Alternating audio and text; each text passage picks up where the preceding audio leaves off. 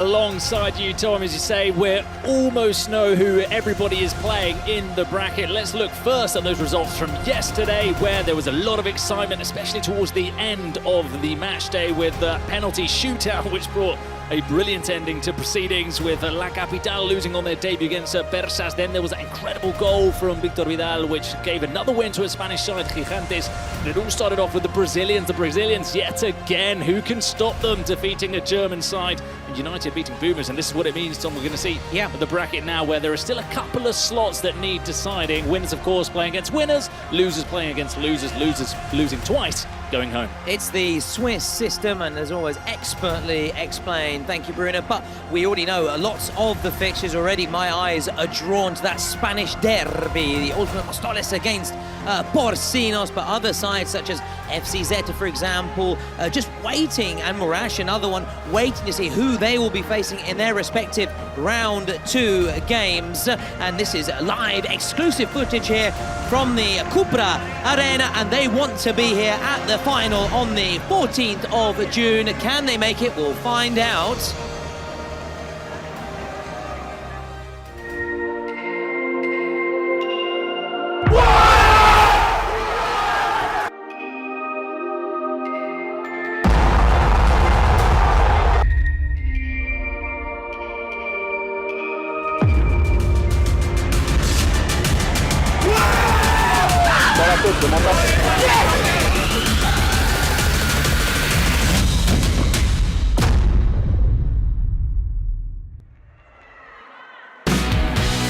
What a venue, and as we were saying just before, we'll find out, or at least we'll get an early indication of maybe one of these two sides will be going head-to-head at 1900 local time here in Paris, in Paris. We'll be there maybe at the Défense Arena. Now, if you weren't with us yesterday, well, I forgive you, because we're now going to run through all of the action, beginning with Persas winning the first parachute series of this edition against Lamine Yamal's Capital.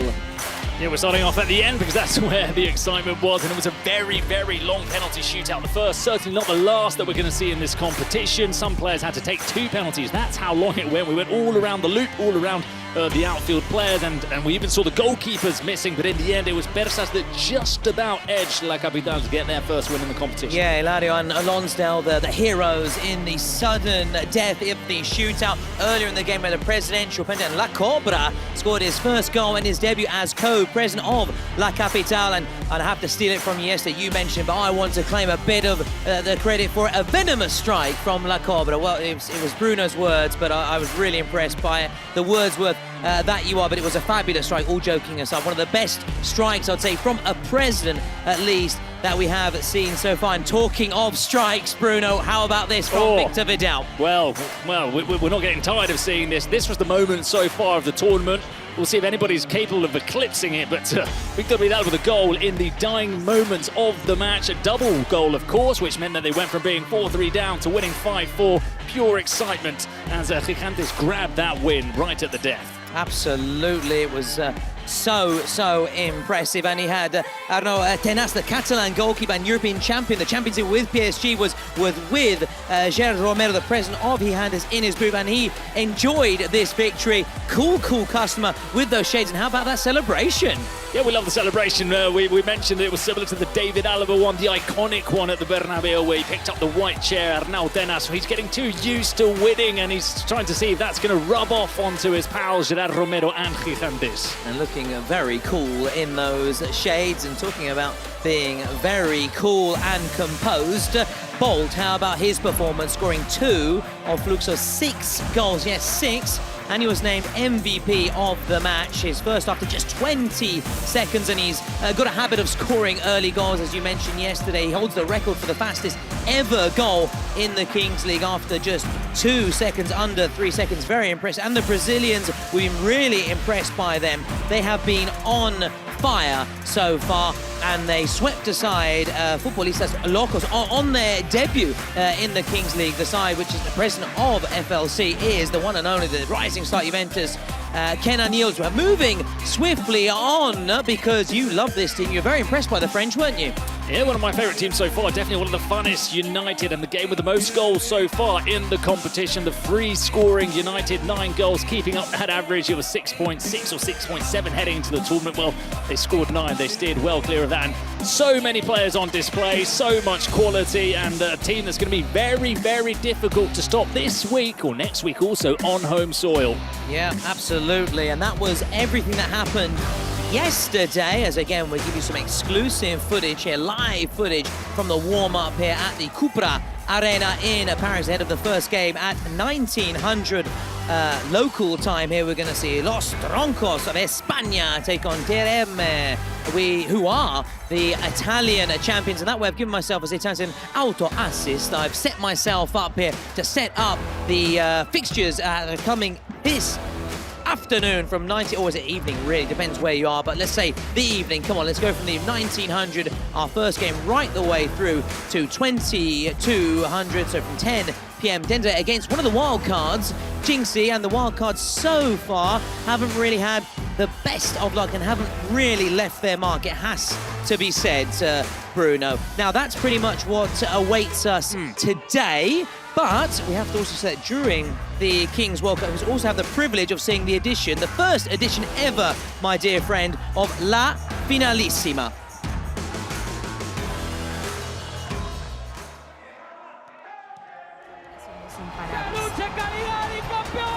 Defendemos lo que construimos.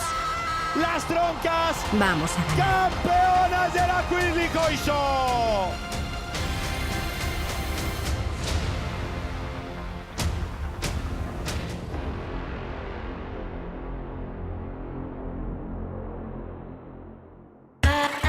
Wow, a match then that will crown the best team in the Queen's universe.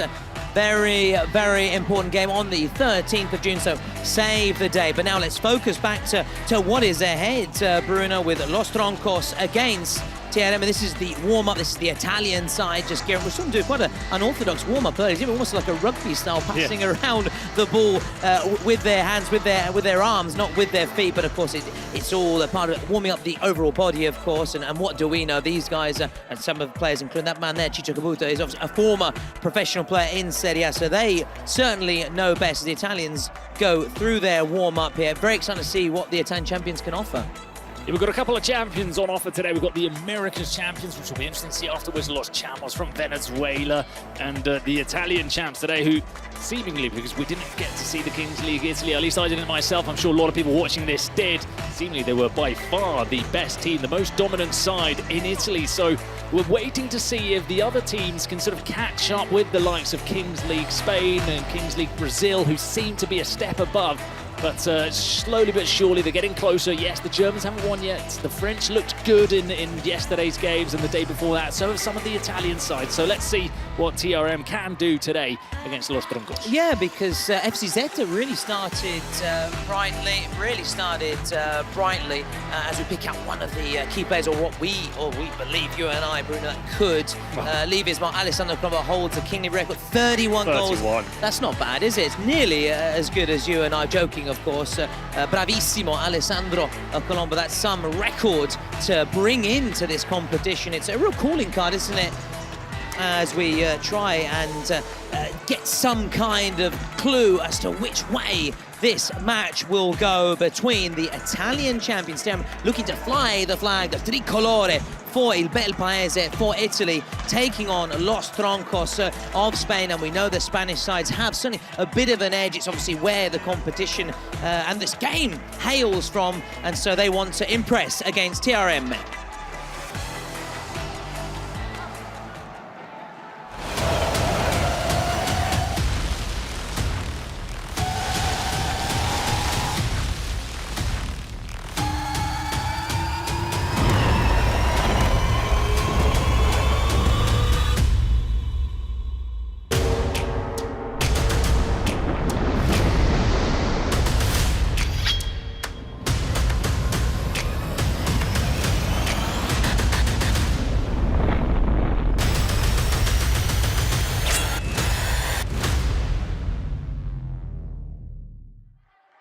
Another awesome video by our video editors and by all our creative forces behind the scenes. It is Los Troncos against TRM. We've picked out Jean Verdoux, 260 appearances in La Liga, 11 goals. I know you want to chat a bit more about him later, Bruno, and Francesco Caputo. I'm going to talk a lot about him.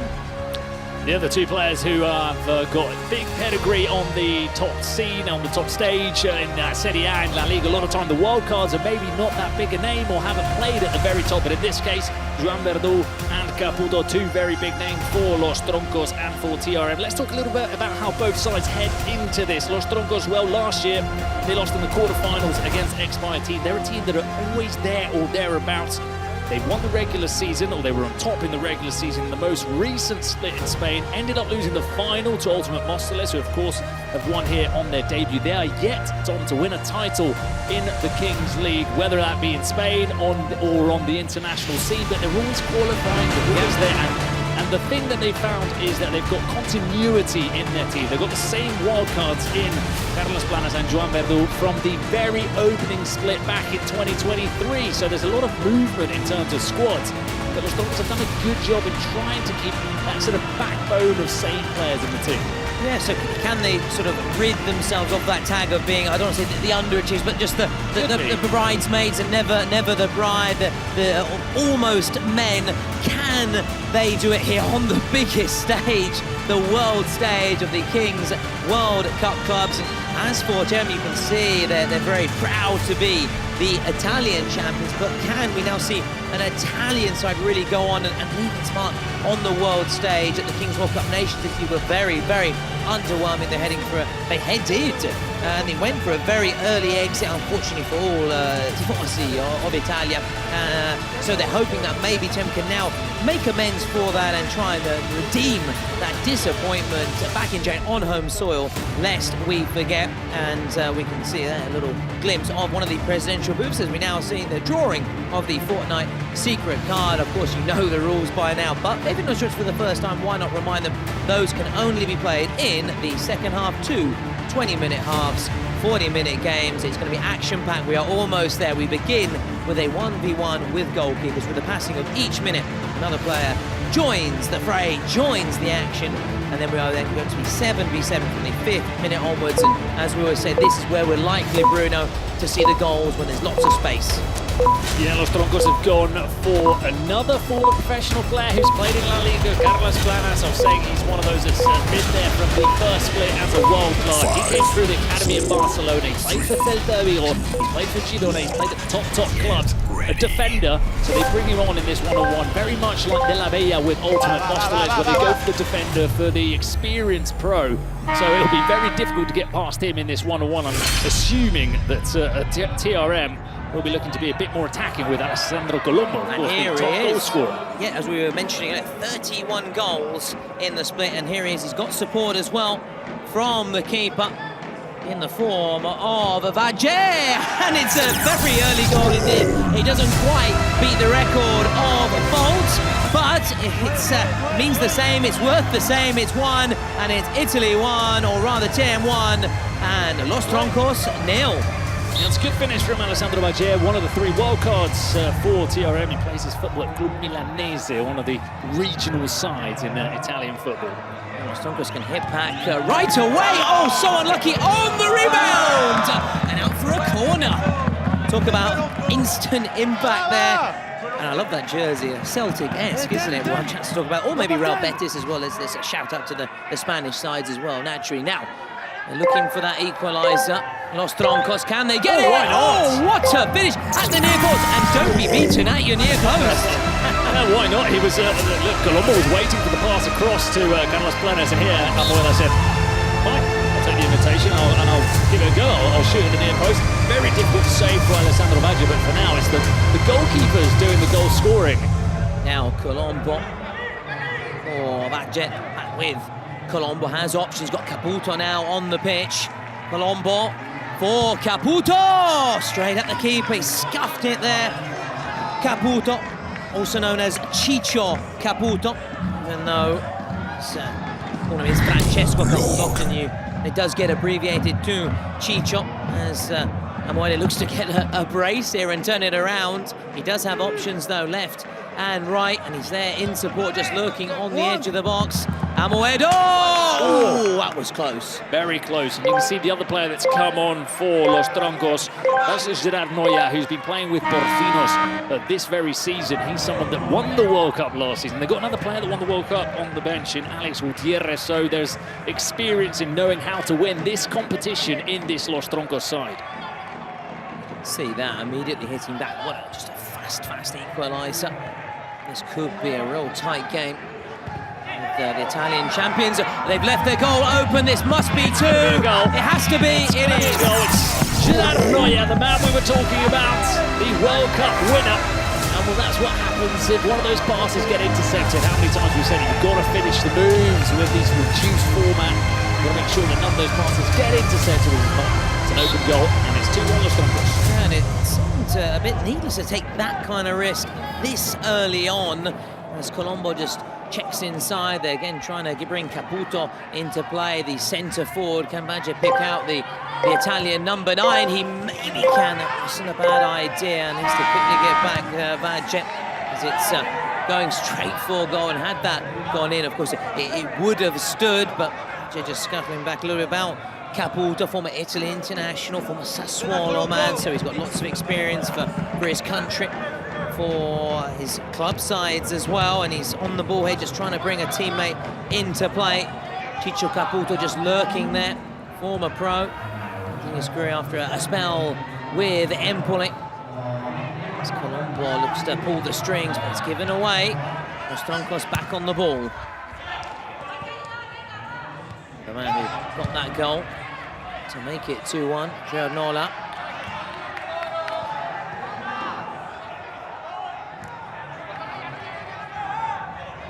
Now Colombo, curling strike, and struck with real power, stings the gloves of the keeper of Los Troncos. We're back on the ball, as we now go to 6v6.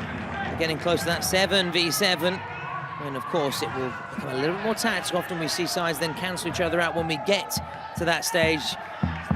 These early stages where you need to maybe just start laying down a mark. And of course, those final 2 minutes of the first and second half, where all the action really tends to take place in terms of the dramatic moments anyway, whereas the Grizzlies will get a 7v7. See who, with their technique, can maybe break down the opposition defence. Stonker's just passing it around nicely here. Emma just doing their best to win it back, and I think it came off a red jersey last, so it will be Los Troncos to take on that far side. There is Joan Verdú, who we were talking about earlier, highlighted, came through the Barca Academy. Plenty of appearances for Espanyol, for the city neighbours in the top flight. We saw Espinosa playing yesterday, or 2 days ago, Tom, and really enjoyed how he played. It's a very similar mould of player, that Barca La Masia attacking midfielder, the central midfielder that can really move the ball around. A little bit older than Espinosa, so maybe hasn't got that sort of acceleration anymore in his legs, but he's got the vision of a La Masia product. I always say class is permanent.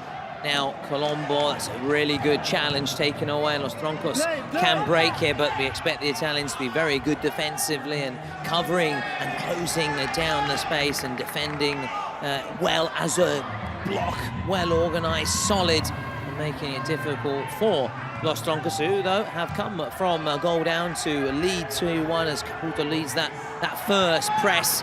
He's got a rather unique celebration, so we'll maybe wait to see if he scores and try and explain it. And you've been selling it, so I'm looking forward to it. And then should he score and should he celebrate, then it's also reveals a little bit about himself as well, his interests away from the pitch. And one of my interests away from the pitch, as you know, Bruno, I keep hammering on about it, is I'm a big fan, or I've become, I must admit, in these past couple of weeks, a big fan of Fortnite, because as you know, we've got a lot of downtime across these next 2 weeks when we're not commentating on our games. It's a similar story for the presidents and the players. As I mentioned, I'm a big fan of Reload and Ballistic. What about yourself? I know the answer now. Battle Royale, you're so, always Battle Royale. I'm a traditionalist. Battle Royale, don't get me away from Battle Royale. No, I'll dip into the other ones. Come on, give Reload or Ballistic a go. Listen, guys at home, grab your chair and like Bruno, just jump in, and of course the link is in the chat. Let's see this free kick then. This is a chance to see that celebration. Oh, I was looking forward to seeing what Caputo had in store for us, but that was a powerful strike, very powerful. It really was. Now, if it does get to a certain stage where it looks like he's not going to, I will obviously explain it otherwise, because otherwise... You're just going to leave us hanging. Yeah, I mean, of course, one can check out one of his many goals, of course, across his career for the likes of Empoli, Sassuolo, or going back to his time with Bari at the very start of his career from that part of the world in South Italy. He's a proud southern Italian. Big fan of Bari. So as we were quite rightly saying, a massive shout out to Fortnite, and when downtime, make sure you, the presidents, the players, get online, get playing like Bruno and I. Have already had a couple of games this morning as we were waiting, of course, for our bus to get here to the Cupra Arena. I know I'm trying to convert Bruno from being a big battle royale fan to join me on Reload or Ballistic. So guys, let us know what your thoughts, what the kind of options and modes you like to play. But like us, grab your duo, jump in. Get involved and see there. Get involved, guys, get involved. Battlefield. This is promising. Caputo. It's worth pointing out as well, Tom, for anybody that sees maybe some strange names on the back of the shirts of the Troncos players. Los Troncos, of course, means the tree trunks, and that's why they play in green. It's all very sort of earthly with Perchita, the president. So all the players on the back of their shirt have a name that is a tree or a type of plant. It's kind of a it's kind of the ethos of the club, Los Troncos. Is that why the colours as well? That's why they're green. Yeah, of course. There you go, for all the horticulture, I think that's the right term, experts out there, I think they'll very much appreciate those rural people out there, like myself. Exactly. Following Los Troncos. I know you like a bike rides in the countryside, Bruno, a nice walk, a nice passeggiata now and again, unlike me, the city boy from Milan, or with my smog, with the smoke, with the cars, the traffic. But now and again, I must admit, I'd like to get out there and get away from it, or get away from the city, as Tiamat looked to get away from Los Troncos here. I thought he'd turned him down. I thought he'd done the classic number 9 Serie A professional. Thought he'd just rolled him enough, but the ball just didn't get in out of his feet there, Caputo. Just playing off the last line, rather than playing off the shoulder of the last defender, and the jersey of Perchita he's wearing says Palo Santo, which belongs to Jordi Gomez, as the shot comes in from Caputo. Jordi Gomez is actually a wild card player who played the previous bit with Los Troncos, but he's currently injured. So that's a nice little tribute, isn't it? And we saw that actually with yesterday as well, with the French squad, as they look to pay tribute to Tesquira, one of their players. Jordi Gomez is a player who scored a hat-trick in the Premier League, so it's not just anybody that's injured. Jordi Gomez, if anybody remembers, any Wigan Athletic fans, he scored a hat-trick there. Oh, that's a handball from the attacker. So it's a big player missing for Los Troncos, another classy left-footed winger attacking midfielder who won't be available for Los Troncos here in Paris. Yeah, as you mentioned, a spell in the northwest. Second Spanish player to score a hat-trick in the Premier League. All right, so so Jordi Gomez was the second Spanish player ever to score a hat-trick in the Premier League. The first one, I'm going to have a go. Reyes? Was it Reyes? No, okay. But we'll watch this corner, and then we'll get back to our quiz. It's floated in there by Colombo. Comes just to the edge of the area here. Patiently trying to find their way through on that far side. I can hear your brain ticking from there. I know. You know, being a man, I also can't do two things at once. I can't think about this and commentate. So I may have to raise, unfortunately, and it pains me, Bruno, raise the white flag. I'm sure there will be people watching this saying, how could he not remember, or how could he not say Fernando Torres? No! Why? ¿Por qué, Thomas? ¿Por qué? Why? I'm disappointed. ¿Por Tom? Oh, I'm hanging my head in shame. And I wouldn't blame if you want to pick up your headpiece and walk away from me right now, Bruno, because that's disgraceful for someone who professes to work in this business. You're right, but of course, Torres, with Liverpool, I assume, obviously, where he played his best football in England. I don't think that's a far-fetched statement. Now, Caputo! Oh, it's getting closer and closer and closer, Caputo. What a strike that was. Very good hit, and you can see that obviously he's played at the highest level. We actually saw a similar moment, an own goal early in the competition, didn't we? A little pass back. Down the other end, it was Porcinos. Yeah, just right in front of Argon. There's the strike again, and a very good save. I have to say that Agüero is playing his part at both ends of the pitch. Now, Caputo, will this be the moment? Must be the moment. It's got to be. So unselfish. Oh, it's nice to see a player who's, it's maybe like not evidently flashy or anything, but just knows how to play the game so well, knows how to play the number 9 role. Caputo is just the way he turns, the way he moves, how he finds the space. It's just the instinct of somebody that's played the centre forward role his whole life. It's really nice to see. Oh, it's so. It's an art form, really. Yeah, it's. Listen, we as players, obviously, as pundits, as commentators, as journalists, obviously, we can only admire, and obviously, in my case, and I'm sure your case, dream as well of what Caputo has achieved. And some of these players that you said have played at the highest level, such as Gomez, Caputo, and yes, also Lofazo. And we also have a quick reminder of our fixtures coming up today: 2000, 2100, 2200. The action just keeps on. This is the final day of round 1. We have 4 fixtures, 8 teams all looking the shared objective going through to the winners pool. As part of our Swiss system, the losers will go through to the losers pool, as we may see another goal here from the Spanish side. They're still on the ball. And again, looking to wind up and get the shot away there for Los Tronos. David Soriano. Just kept on rising, unfortunately, for him. We've got fans again just to our right here. Looking to get closer and closer to the action. That's what a Leeds United jersey as well in the stands. Now, here come Los Troncos. Floating, that's a good ball. Really good ball. Oh, I was just wide, but the arm goes up offside. I'm not saying anymore the flag either, so I've got better in that as well, haven't I, Bruno?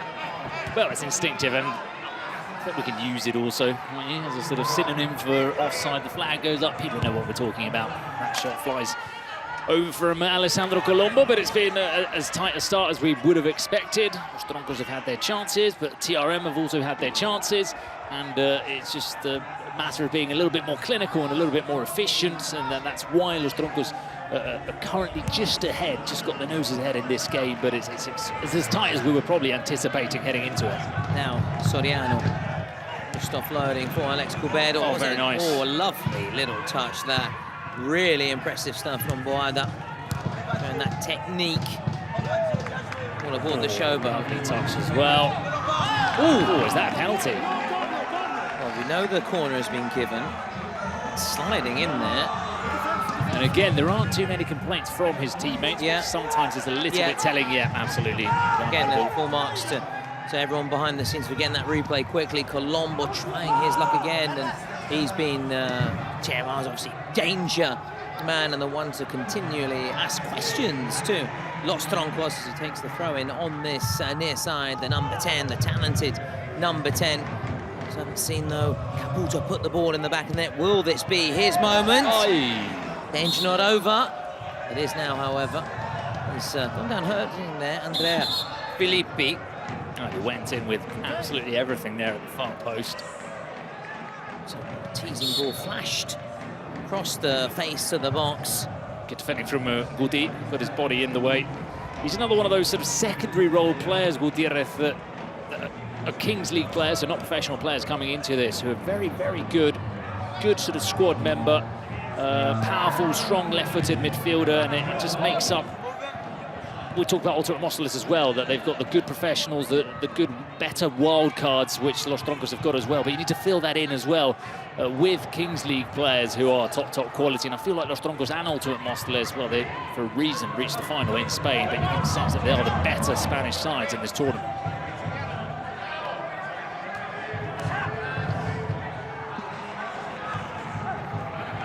Now, approaching the final 2 minutes of normal time before we have those final 2 minutes and the JD roll of the dice. We have an equaliser from the Italian side. We'll Los Troncos. We have Eric Bartra as the coach, and it's the brother of professional football, Mark Bartra. Yep. Yeah, of Dortmund, Betis, and Barcelona. Yeah, Barcelona yeah. played in Turkey for a bit as well. Returned to Betis, where he's had a good season this year, reaching final of the Conference League, and he played very well in that final, despite Betis being defeated by Chelsea 4-1 in the end, although maybe it was a little bit tighter than that. Yeah, Eric Bartra's been involved for a while now with the Kings League. Still for Betis to be involved at that stage of the competition. Real Betis, one of Spain's storied clubs, and especially recently as they lived a bit in the shadow of their city rivals, Sevilla, as that's just swung in nicely. Oh, that was a really good ball. That was a good chance, and I think the captain will be just a little bit disappointed with himself because it was swung. It was almost put on a plate. Yeah, no, and headed over by the number 21, Carlos Planas. That would have been a collector's item as well, isn't it? A goal from the corner, very sort of routine. Floated in and headed by a player. We don't see many of those in Kings League football, seven-side football either as well. Absolutely, would have been again one for the purists and of their traditional football. That's why it's so fabulous, isn't it? The Kings League, Bruno. We've got a bit of everything for everybody. We're into those final seconds. Get the shot away! Get the shot away! Almost. How close is Caputo getting? He's knocking at that door. At some stage, you feel like he's going to open it up and rampage into the house. It's going to come flying open. We have the JD roll of the dice here. Will we get the JD again? Oh, we had it 4 times yesterday, didn't we? You're right. So listen, surely not. They've changed the dice today. Surely it's not been weighted again. Oh, that's a powerful throw. It's a good throw. You're kidding me? All right, I was almost.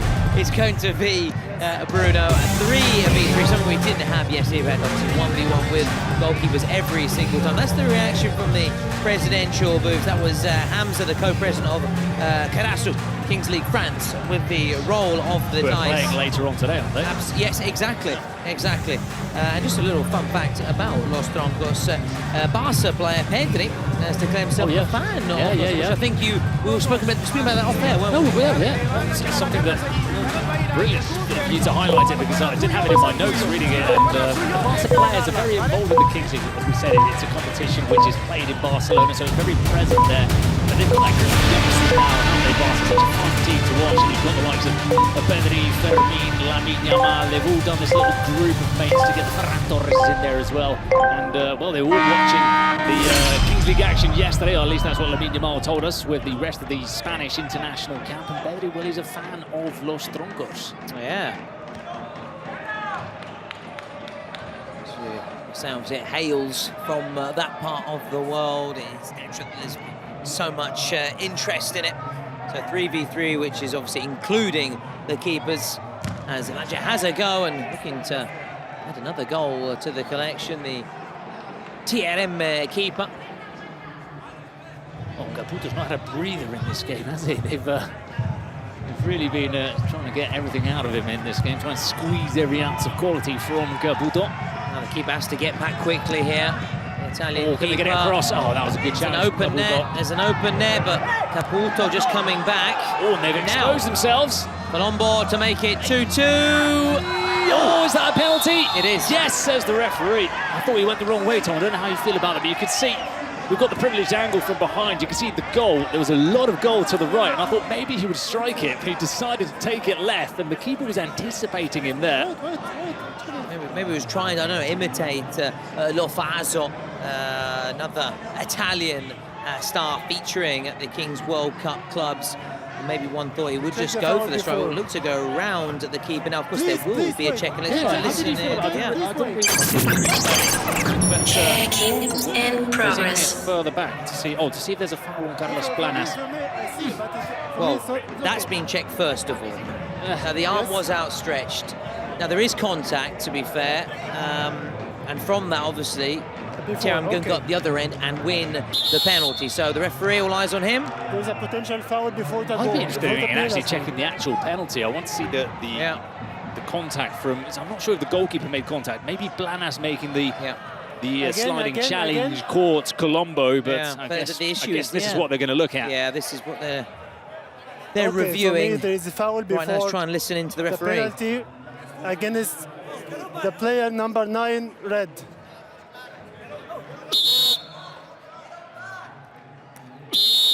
Well, there you have it.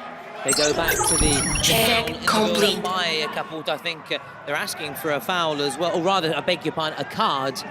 The Los Troncos players, but I think that would have been extremely harsh. You should be happy enough to, that would be, not have a yeah. penalty. Look, I'm one of those that I like to have a sort of. I want to be a bit more demanding of fouls given in modern day football, but I do feel like it was enough of a tug from from Caputo on Blanes for the foul to be given. Yeah, I think good play around from everybody in terms of the people behind the scenes at the VAR spotting that, and the goal, or rather the penalty, doesn't stand here as we go into those final seconds of those 2 minutes, and we'll see whether there's any added time. And you know, we're running the same two wildcards from split one. Carles Planas, ex-player of Celta de Vigo, and Jean Verdu, is an ex-player of Espanyol, mentioning, and Deportivo La Coruña. Nicely done here from Can Caputo. I've been talking him up, haven't I? And he's on the ball as in out. Hey, that one's just got away from him. Yeah. Still, 1 minute of added time. Colombo. Still, Colombo just out muscled here, and he's going to give away for that. Could be a yellow, you know. That was borderline. It should be a yellow. Yeah, it should be a yellow. I can see why they're protesting, Bruno, to be honest. I think in that case, that was much more yellow than what we saw earlier from Caputo. He's a lucky boy, I think, to have got away with that. And not only because of the challenge, but because of what he cut out, which was a potential goal for Los Troncos. But it was very well defended by Diego Jimenez, wasn't it? He got his body in the way, and he was just the stronger of the two. Yeah, it was blatant. It was blatant. Now Los Troncos with Jimenez. Nice touch. Oh, the finish wasn't. This was a touch from Gerard Nola. He's blazed it over, and there goes the half-time whistle. Los Troncos have put down roots in this game and lead 2-1. There's a bit of controversy here with, I think, continue to protest about a potential yellow card, which wasn't given in the end. But he'll be happy, though, that his teammates, his side, lead 2-1 at the break. They are leading against the Italian champions. Let's listen in to both half-time team talks. Stiamo facendo bene, stiamo facendo noi la partita, abbiamo avuto occasioni. Va bene? Va bene, non ce ne frega un cazzo, la ribaltiamo, ragazzi, la ribaltiamo. Estem controlant bé el partit. En el 4-2 ja heu vist, quan han arribat ajudes a Colombo, ens han generat perill. Cazzo di coroncina che ci avete sotto cibo di Marta. Vale, molt atents, sobretot. Si anem alts, anem tots. Si no, no, es parla i vull que correu d'allà cap aquí com si us anés la vida. Com si us anés la vida, no maltrotes aquí. Vale? Sí? Recordeu, hi ha cartes. Vam treballar l'altre dia en treno. Mireu pissarra. Se situaran així. Atacarem així. Entren al set d'inici, entren. Vinga, va, Joan, atacarem en 4-2. Aquí que tu amb Carles, aquí, i els altres els ficarem oberts. 2 contra 1 per acabar o obrir. Well, there are those half-time team talks, and it's Eric Bartra, of course, as we said, Marc Bartra's brother, trying to encourage his players. As you said, roots were in place. They've been planting the seeds for this win with that 2-1 scoreline in the first half. Yeah, as for the team talk from the Italian side, basically saying we're doing well, plenty of chances. Now let's turn this game around. That is, of course, the objective. They've got a presidential penalty on both sides, of course, but throwing to Tiana and a secret card to help them do that. But Los Troncos will be saying, well, they've got those cards to go on and maybe stretch their lead further. I must say, sometimes half-time team talks or pre-game team talks, when I played, a lot of the time it was just so evident, so obvious that I found it very annoying. Like, come on, guys, let's go out there switched on. Oh, thanks. No, I was going to go out there switched off, actually. It's just saying the basic things, yeah. I mean, I get, you know, maybe for some people it helps them to get them motivated. For me, it just really frustrated me when someone's like, hey, Bruno, first 5 minutes. Oh, right. Oh, okay, thanks. Yeah, no, thanks but listen, it's an interesting because different players react differently to different messages, don't they? I mean, Alex Ferguson was very good at knowing which player was needed, you know, a real sort of kick up the backside to get them going again, or who needed a bit more sort of an arm round the shoulder kind of approach. And that's where, again, the managers do make their money in those team talks, whether they can, you know, pick up a player or give that little tactical tweak or instruction that can change the game. But I know what you mean. So if I'm ever to coach you, I'll just Keep quiet, I won't say anything to you. That's the message, what you're saying. No, I just switched off. I just switched off. Yeah, just focus on your game, exactly. So, a throw-in on this near side. We're still waiting for Chicho Caputo. And if we get, so let's put a time there. If it gets to 30 minutes and he hasn't scored, I'll reveal and explain a little bit more about him, because it's a unique celebration which reveals a lot about his interest away from the pitch. And Chicho, is that a common? Yeah, Francesco Chicho can be abbreviated. Okay. Or Cesco is quite a common one as well. Or France, like Francesco Totti was often Francetotti, but it's quite common. Now picked up here by Los Troncos, and that man Jean Verdu with that number 10 jersey. I always say, given to one of the more talented players in the side, and here he is just driving forward there. Nice little cutback as well, but did the arm go up on this patient build-up play by Los Troncos, and just surviving there. Did you expect a bit more from the Italian champions, or is it more or less what you expected from TRM? Well, they're coming up against one of the best teams in the competition, so it's probably difficult for them to have put in one of those displays which you think, oh, wow, you're sort of blown away by it. But look, they're in there, they're hanging in there with Los Troncos, and that in itself suggests that they're a strong team. And you can see that Caputo, you can see, as we said earlier, every time he's involved, you can see that he's a player that's a little bit different, that's a little bit special. Colombo, he hasn't scored yet, but he's got himself into threatening positions. But I guess maybe expect more. I think it's more down to the fact that they're up against a very good team. Yeah. I keep saying TRM, it actually means and stands for the Real Marza, which is also the name of the Twitch channel of the club's president, and the name plays on it's a bit of a double meaning.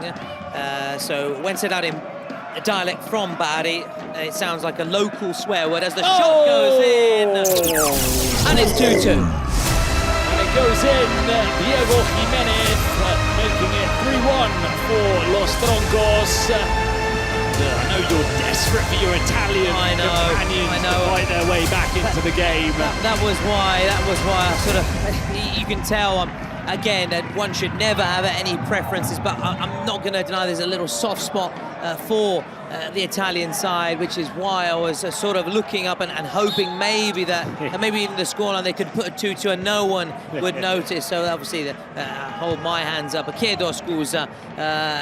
So the Real Marza, the logo which features Marza's face wearing his signature Hakimaki traditional Japanese headband, reinforcing the nickname of Caputo, the ninja of Bari. Needs some ninja tricks right now to work the way back into this match here. Well, as we said though, Bruno, both teams did reach the European finals. Los Troncos losing their final against Ultimate Mostoles, and Timera beat Zeta, winning 10-0 by the way, which is very, very impressive. Now they can slow down the game a little bit more, Los Troncos, and this is where they need to try and stay in it. But TRM, of course, there are still cards, there are still presidential penalties, so a lot can be swayed still in this game. But they've got to make sure they don't drop their heads too much. We can see that the Troncos are starting to feel a little bit more comfortable in possession. Oof, what a hit, and a good save as well, stinging the gloves of Badge. He's back on the ball here. Tricky little customer, diminutive little player, but most no gravity, likes to take on defences, doesn't he? And that has beaten the offside trap. Well, we thought it had, but it hasn't. Eventually, that arm going up, and they've got that 3-1 lead, and something we talk about a lot, isn't it? During the Kings, we like to see once a team has, say, a 2-goal cushion, a scorer got immediately going for, say, a presidential penalty, or going to their secret card, trying to build on the momentum that they've gained. We haven't seen any of those cards or the presidential penalties as yet being locked down by either Los Troncos or TRM, the Real Marza, as I was explaining there, which is, I would say, a play on words, also of a dialect from Bari, which is where the president is from. And Chicho Caputo, of course, is from that part of the world, the number 9. Now the chance on the break, will they make it 4-1? It won't be 3-2, it'll be 4-1, of course. That's me clinging to hope for the Italians. who are trying to come forward here. There's still plenty of time left here. Oh. That could be a penalty. No penalty. Well, but the referee had a good angle. He clearly thought that it wasn't a penalty. of course, it's going to be checked now at the other end. It could now be 4-1. Again, a really good start. He's very big, isn't he? Very big keeper. Caputo just offloading. Very imposing figure, isn't he, in between the sticks. Saw some very impressive goalkeeping performances, yes, especially in that shootout. Monterde, in particular, was very, very good in that match between Persas and La Capitale as Caputo shoots on the turn. And that's things that doesn't look like we're going to see that celebration, which Italians really enjoy. But again, 3 minutes, 3 minutes, and I've teased it enough, haven't I? Teased it enough. Now, Girardola. Plenty of space here. They're defending really deep. The Italian outfit, the Campioni d'Italia. The body behind the ball, then looking to break in a very sort of Italian style, isn't it? With that catenaccio style made famous in Il Bel Paese, and they're looking forward to potentially come on the break, but they've won back the ball well. I'd say Los Tronos have done that well. When they've lost the ball, they've really almost hunted in packs to get the ball back right away. Good pressing from them, good work. There's nice energy about this side, and they deserve to be leading 3-1. They've shown that spirit as well to just keep your cool as well. Even if you go down early on, there's plenty of time left, and they now lead 3-1. They've got both those cards as well. That's going to give them a lot of confidence as well. And play them at the right time. That's also part of the Kings League, the strategy as well. They know their secret card, so they'll be thinking when that could be the right time to play it as well. Maybe they wait and see how Tiremme play their card first and then react to that. That's also an option as well. Well, here's a chance. Here he is, Caputo. And good tracking back, really good tracking back from Verdu, showing that experience, the know-how, having been around the block, the number 10. Yeah, well, sometimes in these games, the team that goes down through the urgency of needing to get back into the game end up sort of taking control and the initiative, but it's not been like that. It's almost as if TRM have been... morale has really taken a significant blow with that third goal, and it's just become a game in which Los Tronos have got more and more possession, more and more comfortable playing it around a slowish tempo. All we're seeing from TRM is the occasional break, the occasional counter-attack, but then you're going to have to try and get back onto the more like earlier in the game, where I'm not saying they had the initiative, but it was a little bit more evenly matched in that sense. It was, and just being caught on the break, you said maybe just taking a little bit of wind out of their sails, and now Los Tronos just shaping up here to get the shot away. All queuing up there. Just that pass was slightly overhit, asking a bit too much. Now, of course, we know that Carlos Litos Ferres is faster, but not that fast for getting to the ball. Just looking to push up here and push out of their own half. Back right away, that's what I was saying, they're so good, Los Tronos are winning back the ball. And they've done it again. Now they can come forward, they're in control here, they're looking good. Although we know it certainly isn't over until it's over. Brought down nicely here, Planas. Looking just a stretch here. TRM Real Marza. And now just safety first as well, they can afford to do that. Leading 3-1, they don't have to necessarily force the issue. Of course, they can't waste time, they can't just pass it around because that's against the rules, and you have to try and show that initiative that you're going to take a shot or have an attacking intent, otherwise the referee will hurry teams up to try and get that shot away. It almost turned into that space in the middle. Referee allowed play to continue, I like to see it. Now he does just halt the play on that far side. Now I was trying to get to about Caputo when he does score. He mimics drinking a beer because away from the pitch he's got a company which brews beer. He's got his own little breweries. That's one of his interests away from the pitch, Ciccio Caputo, and it's something he started actually during his playing days, looking ahead to post-playing career, of course. and having something set up. And talking about things being set up, it looks like we've got a Fortnite secret card which has been set up by Los Troncos. We'll see what that is very short. The next break in play, will they still be leading 3-1 or will it be 3-2? Will the Italiani with the Rossi, the team in red, get that goal back and claw it back in? Nice work by Colombo. So they did that first part really well just to find himself a little bit of space, but it was overhit. Now, we're going to find out that secret card. So that's the first one being employed in this game. See potential penalties, the blue little line next to the scoreboard is the presidential penalty, the green is the card, and it's a suspension. So a player will be brought out of the game. Colombo or Caputo, who do you go with? I mean, I'd say Caputo's probably more capable of scoring a goal.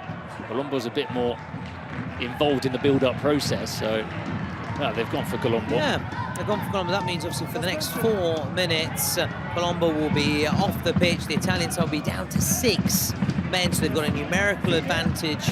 I also think the decision is you're leaving them with 6 men, so who would you rather have defending, Colombo or Caputo? Colombo is a bit younger, he's got more legs, a bit more active in that sense, so maybe you're forcing Caputo to defend and taking away his real threat, which is attacking. Yeah, and as we saw, talking of attacking talents, Lofazo yesterday wasn't at his very best when it came to that defensive side of the game, as Denver just survived that scare. And, so they're down to 6 men. That's actually the 9th suspension card of the tournament so far, so it's proving to be quite a popular card, even though of course they're drawn at random.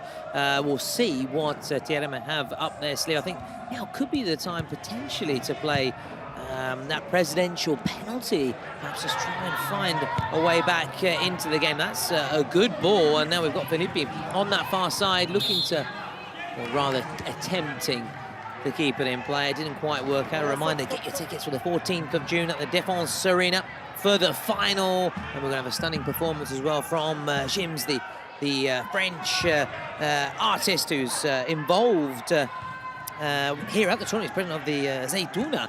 And we're also going to have a fabulous exhibition game, France against the rest of the world. There's the header. Oh, very nearly, very nearly. It was difficult. It was also it couldn't really get too much power on it. Yeah, it just floated and dropped into the hands of Alessandro Baggi. But going back to what you were saying about the celebration from Caputo, Italian players are very creative with their celebrations, aren't they? I mean, you've got a lot of original celebrations that have come out of Italy. I know Gilardino with the violin, and then there was Luca Toni with that sort of hand shaking next to the head, which Michu then copied. Was it Bonucci, some sort of finger? It was, wash your mouths out. It's kind of like don't criticize, but if you're going to criticize, wash your mouth out kind of thing. A little sort of biting back to the very original, very original. Biting back sort of to the critics as well.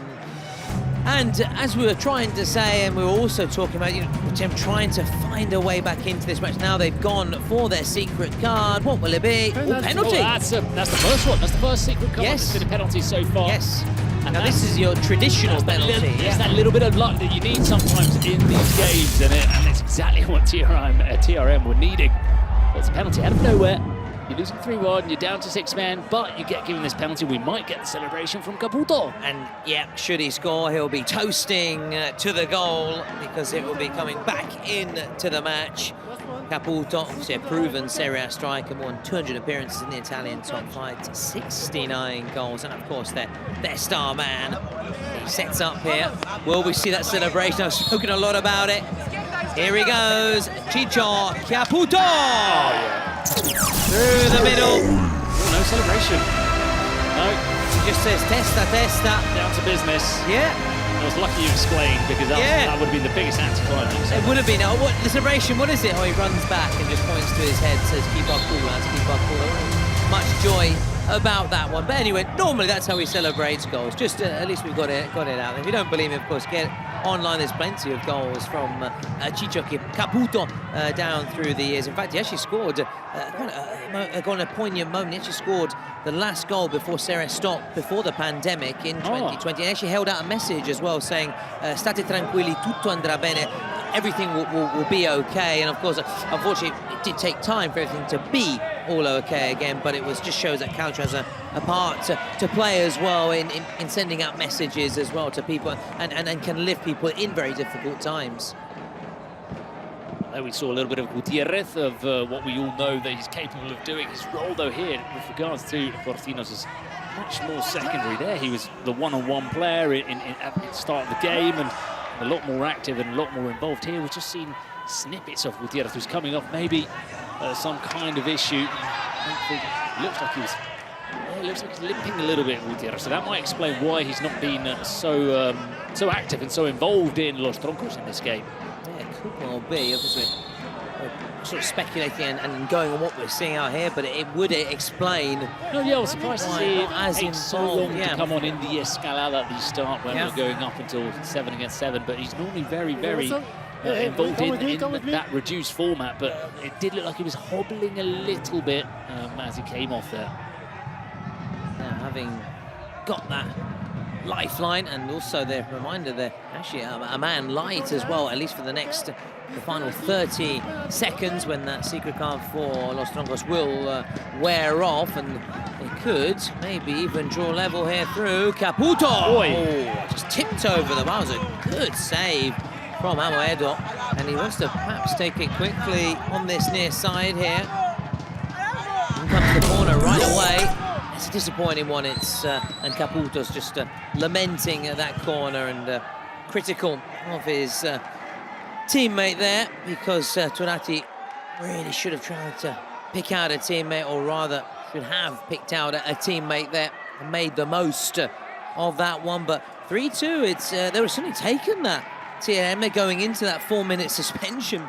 Oh, and the Spaniards have failed to capitalise on the numerical advantage. And you're coming close to heading into the final 2 minutes, just a goal down, which, well, look, it's a solid performance from TRM. As I said, it's not been flashy maybe, and it's not been overly impressive, but because they're up against one of the better teams, and just being there 3-2 in the 36th minute shows that they are a strong side. And a reminder, both sides, they'll have their presidential penalty. Must be played, of course, before the 38th minute mark, so we expect them to come very soon, as Colombo's just back on the pitch looking to make up for lost time. Flashed it wide there, Colombo. Right back into the fray, immediately looking to have an impact on this match then. That final minute, surely they've got to play these presidential penalties. Come on, guys, the clock is ticking. Just wondering maybe whether the Italians want to see who goes first. There was one yesterday, remember, from Bersas, played on 37 minutes, 56 seconds. 4 seconds left. Yeah, they locked it in. And they missed it. What if the button doesn't work? That's it. You've got to leave sort of the room technical for issues. mistakes, yeah. Of course. Turati. They've got to come surely, guys. What are you doing? Cosa fate? Heads it away, very unconventional, very unorthodox. It's still a bit of head tennis by both sides, and all the way back with Badger. We're into those 30 seconds, final 30 seconds, and going to this final 2 minutes of play. Maybe they're not going to play them. I don't understand why. Why not give yourself an opportunity to get a goal? Caputo is onside. Here's Colombo. Oh, agonisingly rolling across the box with no one to finish it. Look at Verdu! Didn't think... When I saw it in the air, I thought no. But then I started seeing Vadja going backwards, and he was in a bit of trouble. Corner taken quickly. Well, sometimes, you know, presidents agree not to have presidential penalties, though obviously we're sort of a little bit alien to that decision making. So maybe there was an agreement between both presidents not to get involved. Yeah, it's surprising, and in some respects it's a little bit maybe disappointing, especially for the neutral who loves to see. It's a fun one, and because it brings show, doesn't it? Spectacle, the way they perhaps come onto the pitch, the footwear, if they look for a bit of banter with the keeper, or look to rile the crowd, and what kind of style they approach. Anyway, it's like, just try and listen in here.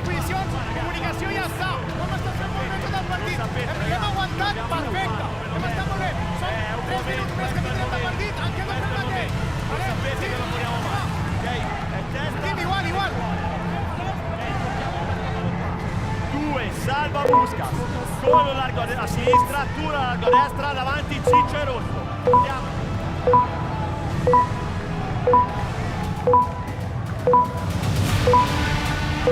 So the countdown then to tell those players to get back into position. Final 2 minutes, goals worth double.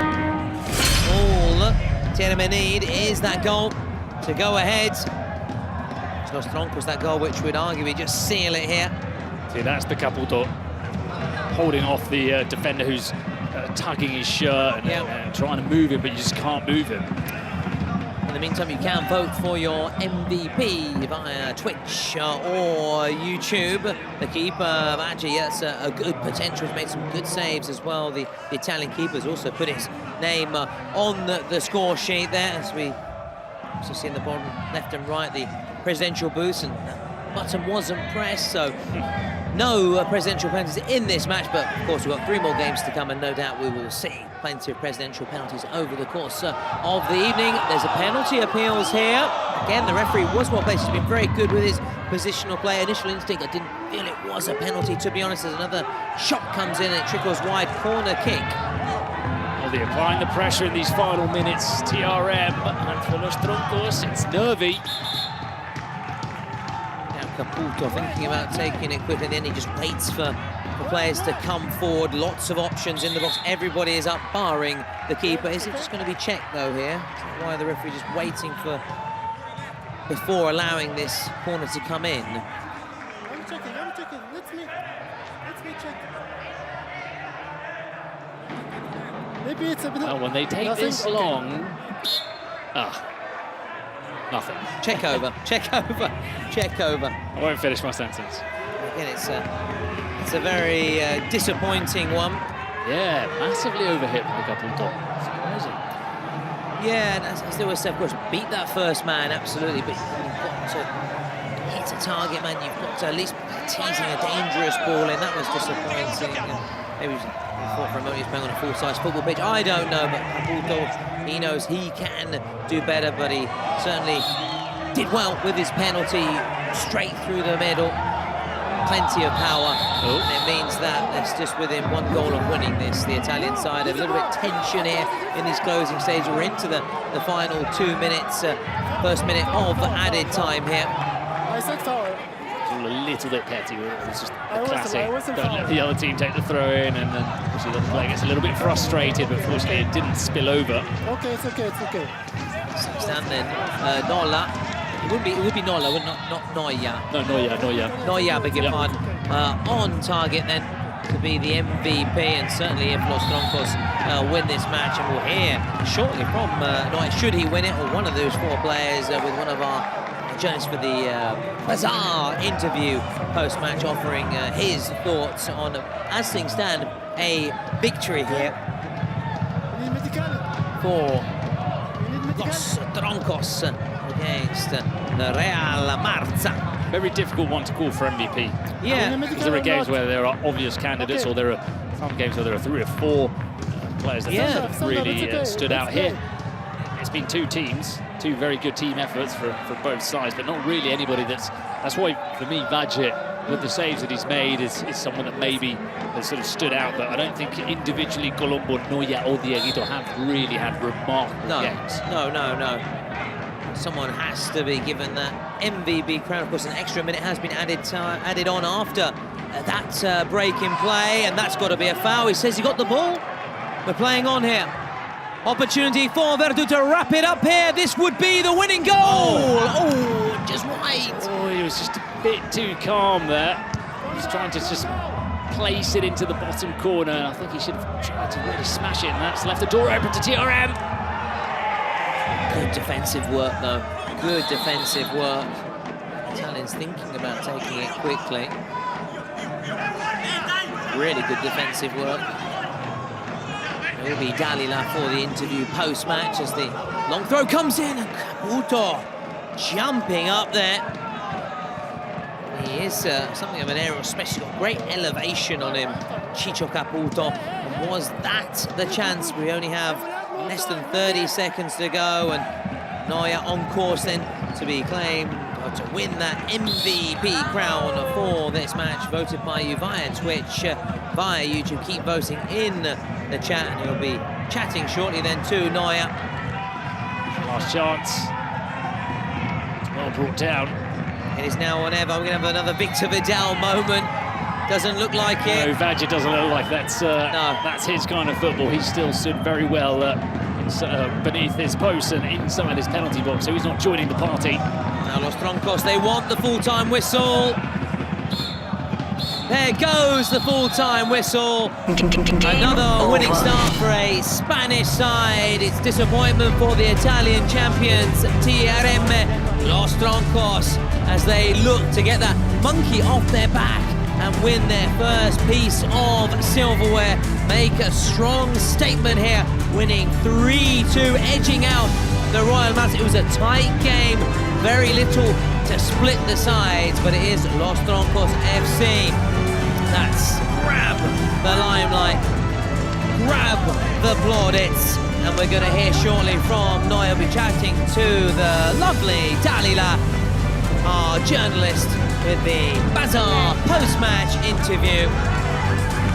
Let's go and hear what he has to say to the brilliant Dalila. Hi guys, so here we go back with our MVP, Neuer. Did I pronounce well, Neuer? Yeah. Yeah? So, what do you think about the way of playing of Italians? Come giocano gli italiani? Bueno, ha sido un partido, la verdad, que complicado. Los primeros partidos siempre son así. Sabíamos que iba a costar mucho sacarlo. Pero bueno, es importante haberlo sacado y muy contentos. Ok, e muy contentos. Ok. I will trying to learn Spanish. In the meanwhile, sign your shirt. You can sign here. I'm going to help you because it's kind... Okay, like this, yes. Okay, it's really focused. I need to learn Spanish for real because... yes, bye-bye, thank you. So guys, you can purchase the jersey of Neuer on Bazaar, so get up and get ready and see you there. So, Los Troncos then, Bruno, march on to the winners bracket. As for Tenerife, they're in the losers pool, and there will be an action, of course, in the next coming days. In fact, this is the round one comes to a close of our Swiss system today. We now have just 3 more games to go. That round 2 looking very tasty indeed. And talking of tasty, here's the highlights.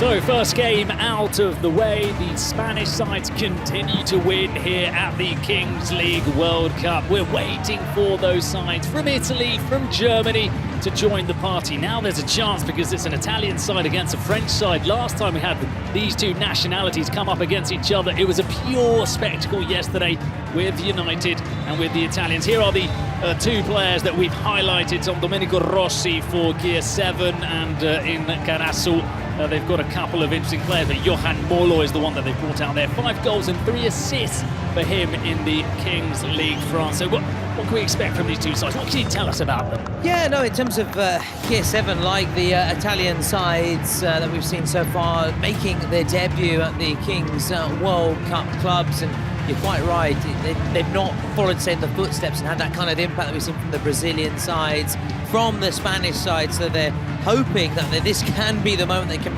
put the flag down for Italy for the three-quarter. It won't be simple, though, against Karasu, and coached by Berafi there, as you can see from the graphic side here. That also has home advantage. Just to our right here, the French supporters waving those flags, making plenty of noise. The host nation, of course, being that host nation, it gives you that extra boost, Bruno, as you know, and you want to impress and go that extra yards and just defend your territory. Say, you're not going to come into my backyard and win. Assolutamente no. Noi siamo francesi, non italiani. Come on.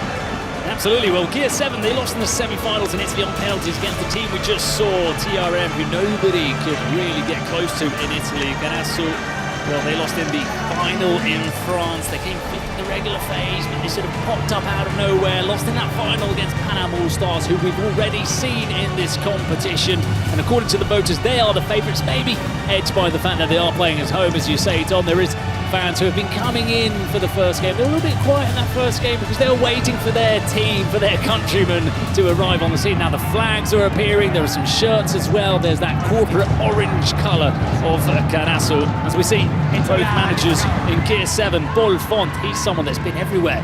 He's managed in Spain with Los Troncos, he's managed in the Americas with Real Titan, and now they've brought him over to Italy to try and bring some of that experience. Yeah, I think that could actually be a very wise move. We've spoken a lot and we'll continue to speak a lot about the Kings League in Spain and the players, the coaches and everybody involved with the game there. And maybe someone like that can help take the game to places like Italy and Germany. They're still rising and developing to the next level. So that could be a very smart move for KWC, the Pirates, the Pirati, and they're all looking to set sail very soon. So the countdown concludes. We hear the buzzer. The ball will drop as both players sprint out. In the orange, it's Karasu. It's Guilherme Feidosa, one of their wildcards. They who actually played at the University of Pittsburgh for the last couple of seasons. So that's very nice. A little bit of a different approach, as they are the first team in possession. He's playing with his goalkeeper Bilal, and it's back with Feidosa. Don't lose the ball here, as we keep saying, Bruno. Don't lose the ball here, and they don't lose the ball. Chance to score the first goal of the game, and it's for the French side. And again, Tom, it's the goalkeepers. How many times have we seen them open the scoring this week? Time and time again, and it should come as no surprise that rule change has been fabulous, revolutionary. Revolutionary. In previous editions, the keeper couldn't come out in the first minute. He can now, and he's out here for KWC. Another goalkeeper, and it's another goal, and it's into the top corner. It's Bravo, John! Kidone, a wild card who has played in Serie G with Lecce. I didn't know Lecce dropped that far down the divisions back in the years, but that's where he played back in the day. Fortunately for them, they're now back in the top flight, but yeah, they've had their highs and lows. Let's put it that way. I wanted to chat about Domenico Rossi of KWC shortly, as the French side try and go ahead once again and retake the lead here. Surely not another goalkeeper. Feidosa with the shot. This time it is saved in a strange manner there by Marco Kidone. Almost fell over himself. In that, Domenico Rossi, he's actually Alpa Kappa, the star player who he played in the Kings World Cup Nations. We picked him out at the very start, Bruno. Yep. 23 goals, 8 assists in the Italian split. As the keeper's again involved, and look, he's still free. He wants it, doesn't he? He's still free here. Kidone screaming for the ball. Rossi couldn't find it. Don't lose it though here, don't lose it. It's better to go down, try and get the foul. He's got back up on his feet. Domenico Rossi! Goal for KWC out of nowhere. What seemed like it was going to be a problem for KWC, he ends up scoring. But I think there's a phrase in Italian for that. Della de la, well, I don't want to say the word, de la mierda something is born, no? Something like that. Yes, there is, from the letame, yeah, from the, yeah, exactly that. You know your stuff, you know your language. Well, I said it because I suppose that you could say merda in an English language broadcast, probably not in an Italian one. You are certainly the polyglotta of this commentary duo that we are starting to be the SAS, the Shearer and Sutton of our day. I like and it. that's why I'm chatting about Domenico Rossi, and I wanted to bring him back into the conversation because of that record we mentioned. And talking of records, thought it was going to be to those 23 goals, 8 assists in the attempt for Domenico Rossi. He's made a flying start here. Very, very impressive indeed. Did you see that for Gear 7? They almost got pretty fortunate with the substitution. Just as he came on, the ball dropped to him. It was Alessandro Gelsi who came on, and immediately he was presented with this chance, tried to curl it into the far post, and it was just one of those little moments of fortune because just as he came on, the ball dropped in front of him and he said, okay, might as well give it a go. So why not have a go? We've been encouraging the players, haven't we, all along, to say, have a go, have a go, have a go. Absolutely. Especially when it gets to that sort of 7v7 stage where a shot can ricochet off anybody, and who knows, maybe just creep into the net. And just took his eye off the ball there, Vetosa on this near side, but they've done well. The attack just to turn it around, quick fire double. So 2-1 lead for Gear 7 here against Karasu, as we're now up to 6 against 6. There's still 1 minute left in the Escalada before it's 7 against 7. They've done well, and, especially through this man, Rossi. How many Rossis have there been in Italian football? That was audacious. Giuseppe Rossi, obviously Paolo Rossi, and obviously Valentino Rossi. It's a different sport, of course. Il Dottore. Il Dottore, absolute different sport, of course, I know. And there's an artist called Vasco Rossi as well. It's very, very big in Italy. I suppose Rossi is a bit like Jones, isn't it? Or yeah, the Smiths, yeah. I don't know what it would be in Spanish. Garcia. Garcia, very nice. Lopez, Perez. Anyways, back to the action, the attack. I love these little snippets of culture that you bring us from Italy. Oh, and give us some insight, you know. Likewise for yourself from España. It's got to be done. We hope you at home as well are enjoying these little nuggets from time to time that we like to just throw in for you, the viewers at home. And again, keep interacting with comments, questions, fire them through, please, por favor. So Gear 7 again in control, coming forward. Wide to Chelsea, whose cross almost meets the head of Leandro Cosenza. A couple of players at the far post, Adrian de la Cruz as well. I have down as an Italian, but that name... Yeah, it doesn't really smack Spanish. of Italian heritage, far from it. Look at him battling away on the ground. It's Cosenza winning back, showing a lot of grit and determination, the Italians so far.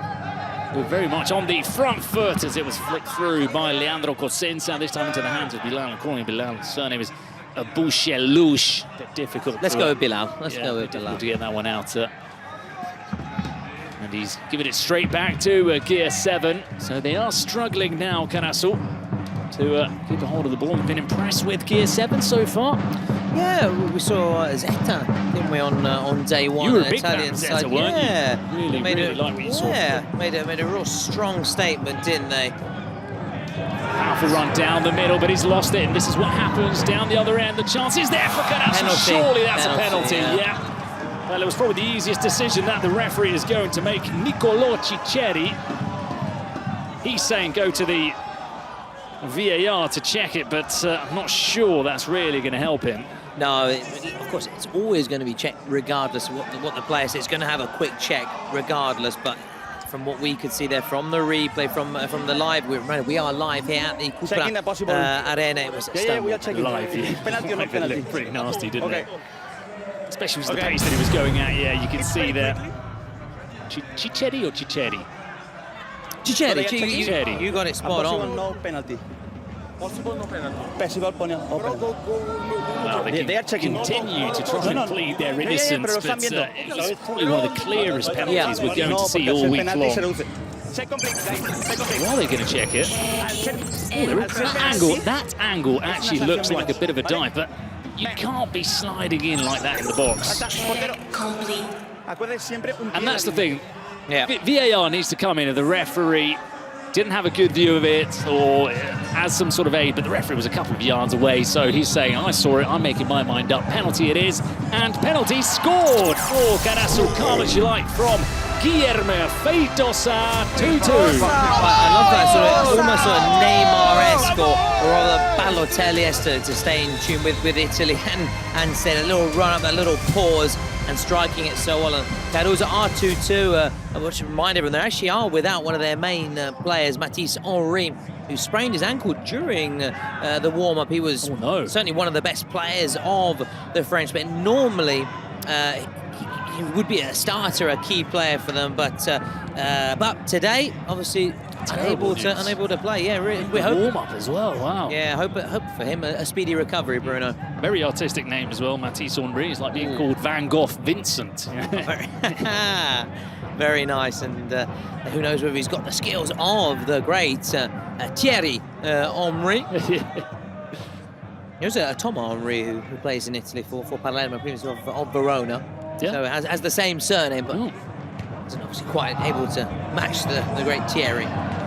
There's always somebody in Serie A that you can pluck out for us. Find a way to, all roads lead to Rome, don't they? Yeah, all roads lead to Serie A, absolutely. All roads lead to Serie A. Listen, I think it can either be very annoying or very interesting. Depends on. I love it. Yeah. As a football nerd, I absolutely love to hear all these little snippets of Italian football, of Italian names. And the same with you with La Liga.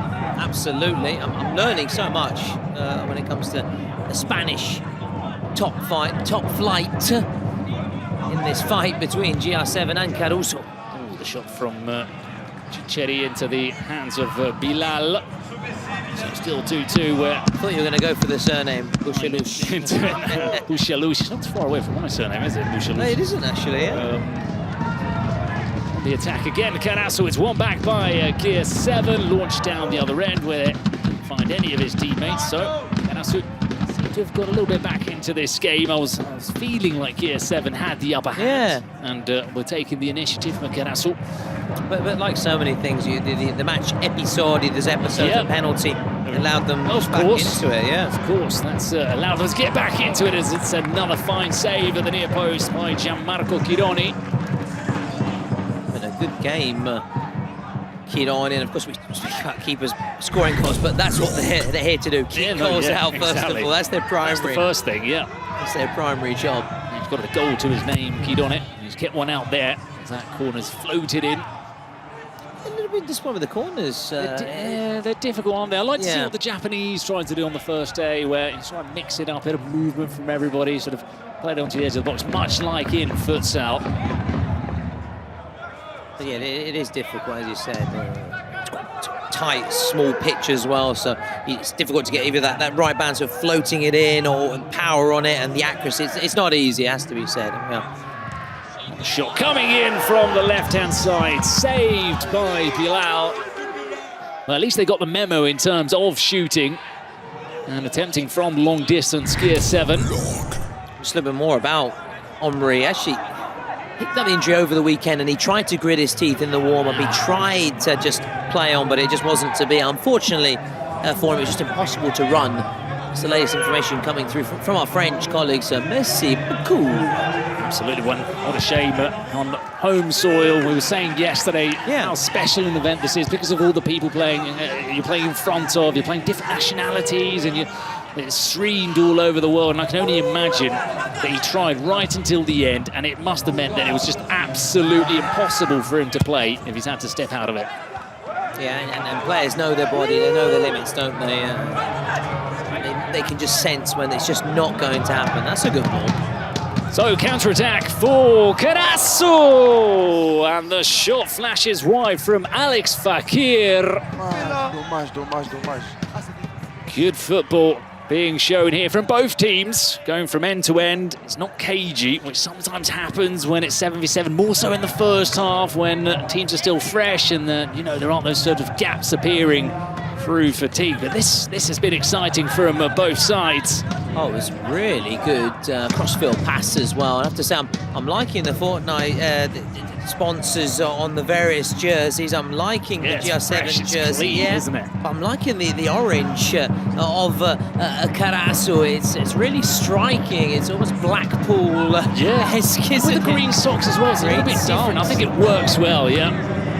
The fashionistas in this commentary booth. Oh, absolutely, absolutely. And I mention also because if you want to take home a piece of any merchandise, you can get it online at kingsleague.pro, and not only, of course, also a bazaar as well. So that's another option for all our fans out there. You can get balls, signed jerseys, so much more on bazaar. So I keep mentioning it, and you keep telling me as well, download the app, follow your favorite content creators live after the matches, and you get unique items directly through the app. It's an opportunity you really don't want to miss. Yeah, there it was on the screen, the QR code as well, if you want a shortcut to getting there. And as you say, Tom, there is so much merchandise involved with all the teams, with the Kings League itself as well.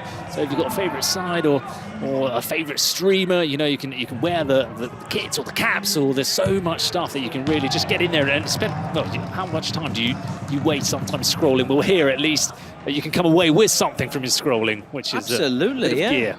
Absolutely. And it's so many really nice jerseys. I've been really impressed. I don't think I've sort of a favourite as such. I've got a top 3 that I'm starting to enjoy.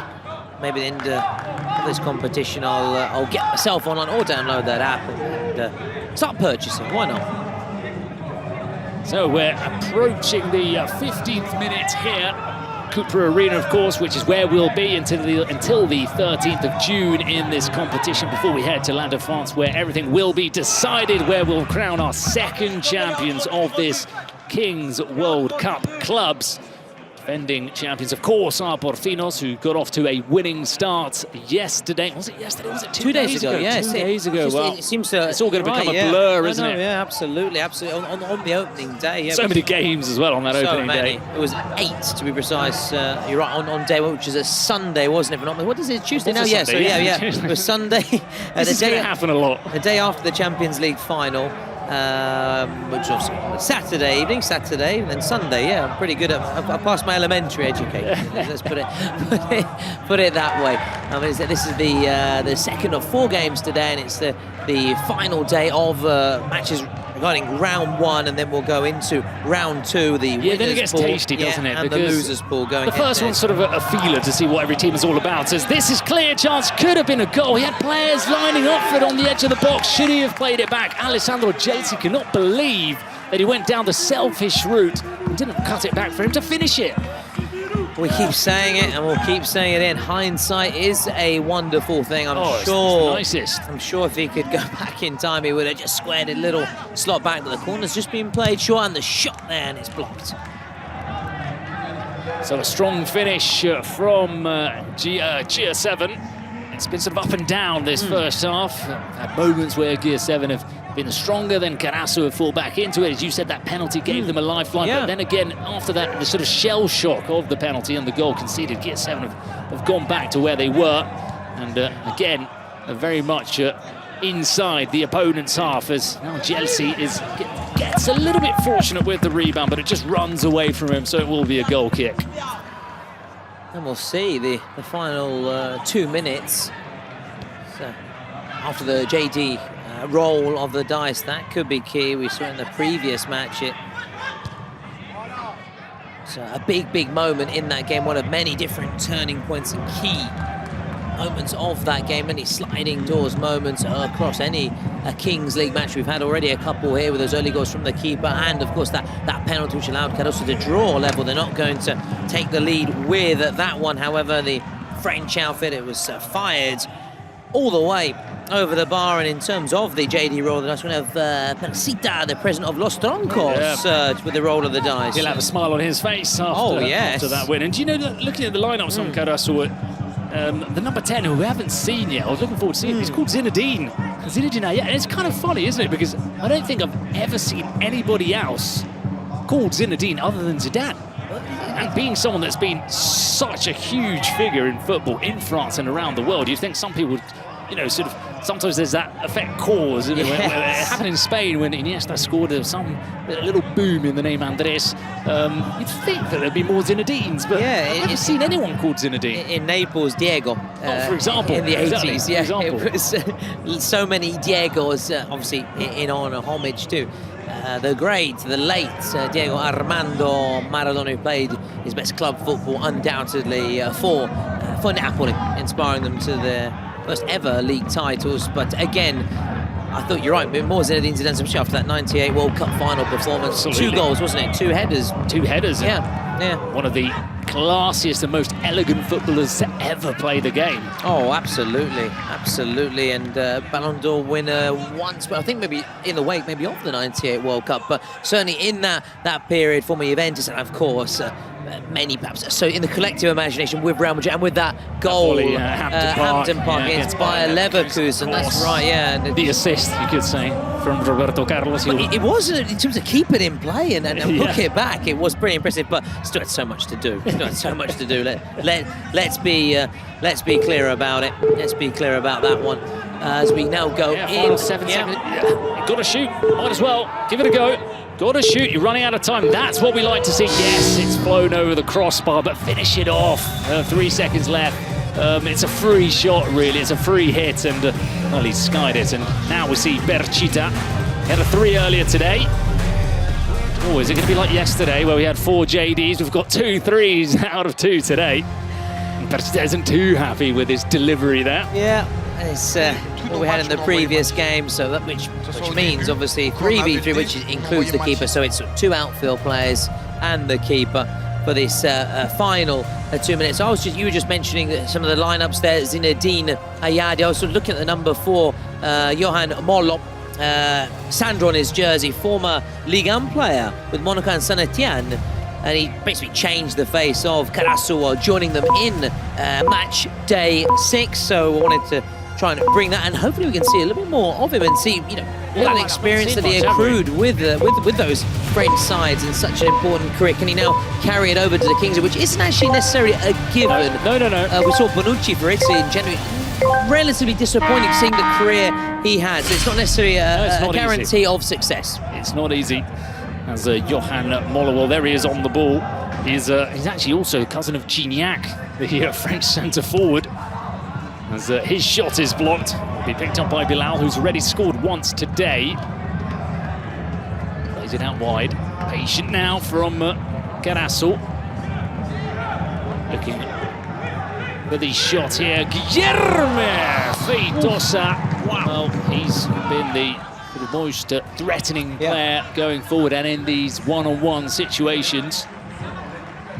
Again, another little close-up of that Fortnite sponsorship. So fresh, and obviously we think of those famous sponsors. I remember Deca for Real Madrid. That always comes to mind for me. Think, oh, we're trying to bring some La Liga, and everyone's just go boring. Say Pirelli, Juventus, for example, or Sony for Juventus, for example. Carlsberg for Liverpool. Yeah, Opel for Milan. Anyway. Enough of the free advertising. Exactly. That was the right idea, but the keeper's got to scuttle back here. The goalkeeper's completely out of position. So a chance here as he had some backup on the line, but he did well, Bilal, to block the shot from Alessandro Gelsi. Recovered really well indeed. It was a left foot as well from Bilal. Bouchelouche. There's no keeper. Rossi feels comfortable being that man at the back. There's been a couple of times where you think, oh, he's running into trouble. But this is a chance here. Could be trouble for Karasu. Gelsi clashes into Feitosa. Can they get the shot away here? On the edge of the box, moving it around, waiting for the opening. Rossi. Gelsi! Bilal was quick off his line, and look at that, spinning backwards. Feitosa. No keeper, no keeper. An empty net, and he's curled it. Is it going in? Yes, it is! Karasu takes the lead. 3-2, it's Feitosa with his 2nd goal of the game. Still a minute to go of added time in this first half. Bruno, listen, it's the risk you take when you have all outfield players and you're going all out to get a goal. If you lose possession, you leave an open net as they did, but still had a lot to do. It wasn't an easy mission. He had on-rushing players putting pressure on him. It was not an easy angle, but he perfectly weighted it and he got the goal. It's a lovely bend on that shot. Almost like those videos when you see 10-pin bowling, the professionals doing it. And GR7, well, they've got 30 seconds left to try and grab an equaliser. And Chelsea is open on the right. It's Rossi again, perhaps some selfishness from the Italian players. Rossi, another shot saved by Bilal. And I think that will be that for the first half. Oh no! Well, never say that in Kings League football. I should have learned the lesson yesterday when we saw that own goal. But it is that you're okay. No one can clip that up, and you've done no damage. Don't you worry. Don't you worry. Moment almost for Bilal. So we will hear from both benches now. Paul Font in the Kia 7 dugout and Sabri Besahaf in the Karasu one. Let's see if we can pick up on anything they say.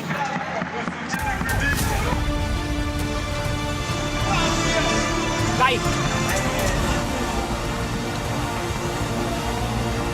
Raga, non possiamo perdere un dado, è molto importante. Ora andiamo indietro, non sarà facile la seconda parte, dobbiamo farlo perfetto, sì?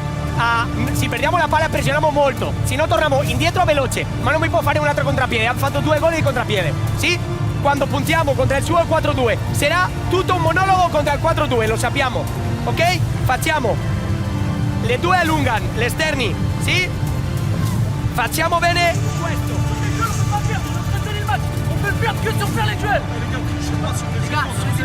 Ouais, t'inquiète. Il en met, c'est comment? Ça va? À droite, passe arrière droit. Au milieu. Allez-y. Alex souffle un peu. Mohamed, gauche.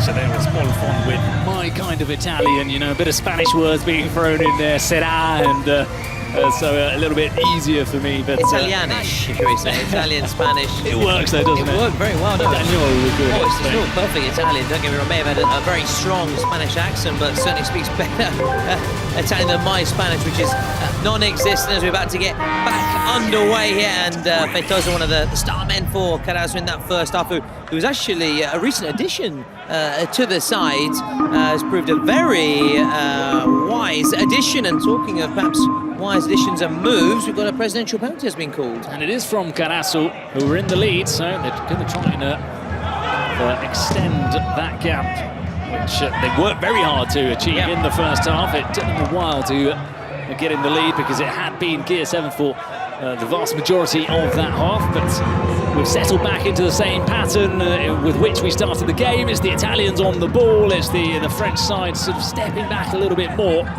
Let's see if they can make it 3-3. Oh, it's a lovely ball threaded through. Well defended by Johan Molo. Come all the way to the goalkeeper, Kironi. Just happy we're going to have a presidential penalty, Bruno. We didn't have any in the previous. I was disappointed. No, we do like them, don't we? Really disappointed. Another ball played into the box. More good defending from the French, who look to pounce on the counter. There were options to both sides. It's run away from him ever so slightly. As it trying to get it onto his right foot there was Salim Abdou, who overplayed it. So are we going to get that presidential penalty now? It looks like yes. One of those, either Kamito or Hamza, will be stepping down. Yes, it is going to be the co-president. You're spot on, Hamza. Hamza, okay. Yes, the co-president who is going to take it. He looks nervous. Well, we've seen a bit of everything when it comes to the presidential penalties in these last couple of days. Hamza is getting some final instructions from Bilal Bouchelouche. Will that sort of settle those nerves, or will it be a bit too much information? You know, maybe he was thinking, I'm going to do this, and now Bilal's gone in his ear and say, do this. Yeah. He'll be thinking, oh, do I do this? Do I do that? What do I do? Need a clear mind when you take a penalty. And he's coming towards his fans as well. He's coming towards there are a lot of them, aren't there? Yeah. So listen, his body language doesn't fill me with confidence. No. Having said that, it might be just his way of gearing up mentally. So you can't read too much into it. He looks sheepish, doesn't he? He doesn't look too confident at all. Some of them come out there and sort of joke around and love being under the spotlight, but he clearly doesn't. Oh, wow. It's definitely not the body language that he was giving, and he's gone for the Panenka down the middle. I don't think it was the cleanest Panenka. Maybe he didn't get as much height on it that he would have liked, but if he was a poker player, he would be a phenomenal player, because nobody could have anticipated that would have been the execution of that penalty. Oh, he was bluffing Bruno right the way until the very end, and listen, the confidence to take that means he deserves to get the rub of the green, even if he didn't strike it in the best way possible. The bottle, the belief, and look at that as sealed with a kiss as well, a little cucchiaio. Yeah, and that personality wasn't shining through on the way down either, was it? He suddenly had a celebration in him, a little dance, the cap's gone backwards. What a goal can do for a man, eh? Oh, he's gone from Mr. Calm, to the cool cat in the space of less than a minute, but full marks to him, and it's given his team a 2-goal cushion, Bruno. So comfortable-ish lead now for Karasu, or Karasu rather. We're back on the ball. Fans of all ages inside the ground as well, which is great to see. Yeah. They start them young, don't they? Yeah, there's a big variety of fans here to the right of us, who have certainly started making noise, and they sort of create that, as you say, that curva atmosphere, sort of Argentinian fans as well, getting very close to the netting in front, and trying to make it a bit of a cauldron inside the Cupra Arena. Given away cheaply. Karasu look to come forward, Gear 7 rather, sorry.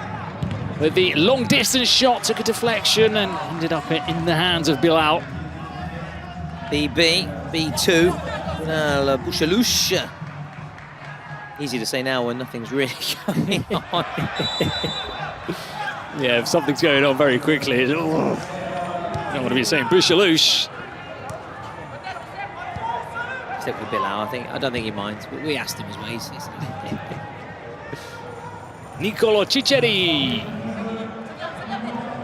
Number 21, Domenico Rossi's been heavily involved in this game, featuring in the build-up phase for Gear 7. Here he is on the ball again, Rossi. Out wide to De La Cruz, who flashes the cross, and it's well cleared by Abdel Touati. Quietly impressed by the defensive work by the French side. Normally associate Italians with being that defensive solidity, but it's also defending really well each time. Well organised, nice block, and they're springing forward as well. You can see here how Gear 7 are going from left to right and from right back to left, and you don't really see the opening, and the whole block is moving across. And look, this is where they intercept, and they look to run, and they look to score a fifth, and they're going to have the chance, and he's still on the ball, and it's saved in the end by Gianmarco Chidoni. It would have been a wonderful goal for Guilherme Feitosa, denied a hat-trick. Yeah, the man we were chatting about earlier was recruited in the international transfer window, former FC Silmi man, and he's inspiring Karasu, and should they bring home the win, it would be all 4 of the French teams in the winner bracket. Very impressive, yeah. Very, very impressive from them. Yeah. Italians have struggled a little bit more so far this week. Of course, still a chance for every team with that losers pool to continue in the tournament. Yeah, and we know that the winner will play actually against FC Zeta, so it could be an Italian derby, should, of course, Gear7 win it, and the loser will play against Olimpo. So we know that who is waiting, basically, which is exciting, which adds a little bit of spice to this match. It's a tough one, Olimpo. Look, any of the teams from the Kings League Spain or Americas are going to be tough, because they, as we've been going on most of these days, they've got the experience and they've played a lot of Kings League football, so that won't be an easy one for the loser in this game. As now De La Cruz has got a chance to run forward for Gear 7, how they could do with a goal. But he's ran into an orange wall, and This is where Karasu are looking to kill off the game. Mehdi Gassem leading the counter-attack. How dangerous do they look in those transitions? Yeah, it's what we were just saying. They're so good at just sort of sitting deep, soaking up that pressure, getting the ball back and springing forward, and listen to the roar of the Karasu fans and the chants from the French. But will they rue those two missed opportunities on the break? They need to start taking them, though. It's all well and good, looking threatening, but you have to capitalize on those opportunities. Strike while the iron is hot. Absolutely. That's what Golazo will be looking to do, soaking up the pressure, waiting for the mistake from a Gear 7 or for a wayward pass, a shot that is blocked, a favourable rebound. They're sitting comfortably for now. As Gear 7, as you said, Tom, are finding it very difficult to break down this tight unit in defence from Golazo. There's also, you said that they're going left to right through the middle, just can't seem to carve out an opening. They're trying everything, they're throwing everything but the kitchen sink to throw another football cliche in there from now and again, which is always it's always good to resort to doing. Yeah, now and again. And sometimes you do question, well, where did those sayings come from? You should have used them like instinctively, and you have no idea why are you throwing the kitchen sink at somebody. Exactly. And also, how can you get the kitchen sink? A whisker wide. Who even thinks of like a whisker for a measurement when it comes to being wide or not? Anyway, how are you throwing a kitchen sink? Because you've got to sort of, it's rooted to the wall. Anyway, I'm not sure. You're taking a sledgehammer to it first, maybe. I don't know. In that case, just throw the sledgehammer. Anyway. Well, whilst we were talking about kitchen sinks, that shot went agonisingly wide. Another chance goes back. Yeah, that's the thing. I'm just wondering, they're starting to mount up now. Is that maybe a sign? Yeah. Is it a sign that maybe GR7 are going to come back into the game? Again, it's all purely speculation right now. They're clinging on to things like that, I think, GR7, because it's just not been their second half. I can't really recall many of any clear-cut chances from the Italiani. There's another pass which doesn't find its intended recipient from Marco Rossi. Now they do win it back. Now there's a chance to score. It's Marco Rossi again. He's looking to drag the ball and play it into the penalty spot, but he couldn't find a teammate. Well, there was a stat I remember reading. I won't say the number, I don't remember the percentage, but it was a very large percentage of goals in 11-a-side football are scored about 5, 6, 7, 8, 9, 10 seconds after winning back possession, because that's when players are out of play, out of position. Yeah. There are openings. There's not structure which you'd see generally. Yeah, stay down. A penalty. We're playing on. Getting the counter-attack. We might go back to that challenge. Stay down, Now there is a shot teed up on the edge of the box. It's blocked. He's back up on his feet. It was Leandro Cosenza who went down. He's now back trying to help his teammates at the other end. Rossi wasn't given the nicest of balls there, as he had a couple of players snapping at his heels. Are they going to check? Well, there's too many complaints from the Gear 7 players. Yeah, check over. So, no penalty for Gear 7.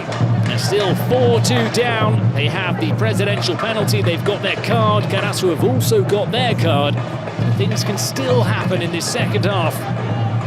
It makes me think that maybe these sides have a shootout or a penalty because they're leaving it relatively late. Of course, you have to play it within those first, before the 38th minute, so it could be something like that. Oh, what a ball from Domenico Rossi! One of the few times they've managed to slice open the defence, but there was Bilal to the rescue. Karasu, that's an overcooked ball, but it's won back by Mehdi Gassem. Out wide as we take another look at that save from Bilal.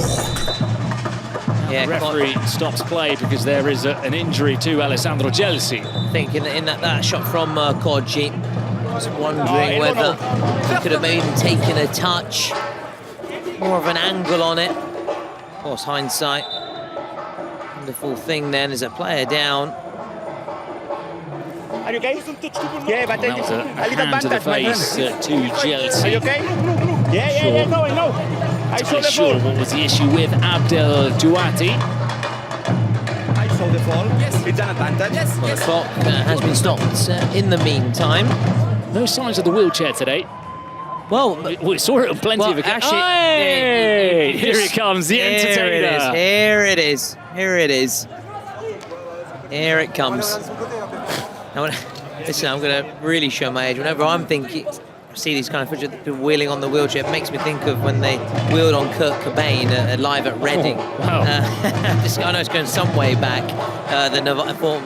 The late Nirvana frontman, anyway. So for me, when I see that wheelchair wheeled on, like, it just makes me think of when they wheeled on Kurt Cobain live at Reading. I think it was the only actually live performance they did in the UK across their glittering career. Anyway, we come back. But yeah, you're right to bring it up because we're associated with stretchers, but they bring on the wheelchair for players. It feels a bit much. It feels a bit much, but look, hey, I'm sure that if somebody needs it, it'll come in handy at some stage. But as you say, you don't want to be wheeled off on a wheelchair. It's just something, I don't know. It's not quite right. It jars. Let's put it that way. Yeah, it just feels a bit worrying, you know, to be on a wheelchair. It's something that you want to avoid throughout the majority of your life, really. Of course.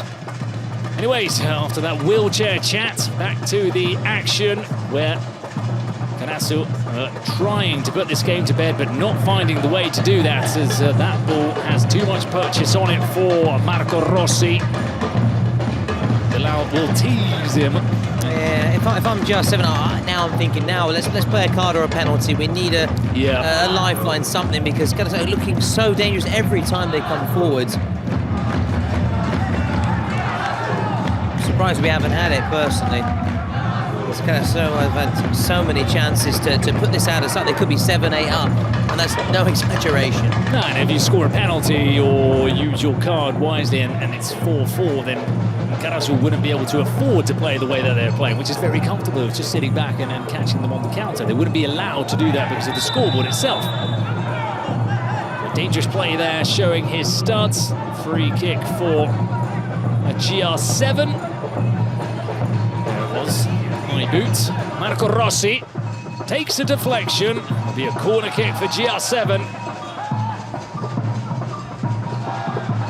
Now GR7 actually are attacking the place where, or towards the end, where the Italian casters are sitting as well.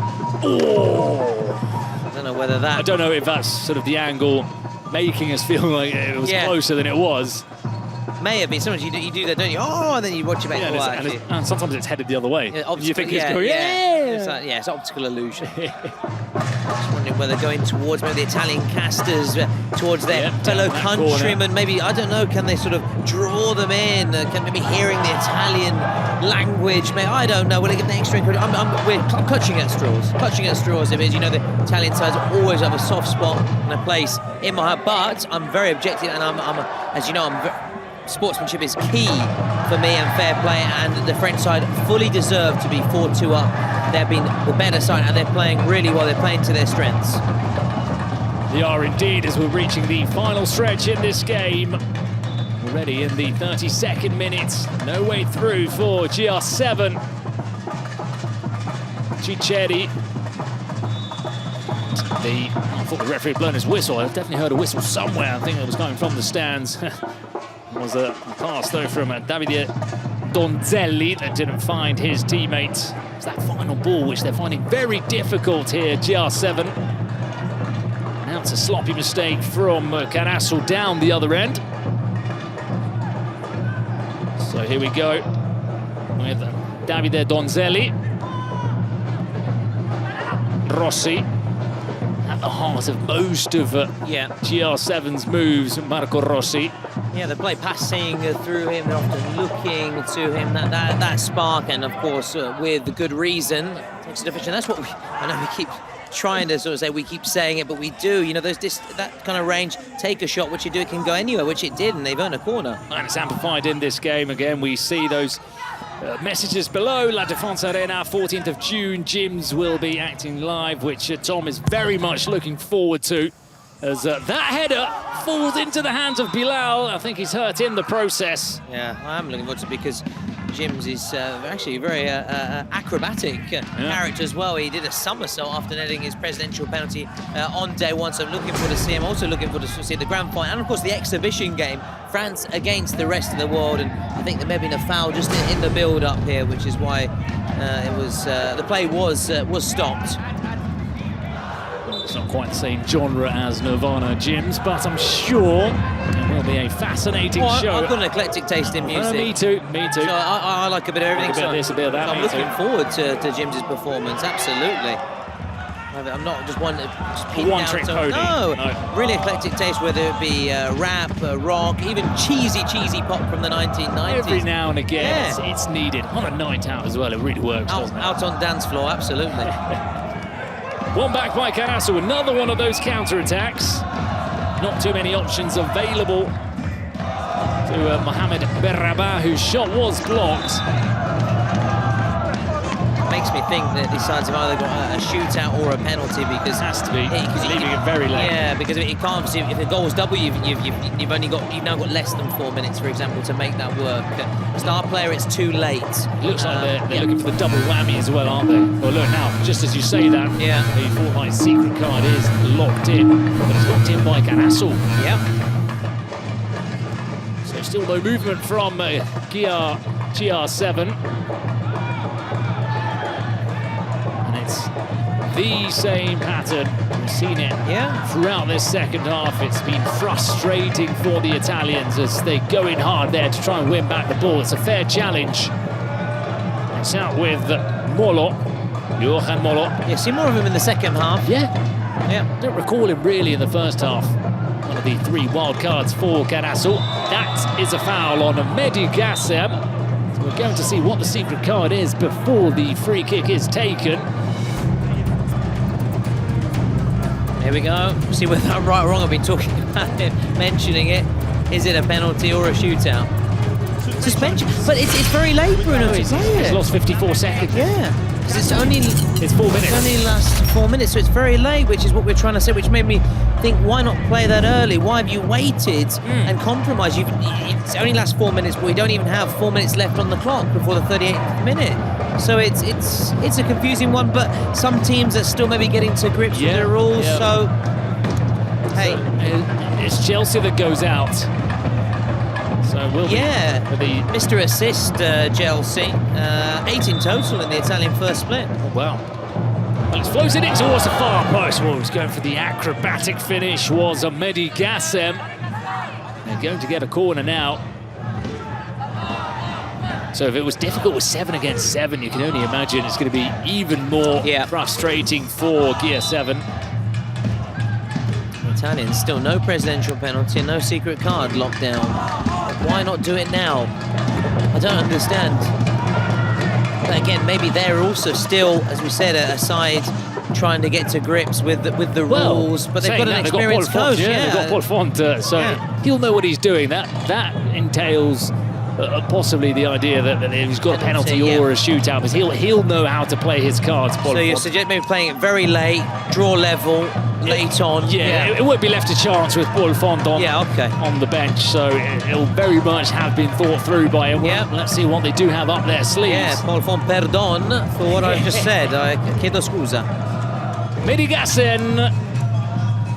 Well, he's got no way out to GR7 players surrounding him, although they've lost it immediately to Molo. Molo will do well to get something out of that position. It's one back by Donzelli. That will trickle out of play. Still, that card isn't played. Neither is the presidential penalty. They're running out of time. We've only got 1 minute and 40 seconds left of normal time in the game. So it's final 2 minutes, and as things stand, should it stay this way, then goals worth double. Should the Italians battle back and make it 4-4, then it would be a golden goal, and then possibly a shootout. We had our first shootout yesterday, which was very exciting. Went to sudden death, and Persis getting the better of La Capitale, Ilario and Lonsdale, the heroes for the side from Peru. Now the foul committed on Mehdi Gassem. It's just overzealous from the GR7 players as they're trying to make things happen, trying to win back the ball. In those scrappy instances, those 50-50s, they're losing out to the Karasu players.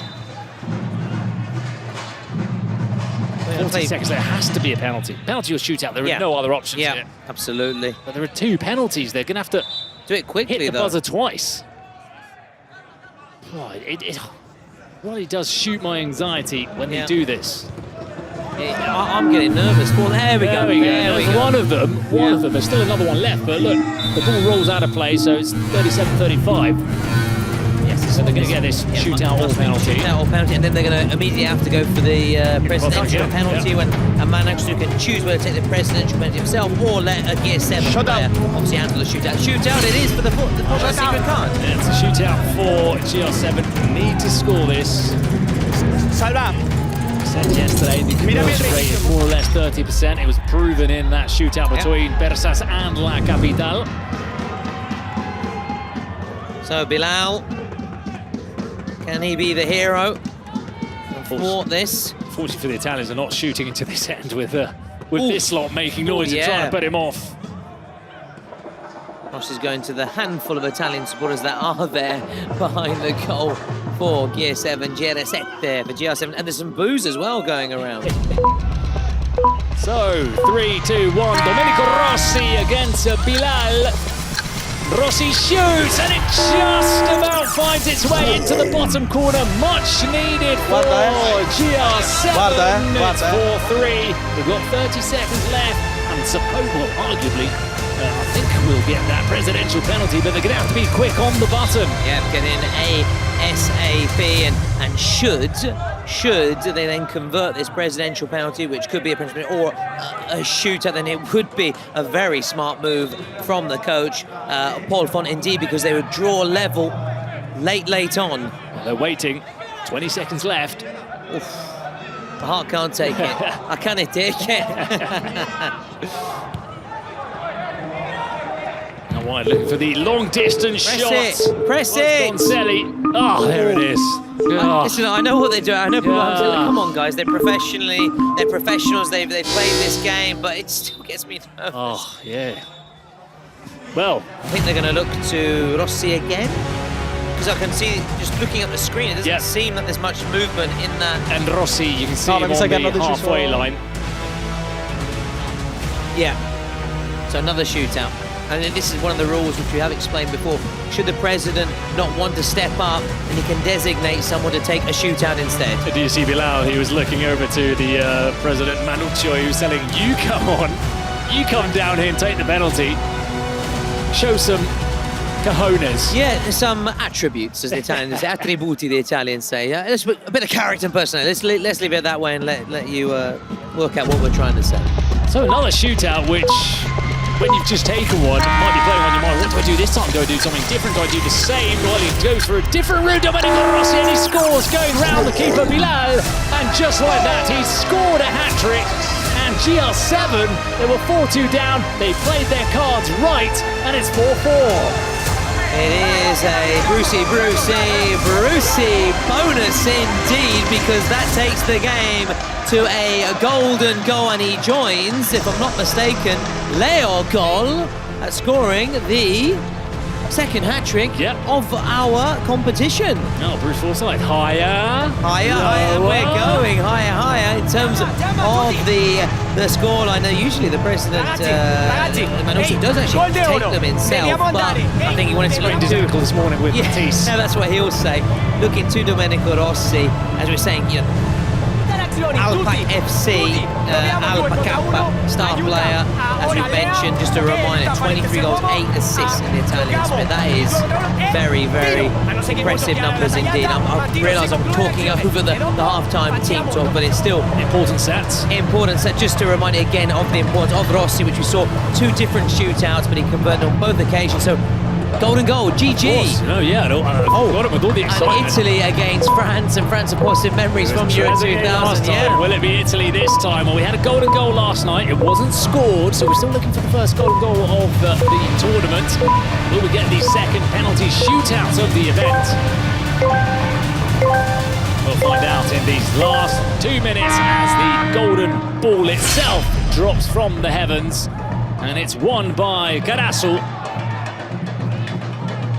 Not kept in play, I don't think, there by Leandro Cosenza. Well, Rossi leading the way at the moment for your MVP, understandably, after a tripletta. Oh, that was a nice ball forward, looking for Fuad Kadir. looking for the foul. They will get the throw in at least. Spotted a few nice jerseys in there as well. Got one from Francia, Le Bleu, also Juventus kid as well in there. So I love the different jerseys. Classic shirt radar's always working. Oh, absolutely, absolutely. I've got to be good for something, haven't I, Bruno? I've got to bring something to the table. Oh, he skips away, Rossi. Surely not a fourth, though. He was stopped in his tracks as he looked to cut inside into the box. Would have been a poker, as the Italians call it. 4-goal salvo. Domenico Berardi, one of the last players to score 4 goals against Milan back in the 13-14 season. Ciro Immobile also more recently actually getting a 4-goal haul. This season? No, unfortunately it wasn't this season for Ciro Immobile. We had Sorlot getting one in the La Liga this season for Atletico Madrid. Very nice. It's always nice to call it a poker as well. Poker, and a 5 pokerissimo. Oh, we don't have that. Oh, okay. I think it would just be a manita, yeah. Well, we're getting close to the 40th minute, 4-4. And that shot, well, it was more a case of getting rid of the ball from Davide Donzelli. Yeah, this is always an interesting one as well, Bruno. Do you just try and go and get that goal, or do you play it safe? Yeah, you can understand the fear. Yeah, do you take your chances at the shootout? And today there's still that safety net of knowing that if you lose, you get another chance. You're still alive in the tournament. But imagine if it's all or nothing. I can only imagine how cagey those golden goal periods are. Well, he's found some space here. His shot has been blocked, or at least the pathway to a shot was closed by the GR7 defence. Karasu still trying to manufacture an opening. Nice work, but a good challenge. The Italians. Chelsea, he goes down, the move continues on the edge of the box. Oh, I thought it was going to be David Trezeguet again, because it came from that side and it was left-footed. And it was very close from Mohamed Berraba. And it would have been into that side if it hit the goal as well. I was seeing the ghost of David Trezeguet floating inside the Cupra Arena. Oh, wow, it would have been more potential heartbreak there for the Italian side, who are now looking to just defend it here. And he's ran it off the pitch there, Gaucher. Mohamed Berraba. Gaucher on the back of his shirt. Just thinking for Bilal, he's conceded 2 shootouts in quick succession. Will that weigh upon his mind in the potential shootout, because we are less than a minute away from having our second shootout of the tournament? Imagine Rossi having to think of a third different way to approach his shootout. Yeah, for Rossi it's difficult not easy, as well. For Rossi as well, it's not easy either, so it can go either way, can't it? Well, we've got 30 seconds left. Will there be enough time for one final attempt? If anything, it looks like it's going to be Karasu. Yeah. Down the right, Verba, ball through. Oh, it's going to trickle through to the Karasu player. That is... It's one progress is blocked by Donzelli. Yeah, it's a case of throwing it in there. One last roll of the dice. Happen. Oh, that was a handball, surely, as he looked to control, and there'll be no counter-attack from GR7. So we're going to have our second penalty shootout of the competition. It's GR7 against Karasu. We've drawn 4-4 here, honours even, with Marco Rossi very much the hero with 3 goals.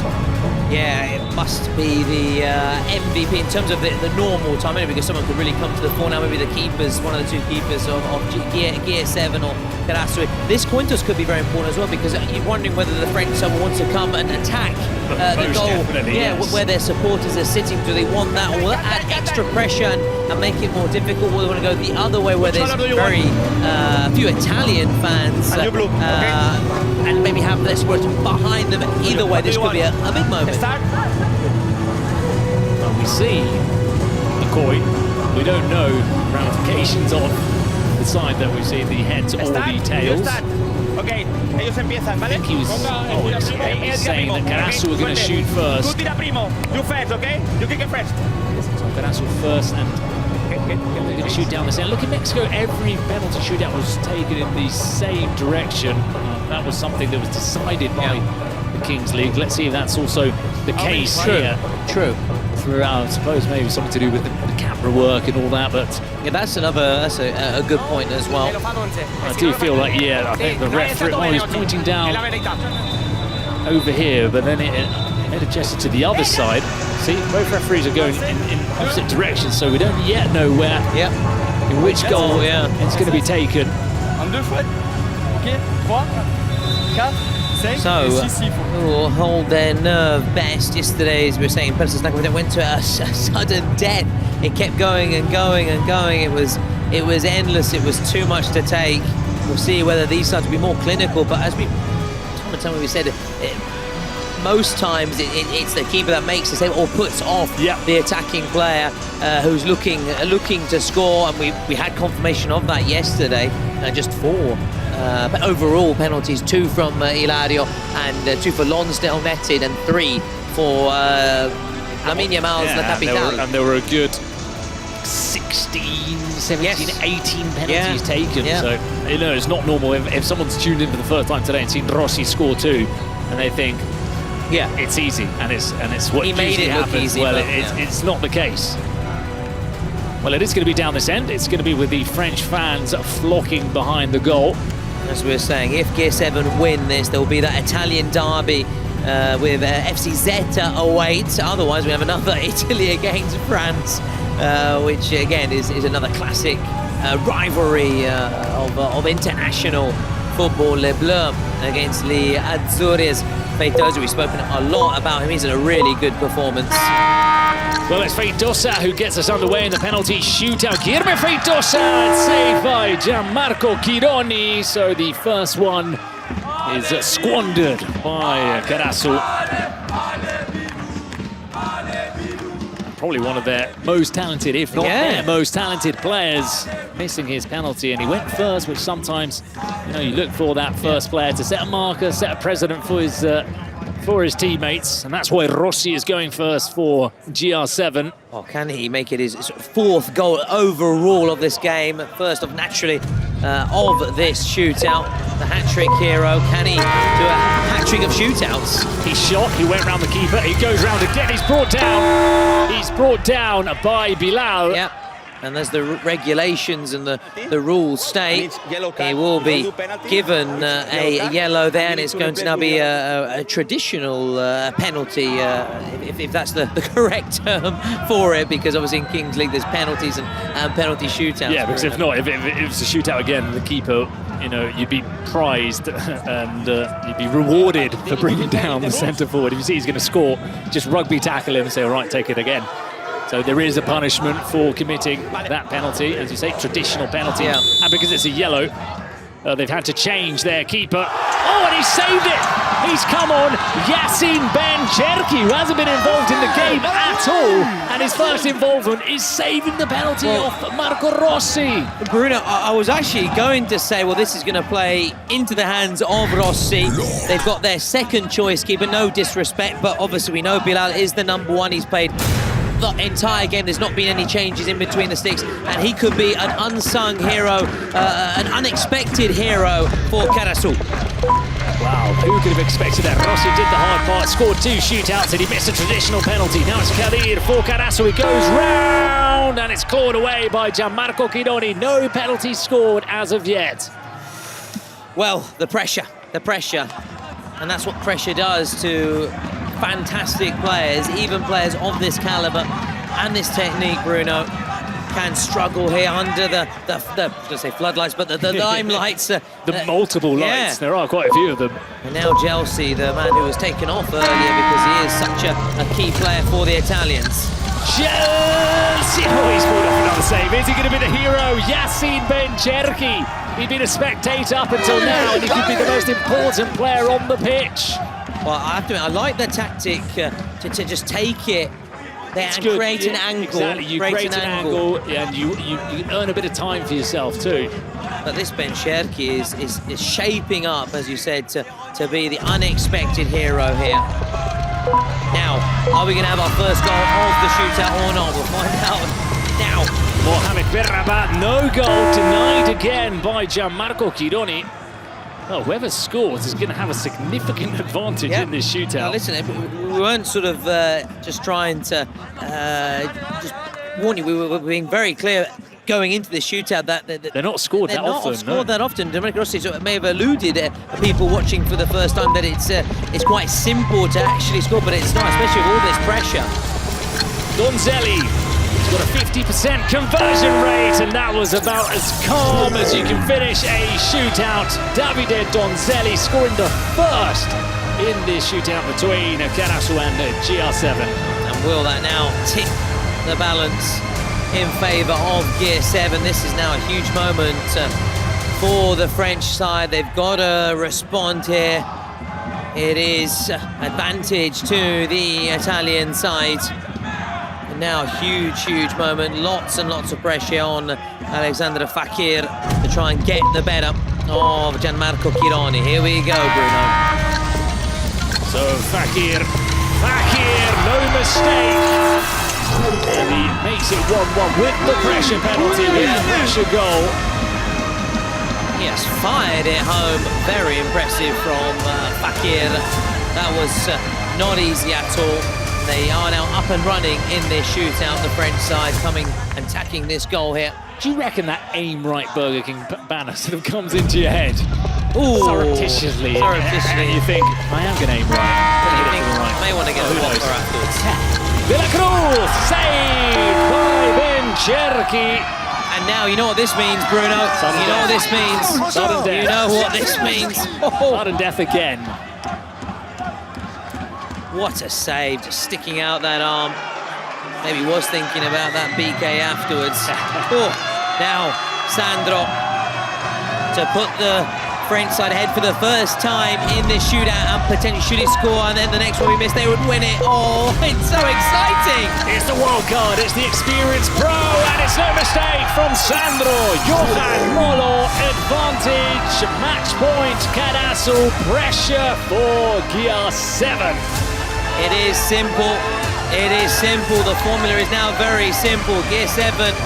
They've got to score, simple as that. Otherwise, it is buonanotte agli italiani, and we're not going to have that all-Italian derby in the next round. Bencherki's been a hero so far. Will he confirm that status?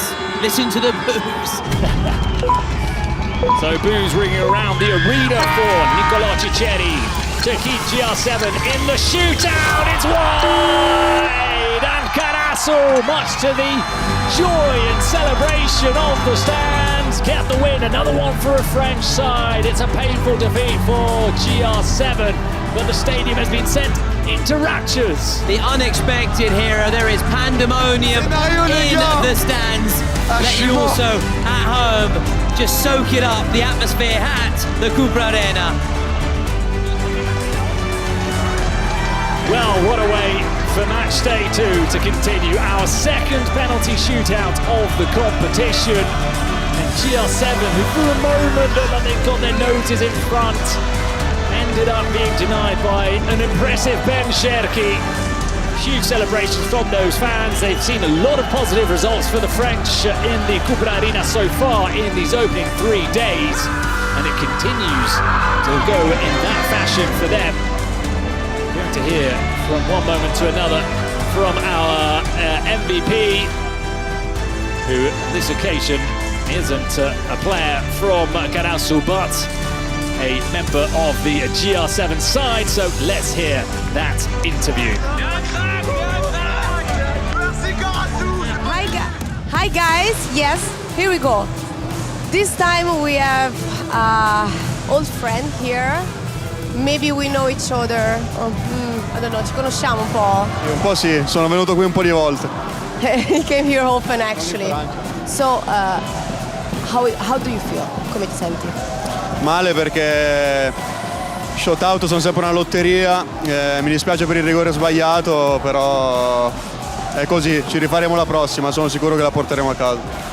He is so sad about his mistake, and of course he is so sad. Yes, you are sad, and I'm sad too. But you have to sign your shirt because you are the MVP of this match. No, questa volta qui, la firmi qui. Qua. This time you have the actually the space. Okay. Rossi, I'm really sad too. I don't know what actually say because it's so sad to lose the match at the shootout, but see you soon. Ci vediamo dopo. Okay, bye. Ciao. Guys, can you, of course, purchase the jersey of Rossi on Bazaar, so you get up and see you there.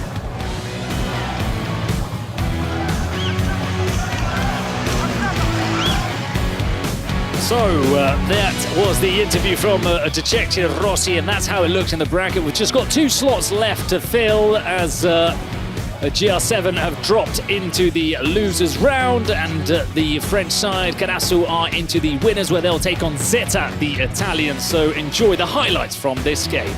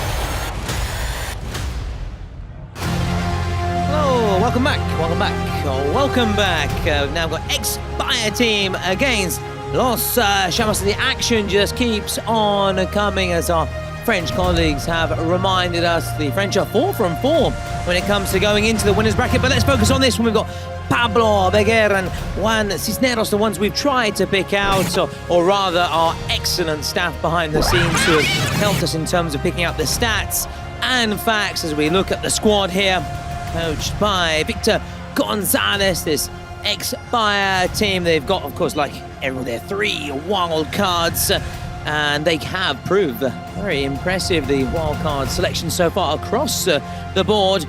As for Los Chamos FC, Gartland, their head coach, and as we saw in the previous game, head coach can be very important when it comes to the strategy side of the game, as well as the 2 teams emerge here onto the pitch. It's the 3rd of 4 fixtures today as we wrap up round 1. Which of these 2 teams, which will be going into the winners bracket, will be going into the losers bracket, and adding the pressure in this, of course, shared objective of these 2 sides of going through to the round of 16 of the Kings World Cup Clubs. As always, once again, Bruno and I are here to comment on the action.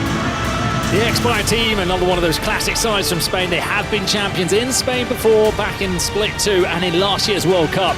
They hadn't qualified automatically for the World Cup, so they had to play a redemption game there early on. If you won the redemption game, you actually advance to what we're seeing now, these first rounds of the competition. Well, from the redemption, they went all the way through to the semi-finals, where they were defeated by Portinos, and they highlighted Pablo Beguer. He's the player with the most appearances in the history of the competition, but he's a 3-time Spanish champ with El Barrio, with Expire team, with Gigantes. He's been almost everywhere. He's a phenomenal player. Look out for him, the number 10. As for Los Chamos, well, they fly the flag proudly of Venezuela. That's why they play in this color, the Vino Tinto, the red wine shirt of Venezuela. They're the current American champions.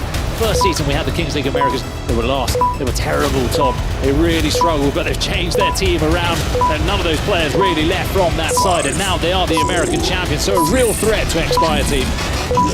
And we'll see whether they can kick off in a style. We have 1 light, 2 light, 3 light, 4 light, 5 lights, and it is, ladies and gentlemen, go, go, go, go, go, go. The drop of the ball from that iconic by now Kings League cage, and Los Chamos, the Vinotinto, I very much like that nickname on the ball. And as we see, the keeper already out. That rule change, we've been talking about it. It means we've seen plenty of keepers put their names on the score sheet and actually be the ones to break the deadlock early on. And will we see that now? Not on that occasion. Fired over, and now we expect the Expire team to adapt a similar tactic. And as we can see right away, their keeper off his line. It's Manu Martin just to the left there in his all pink strip, the Rosanero, very much like Palermo, as El Amrani just trying to put himself into that shooting position, make sure he won't lose that ball because there's an open net here, and we've seen that happen time and time again so far. We've seen it a lot today, and Fuad El Amrani, one of those that probably wowed you in the Nations with Morocco, another of the good players in this competition playing for Expire. Yeah, one of those several in teams such as, especially in the Moroccan side, that play their domestic football. Like Nadir, for example. In Spain, but obviously opting for the country of, not necessarily their birth, but obviously of their parents, their forefathers, their ancestry. Understandable, It's understandable the cool who you've spoken about. They're very patriotic, they're very passionate, and he's on this right-hand side, El Amrani, and he's on the ball at number 80 of his. Here he goes, Fuad.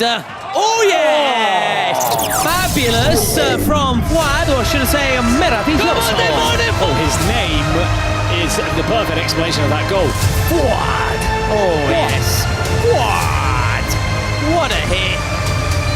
Just laying down an early marker that he wants to inspire this team and keep impressing for the Spanish side. So like the French and the Brazilians have been brilliant. Was that brilliant? It wasn't quite brilliant. It was a good effort, but not brilliant enough from Los Chamos. And there, number 19, Tony Mea, as we now go into the second minute, Bruno. And you've been talking about him in terms of Fuad, such a skillful dribbler, and the key figures, as you're also saying, at the World Cup Nations for Morocco. They're one of my favourite teams to watch, and Fuad is one of my favourite players as he looks to get his second goal. This time, unable to get that shot away. Los Chamos defending really deep here. It's not going to be easy to get past this rear guard here for Fuad, and quite rightly looking and opting for a teammate there. That was close for the Expire team to score a second. It was Pablo Beguer, in fact, the player that we'd had highlighted as one to look out for in the Expire team. A very, very good player. Oh, number 10, he's wearing the number 10. He's worn it at every side he's played for in the Kings League, and he's very much a number 10 in his style of play. Yeah, absolutely. And we continue with our escalado with the pumping up, the increasing of the numbers. We are now 5v5, so space can less and less space available. This is where the technique and the movement, of course, off the ball comes into play. And of course, your ballistic brilliance, your ability to strike from distance. Will we get a strike here from just the edge of the box with those kind of long johns being worn there by Gennaro Castillo? And here he is, lovely touch, and he's back on the ball. Castillo now shaping up to cross or shoot. And then it's a little bit disappointing straight in terms of Manu Martin. He looks quite the player, doesn't he, Luis Castillo? One of the 3 wildcards in this Chamos side. Not somebody that was in the Kings League Americas last season, so not somebody that I've seen a great deal, but initially, this is the benefit of being pitch side, isn't it? You can see the physique of the players when they come out, the way they move. You can see who is a player who's a little bit special as that shot goes wide, and Castillo looks like he's going to be fun to watch in this game. Oh, what a hit there by Victor Uribe for the Expire team. Just a whisker wide. Just a baffle wide to try and translate that into say Spanish or Italian. And what a start this is for the Expire team. And it's just trickled, and the sting is taken out of that strike from Pablo Beguer. And Los Chamos will try again here and get an effort on goal. As yet, Manu Martin yet really to be worked. Can they change that? There's no foul, says the referee. And the Expire team come springing forward here. Here he is, Beguer, their number 10, numero 10, making or looking to make it numero 2 in terms of the goals. This jersey reminds me of the one of Frosinone in Serie B in Italy. I don't know if there's a similar colour like that in La Liga or Cadiz, Segunda División. Yeah, Cadiz. Yeah, the Canaries, right? Yeah. Oh, Las Palmas. Las Palmas, yeah, Cadiz, south of Spain, yellow and blue. Las Palmas, yellow and blue as well. Yeah. They're very much beach colours. Yes. The sun and the sea, the yellow and the blue. Me gusta. Indeed. As for Los Chamas, it reminds me a little bit of the Roma jersey this season, which has gone for that kind of colour, away from all the giallo rosso, more for this sort of dark kind of red with a sort of gold stripes, the Adidas stripes and trim. It's another lovely jersey. And Roma have always got lovely. Oh, I know, and I know it's a side that, because of the players they've had, such as Totti through the years and Battistuta, Cassano, we can reel them off. We can keep reeling them off. De Rossi. Del Vecchio. Del Vecchio. You can reel them off. It's why you traditionally you lean towards them when it comes to an Italian side. They need maybe a little kind of Totti flair, or maybe the eye of Batigol, Re Leone right now, Los Chamos, as we are now with that 7v7.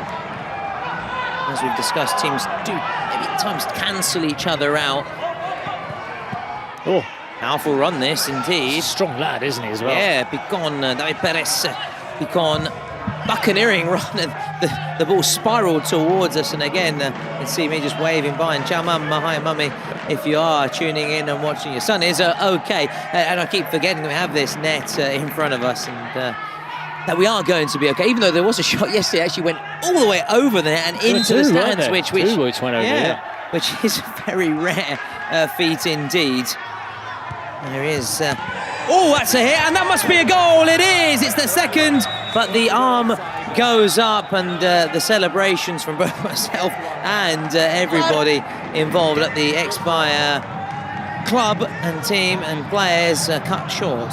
And there you can see their presidents, the two brothers, the two Bayer brothers, who are very fun. They became famous because of these videos. They're hardcore Barca fans, so they would do videos of them. It was sort of like watch-alongs, but it was just the camera was on them, reactions to Barca results, and it was in this era where Barcelona were slipping up constantly and losing, like they did against Eintracht Frankfurt, for example, in the Europa League, and it was comedy value. You could see the pain when they would see Barca lose their games, and they're very fun. They're two very fun presidents in the Kings League.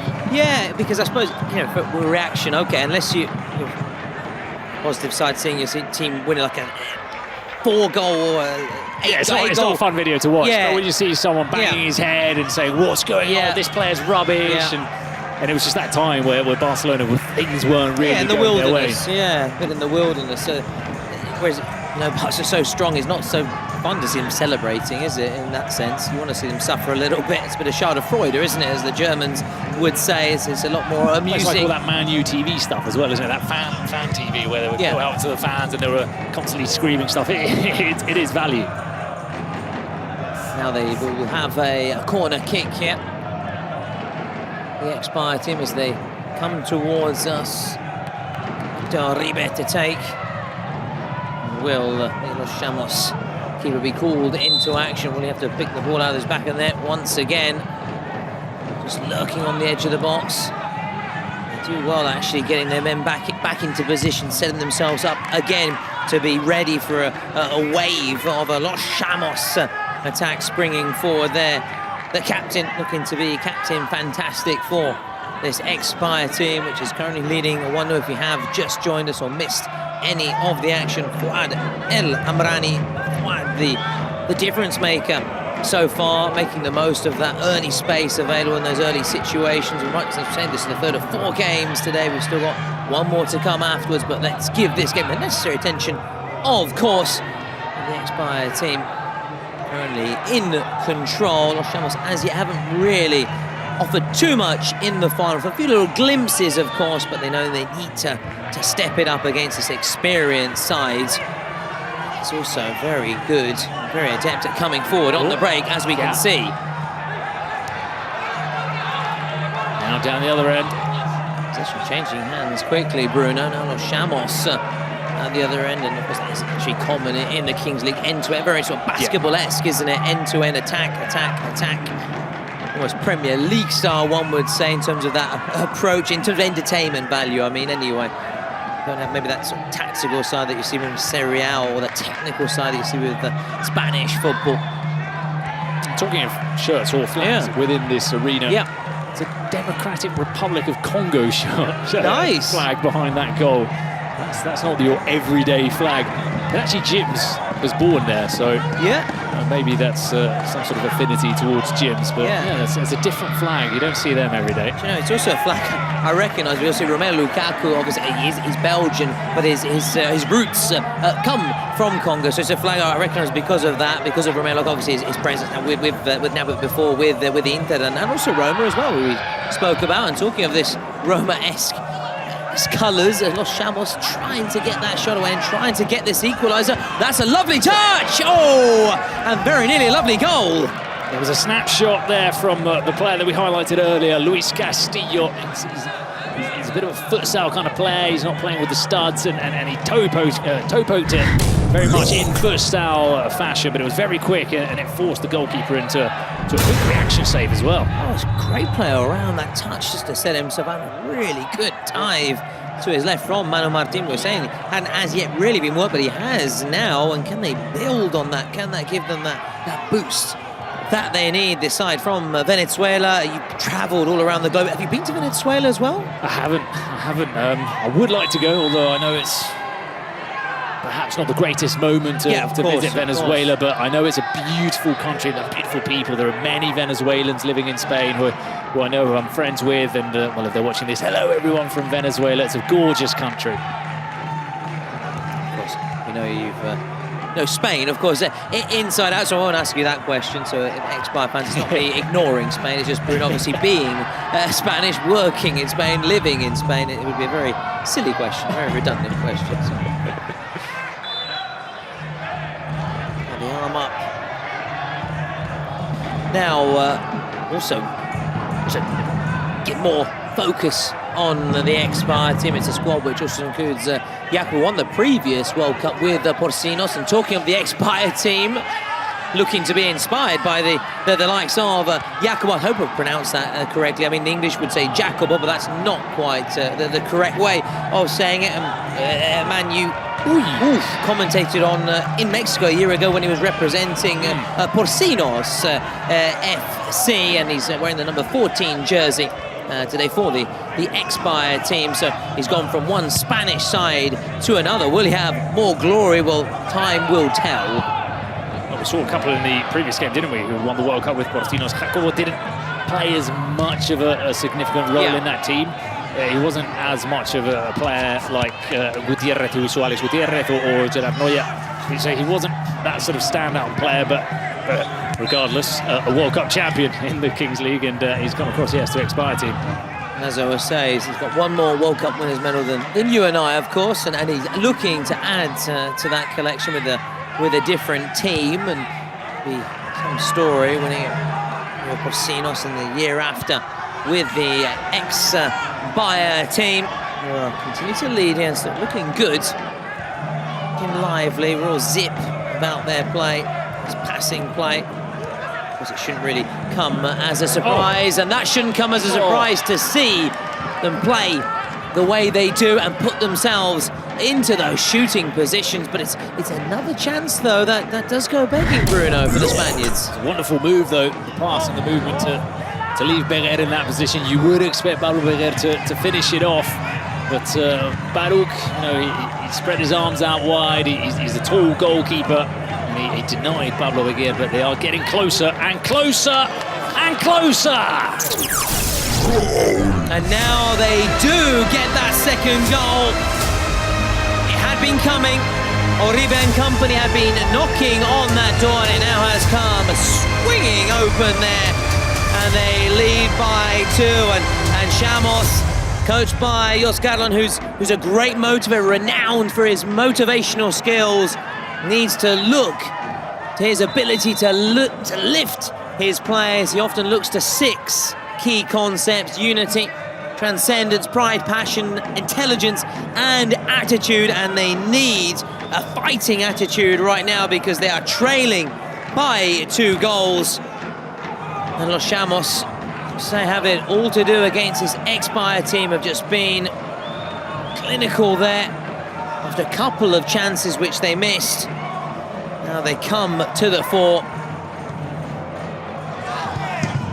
Well, those are key sort of bedrocks to anybody, aren't there? Those six. Yeah, and they need them right now. That's six for sure. concepts which his managing style or lifestyle maybe revolve around. I suppose everybody could do with a couple of those in their everyday life. Oh yeah, sometimes when I struggle to get out of bed, I need maybe a motivational speech from WILDCARDS. Maybe you can send me a video message sometimes if I'm feeling a bit, I don't know if I want to get up today. Yeah, better than face-to-face, I suppose. Yeah. Time. Yeah, oh, yes, exactly. Then maybe it'd be me. I don't know what I could be responsible for my actions if that would happen. Face-to-face message would do. I can listen to it bit by bit, maybe.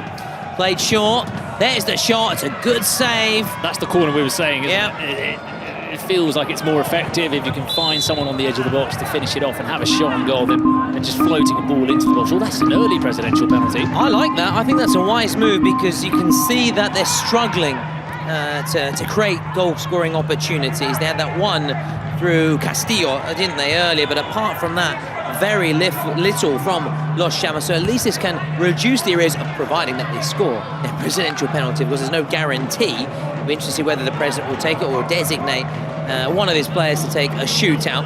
So it's a smart move. He tends to take them, Yolan, and he puts on quite a show. I'm not sure if in France he would have, but sometimes he comes out of like a cannon, or he does a big show about it, and he's quite a fun guy, Yola, so let's see if he's a bit more business approach, sure, or he brings the entertainment value.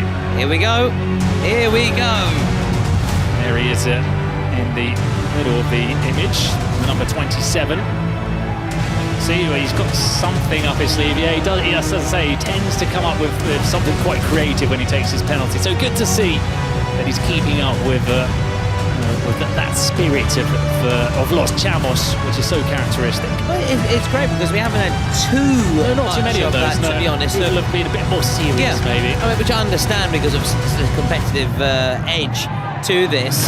So I'm quite happy, also because, again, I've never seen him take a presidential penalty arms for the first time.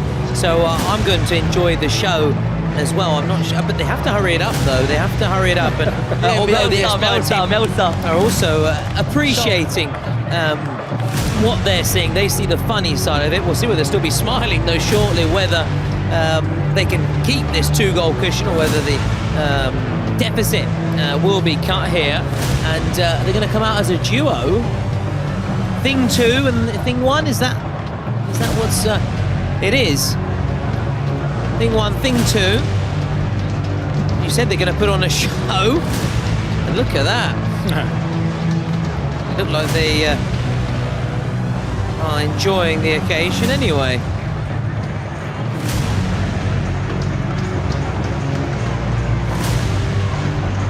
I'll let you explain this.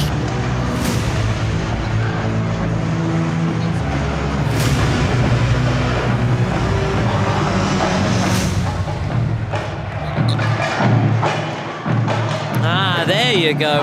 There you go. It's a bit of a Mickey take. It's sort of winding up, isn't he? The two bros. Faces, yeah, it's the two bros. So Expire brothers. Yes. You can see that. So it's just a way just to have a little side swipe, shall we say, at the opposition and the opposing. You said he would deliver, and that is very inventive. That is very original, very good. And you can see that it's a striking resemblance, isn't it? It's like they're both out on the pitch right now. Well, it's very creative because he always comes up with something very, very different. And you know that's not very normal to come out with two people like that. And he does reduce the arrears after all the show. He lives up to the expectation. He delivers the goods. And there's the Fortnite celebration as well. There we go. Another shout to Fortnite. Which of course Antoine Griezmann used to do as well. Absolutely. Another one as well. That was my thought as well. Griezmann and Fortnite. That's a nice night in for me, watching Griezmann and then playing Fortnite. That's my kind of night in. Well, 4 marks. Molto bene, very, very good. Enjoyed the show, enjoyed the penalty, and it's game on again.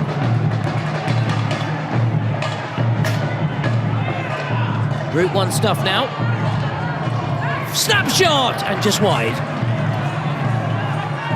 Caught it clean, didn't he? One of those where don't think about it twice. Yeah. On the rise, you catch it clean. Oof, that can travel. He hits it well. He hit it well, yeah. Really well. It's worth a go, and it would have sort of cancelled out the joy right away for Los Chamos after getting that presidential penalty.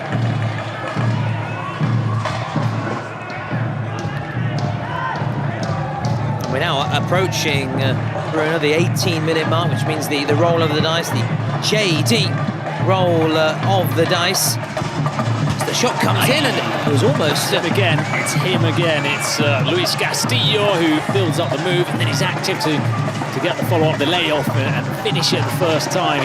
He's someone who I think is still going to have a say in this game, Castillo. Oh, look how close that was. Yeah, he's been their main threat, their chief threat, as we now go into those final 10 seconds before the JD roll of the dice. It's going to be Marza from booth 5-4, our JD roll of the dice, which is, as you know by now, one of our official partners of the Kings League World Cup clubs, and you can download the app and visit their website or one of the many stores to check out the new range, and all exclusive only at JD Products. Don't forget to follow their Instagram channel. Don't miss out on exclusive Kings League content. So plenty of reason to get downloading, dear Bruno. And talking of JD, it's JD that has come up, which means 1v1 coming today with goalkeepers. Yeah, we've had the same one in the previous two, and now we have something a wee bit different for a 1v1. Is that a Venezuela? Yeah, just to our left, we've got a Venezuela flag flying high, as well as the Congo flag at the other end of the ground. Another Venezuela one to the other side. I like it. Of course, they're looking to cheer on their team, their fellow countrymen. Vino Tinto. From the standard like that. So it's the red wine, yeah? Is that, it's the official name of the Venezuelan side, yeah? The red wine. That's why they play in that colour. It's inspired more like fizzy lemonade, I think. With the drop of the ball. Here we go. And good work from the Expire team, immediately getting on the ball. And look, that substitution, he was put on just to win. That's right. The drop of the ball, and now bringing on a more talented player, with no disrespect, but he is. Here is Fuad. Can he make it? 3 for the Expire team. Here he goes. Oh, get himself the angle. And look, he's now coming off. They're going to put on a more defensive-minded player. You can tell they've played this game many, many times and have so much experience. I'm surprised they haven't maybe taken their keeper off Chamos and put another attacking player alongside Castillo here, who's trying to find a way through.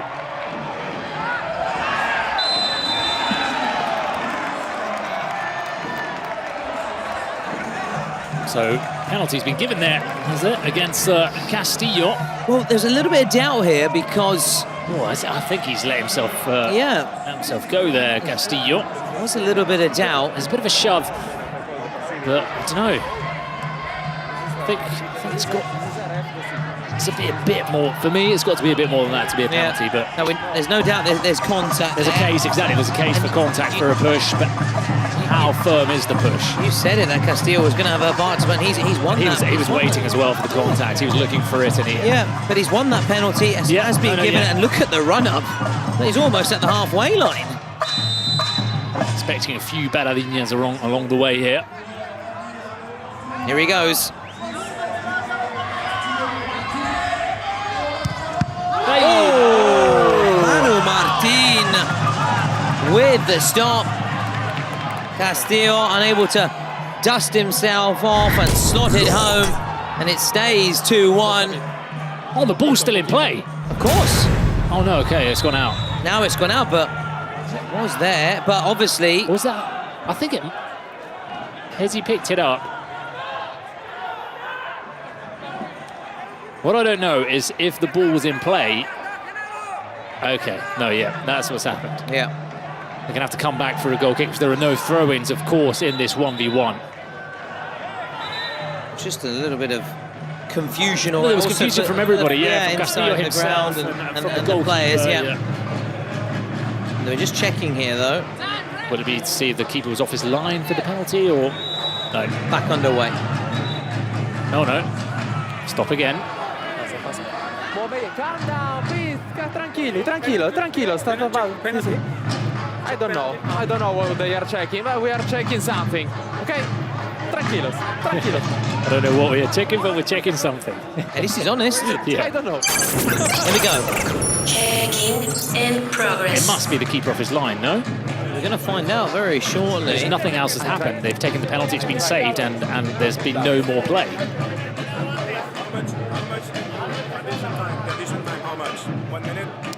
They have to write. I don't know. Okay. Everything okay. All okay. Everything okay. Okay. Everything okay? No. Goal kick. Everything okay. Yeah, as you say, it could be checking just whether the keeper was on his line. They would have been checking lots of different things. It happened shortly before. Additional time. And after as well. Well, they said everything okay, but we're still not getting underway here, so they're clearly still talking into their ear. Did he perhaps handle it before it went out? Had it even gone out? Is that? That's what I don't know. The ball had gone out of play. We can restart, guys. It was very tight, though, wasn't it? Very tight. If it hadn't gone out, then just handled the ball. Exactly. And that's what they're trying to say. Handball, and it should be a punishment. Keeper's clearly on his line from that anyway. So look, yeah, maybe it didn't roll out of play because it wasn't going off with much force, the ball there. They've got their phones out as well. Look, you can see it hasn't. And I think the goalkeeper, Baruch, was shouting at Castillo to attack the ball. I think he was telling him that it was in play, and he was telling, see, you can see him there. Yeah. He's frustrated that he's picked it up. You can see him in the background, Baruch. He was saying to him, the ball's in play. Everyone switched off, and he could have continued the move, got the ball in, and had a shot on goal.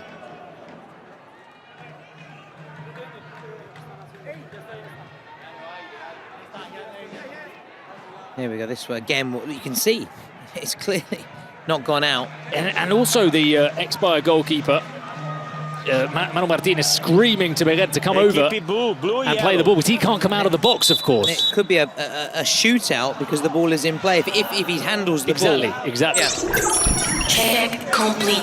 Okay, so that's a strange one. It's a strange one that they've not punished it because the ball didn't look to go out of play. It didn't look out unless they felt that the ball had crossed the line. But otherwise, had he handled that, it would have been a shootout because it said the ball was in play. So it would have been a foul by the Chamos player, Castillo. Said it was going to be involved some way. Now, nice feet. Is it going to be a nice finish from Fuad? It wasn't really the best of finishes. It just sent it, sliced it wide, but you can see every time they're on the ball, they're getting him on and then putting a more defensive-minded player to stop Castillo.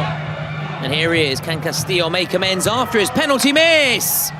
That's the answer. He can't. Well, it took a while in making that substitution. The ex-Bayer players, they were complaining again. There's been a lot of sort of confusion in these last couple of minutes because Castillo was away. They were making the substitution. There was no one on the pitch, so it's been a bit of a strange ending to the first half. Let's see. A bit stop-start. Let's hear. We're going to hear something amidst all the confusion.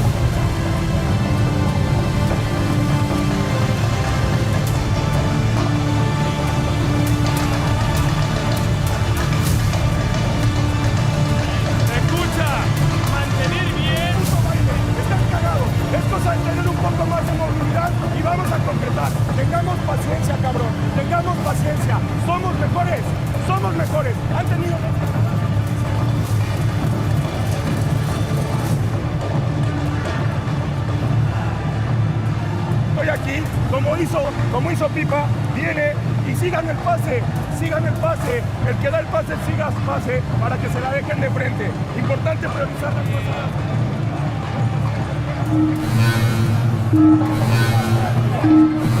Well, a secret card has been played right away. It makes me think it could be the star player card from the ex-Bayer team, but we'll find out shortly, Bruno. So they're immediately looking to their card, and you know, one of those decisions that we just seen, should maybe ex-Bayer end up losing, then I think that could be a big moment of controversial. But should they go on and win it, I think they'll overlook it, and it is the star player card, which, as we know, has to be played at half-time, of course, and now they'll basically... Played properly today, yeah. Yeah, choose a player. They'll be giving him the green armband, and should he score, that goal would be worth double. Then, of course, then once he, or should he score, then that armband is taken off, and the power is no longer valid. He loses that superpower status, and that superpower for that time. Unsurprisingly, they've chosen quite no surprises, no prizes for guessing who'll be wearing that green armband. And we're back underway then. The second half begins after a... Oh, wow, is it going to begin... Well, challenge. It begins with a bang, and is it going to begin with a red card? It's a yellow. It's a yellow. Thought it was going to be a red to match those jerseys, but it isn't. It's a yellow. The studs are up. It was a dangerous one. He just managed to get his boot away after that challenge from Rouge, number 18. And he's now in the sim bin for 2 minutes, so now they've got their star player and a numerical advantage, the Expire team. Looking to get Fouad naturally on the ball. Should he score, it would be 4-1 to the Expire team, and it would take them a step closer to the win. And you can see they were looking for it. That was really good. Really smart play. It was offside in the end, but yeah, it was smart. Silky Spanish play. The flick over the top, the pass to the far post. What have you made of Expire team so far in this game? Listen, I can see exactly why you've been bigging them up. I've seen glimpses of what they can do.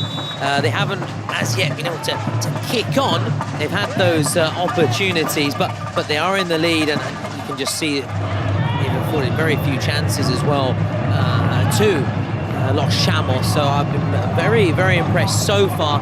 I think there's a lot more to come in this second. I think, like Ultimate Mostoles that we saw on day one, you just sense that if they want to keep stepping and get it out of second, third gear, they can do that. Thanks also to this man here. What a player. Boy, that's a really good ball.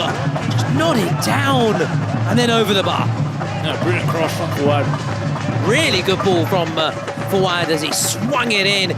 And the header wasn't bad either. It was from the Expire team captain. Juanma's the big man at the far post. He brings that to the table as well, the possibility of putting balls into the box. He's so tall, so big. Now just 30 seconds to go, and Los Chamos will be back to 7 players, and that will help them in their quest, their bid to stop Fouad, who looks to check inside here. Oh, that would have been spectacular from Fouad. Just checking inside. They loves to take on opposition defences. Really such a talent. Number 80, him and Nadir, the Moroccans. They're two brilliant players, aren't they? Two fantastic players to watch, and I'd love to see them combine. I wonder if we could maybe see them one day maybe play together on the same team. Yeah, I know they do for the national side, of course, but yeah, that's once a year, isn't it? Yeah, but for the club sides, it would be special. Because Brazil, the champions of the Kings World Cup Nations, and we've seen us the champions at club level. One of those many Spanish sides who made a perfect start to the match, and we can't get distracted. We've been brought a bit of grub for afterwards, but we've got to keep our eyes, of course, focused firmly on the screens and can't get too distracted right now. Of course, these players, likewise, they've got to stay fully focused and listen to those 6 key concepts of Los Carlas, Los Chamos coach that says that pride, that determination, the unity, and they need to stay united. Right now, the Venezuelan side into the heart of the box. It was the only thing that's a shame in the Los Chamos side is that they used to have.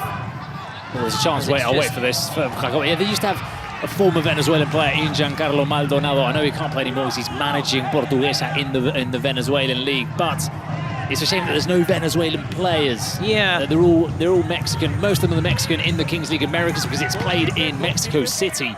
But sometimes, you know, the Argentines had one Argentinian wildcard, Venezuelans just have one Venezuelan, the Peruvians had one Peruvian, the Colombians had a Colombian. Yeah. And it would be nice, you know, to see a couple of Venezuelans in the Channel side. There's only one Colombian in this team, the number 8, Andres Rogeles. Rogeles, exactly. Where's the Ruge on the back of of his jersey, and I think for the Venezuelan people as well, and it would be nice to have sort of one of their own association, an affinity with the team. And then of course, talking of this Venezuela, you can get that camiseta on kingsleague.pro, and that badge reminds me a little bit of the MK Dons badge. I'm just throwing them back to the UK, or maybe is it Eintracht Frankfurt had that kind of, or was it Stuttgart? But anyway, the German I'm not so good. I'm very keen on MK Dons. I'm very much an AFC Wimbledon, I understand. I wouldn't say fan, but I follow them very closely. Yep.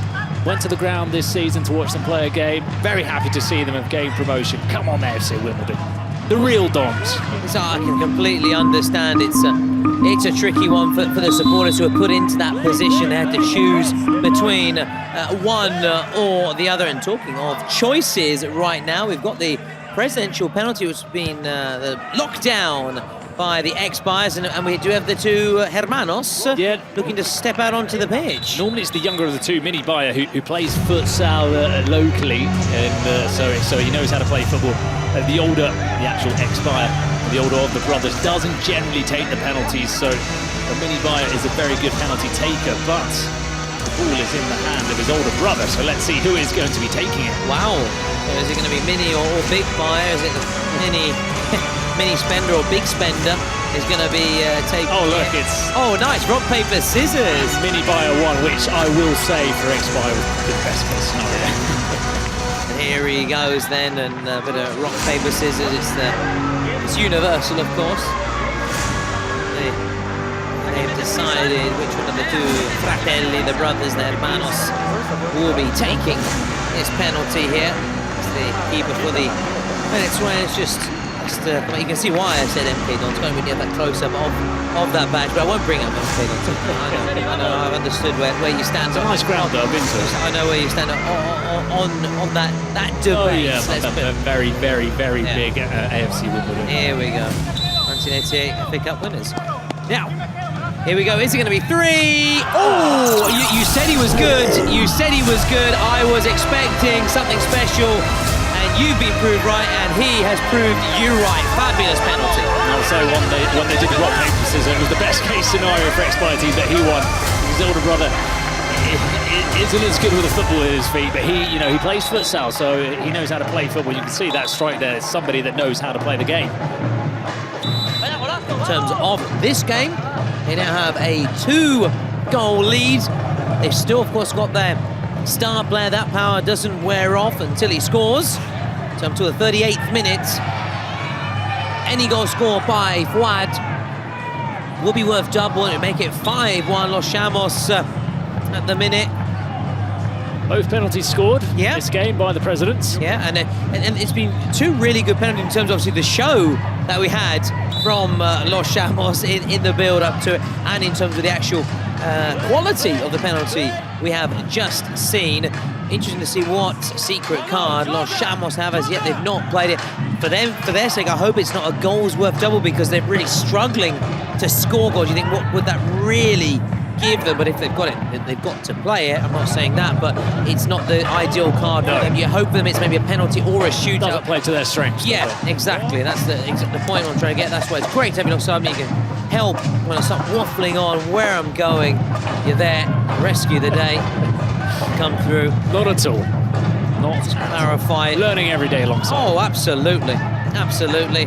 And Los Chamos, of course, continue to pass it around, find an opening. Everybody back for the ex-buyer team. Maybe now they're just going to try and allow Los Chamos to take the initiative, because they've not offered that much overall, and maybe just strike on the break. Maybe that is their tactic. No need to, of course, force this and make a mistake and be caught out on the break. That's what they certainly don't want right now. Ex-buyer team seeing the control, the stranglehold they have on this game.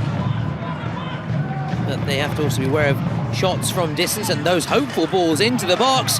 This could be a goal. And the finish from Tony Meya was not up to the standard, unable to apply the finishing touch. Controversial whether he kept it in or not. Yeah, they would all, naturally it would have been checked. Unable to apply that finishing touch there.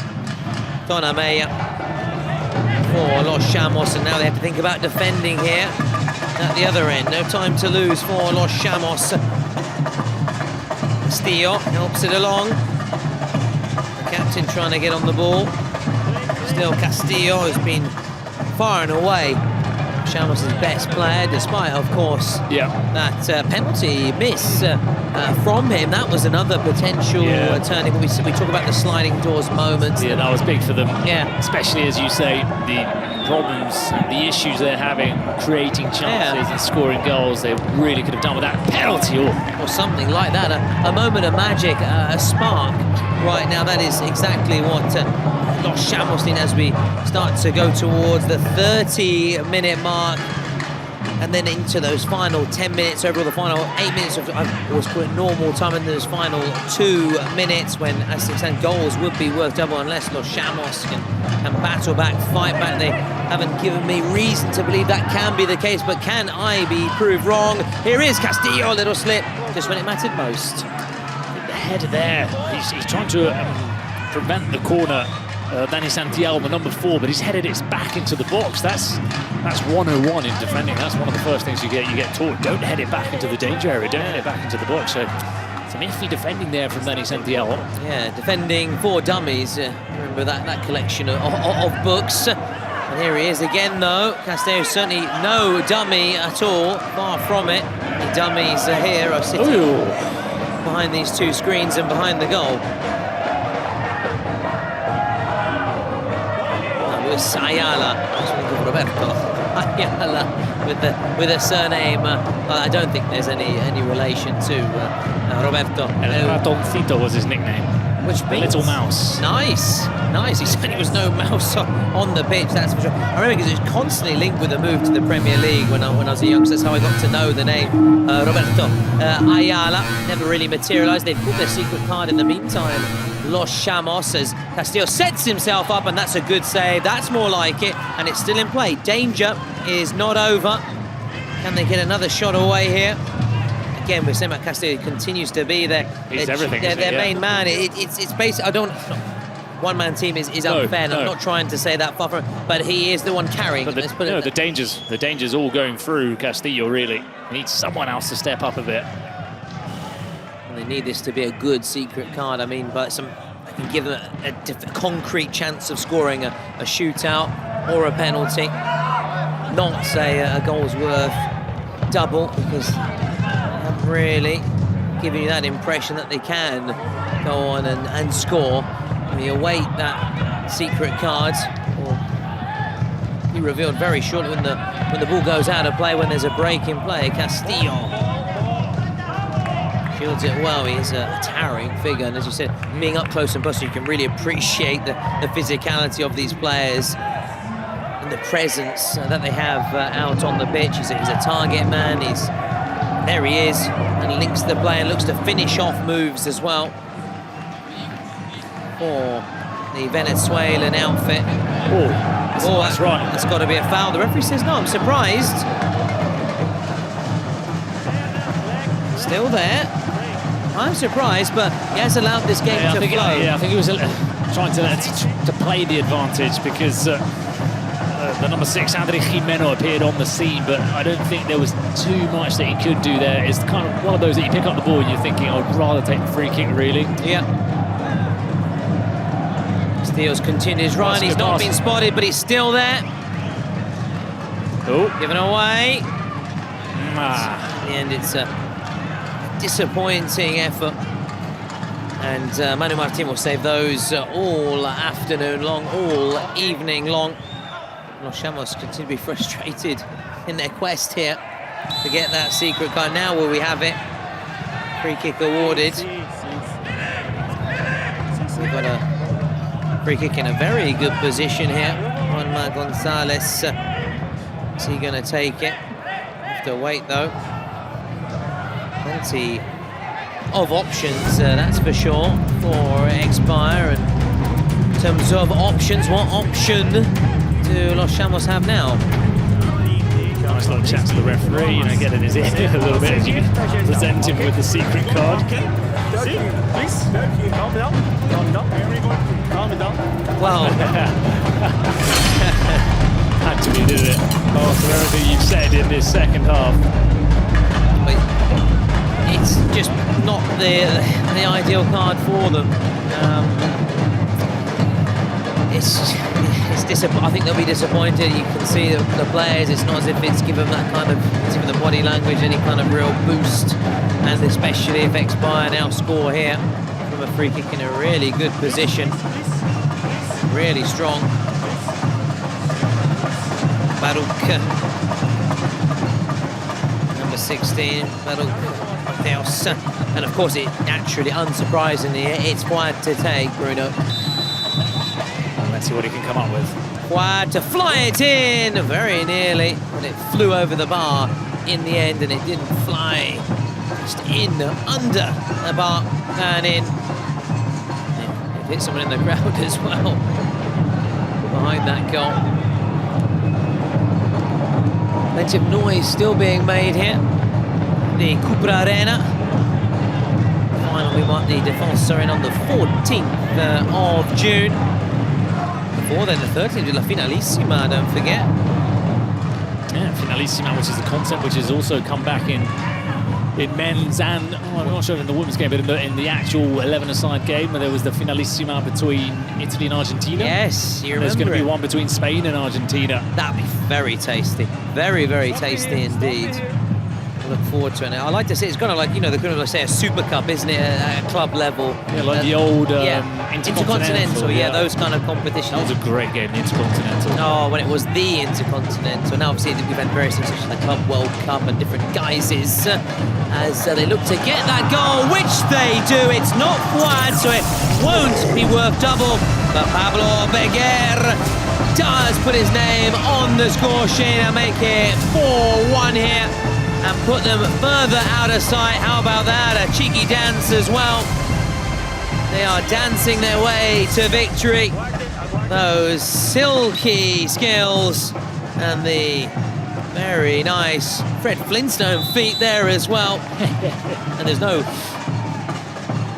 doubt about it when Pablo Beguer is in that kind of position. It's the umpteenth goal of his Kings League career. It's Pablo Beguer doing what Pablo Beguer has always done, which is score goals and be reliable. And he might have had a quiet game for his standards, but he's got his name on the score sheet.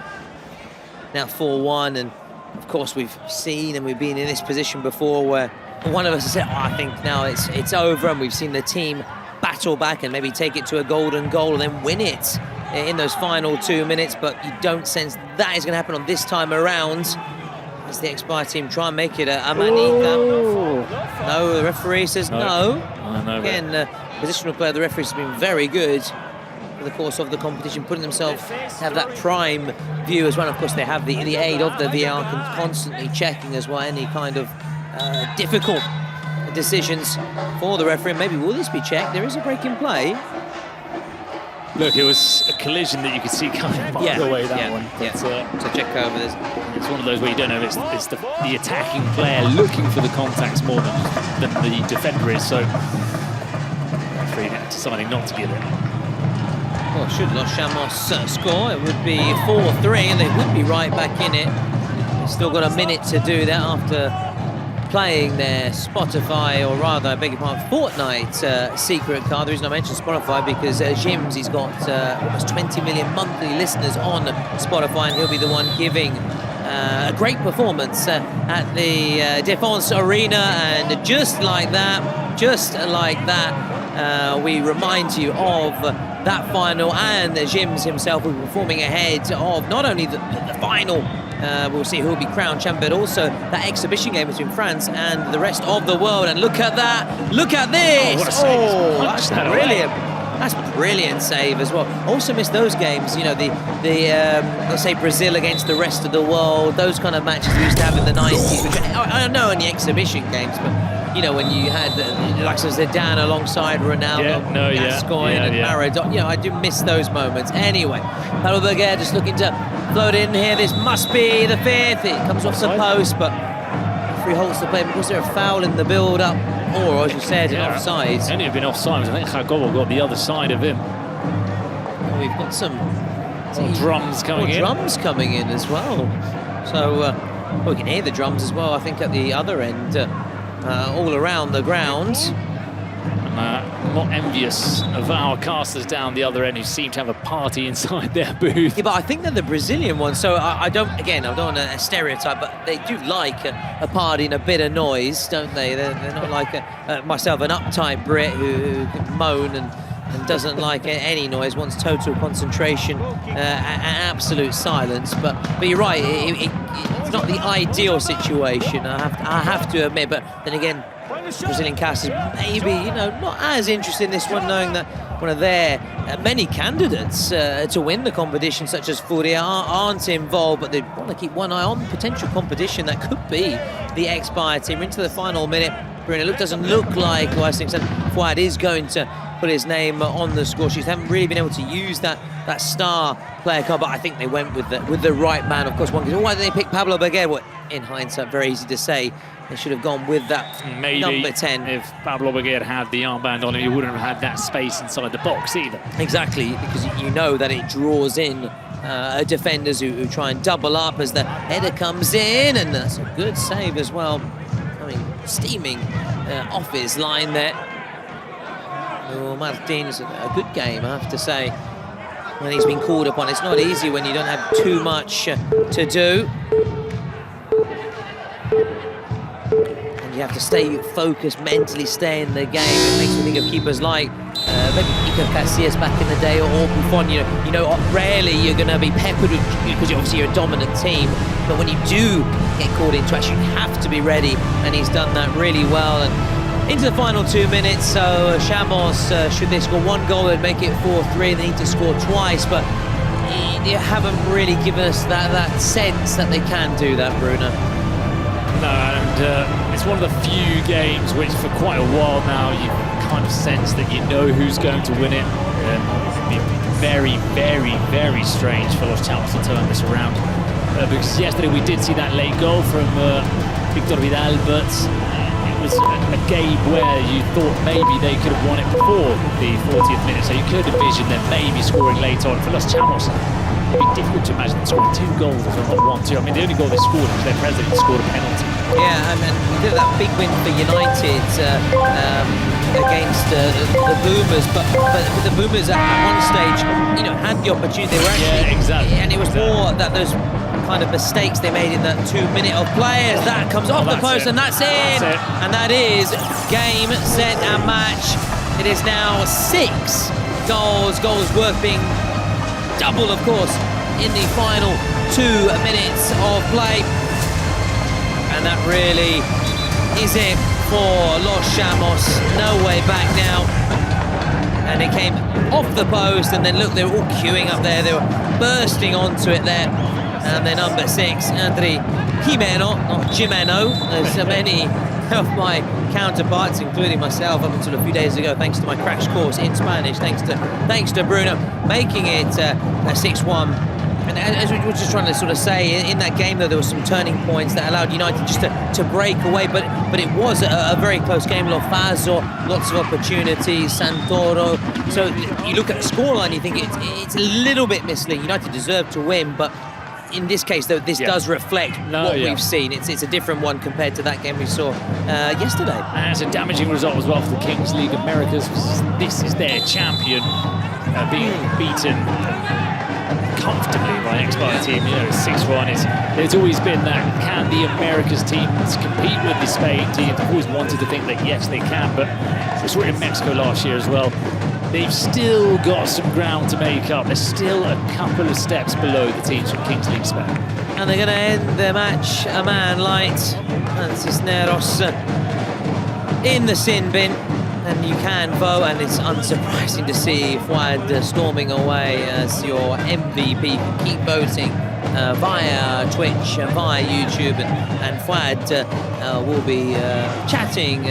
I assume he's going to go on and win it, chatting shortly, and especially if he gets a goal from here, he will be the man of the match straight into the wall.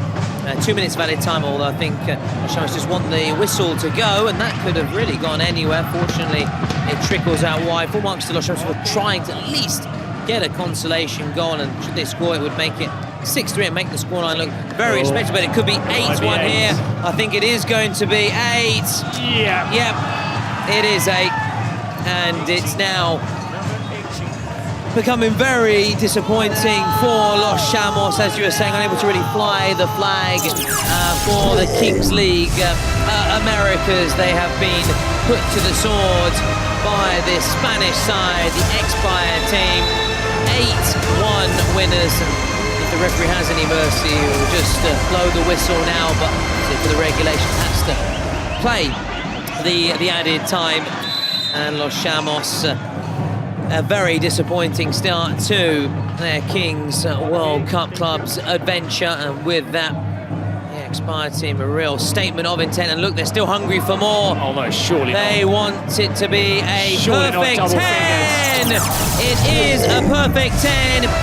Iker Alcaraz. All different scorers as well, Tom. All of them. Iker Alcaraz, Pablo Beguer, Aozora, Kishimoto, Victor Oribe, Adri Jimeno and Fuad all scoring today, as well, of course, as Eric, the Expire, the president. So 10-1, that's a damaging result going forward into their next game as well. That, that's going to hurt them. But it's a rout. It's going to be the biggest scoreline surely we're going to see in these 2 weeks. Yeah, and the Expire team that have shown they like to share the goals around this goal democracy, if you like. Everybody, or many, are playing their part. Of course, goals worth double in this closing stage, which makes it look even more humiliating for Los Chamos, but they have been taught a Kings League lesson here.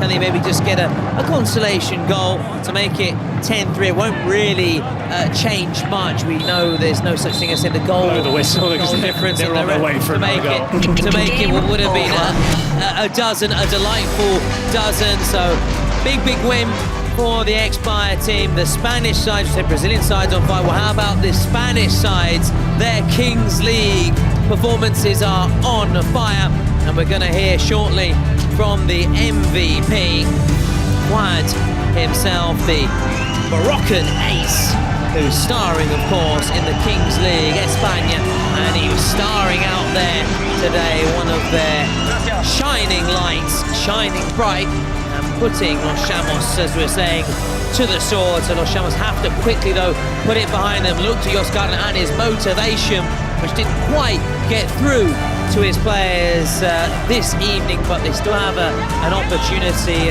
going through to that losers bracket, and then it really is, they can't lose that second game. As for the Expire team, they go through to the winners bracket, and they'll be very confident, thanks also to that man there. He has been fantastic, he was meraviglioso, and we're going to hear from him shortly in his interview, thanks to also Bazar. So we can see confirmation that they march on. The Expire team, congratulations to them, taking on Los Troncos, which can be a fabulous fixture indeed.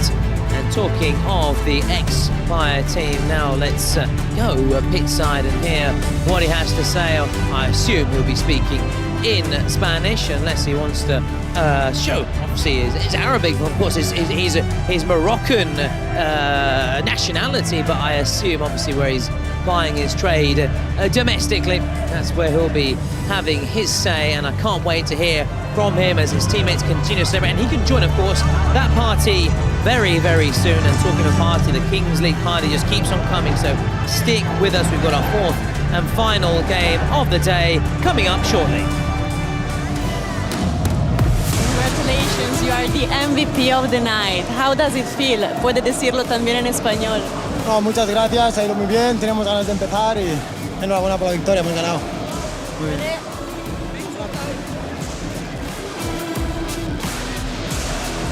Guys, remember you can only find these jerseys on Bazaar, so go run it before you'll miss it. We are going there always with our jerseys, so guys, what are you waiting for? We are there, so get the app and get ready.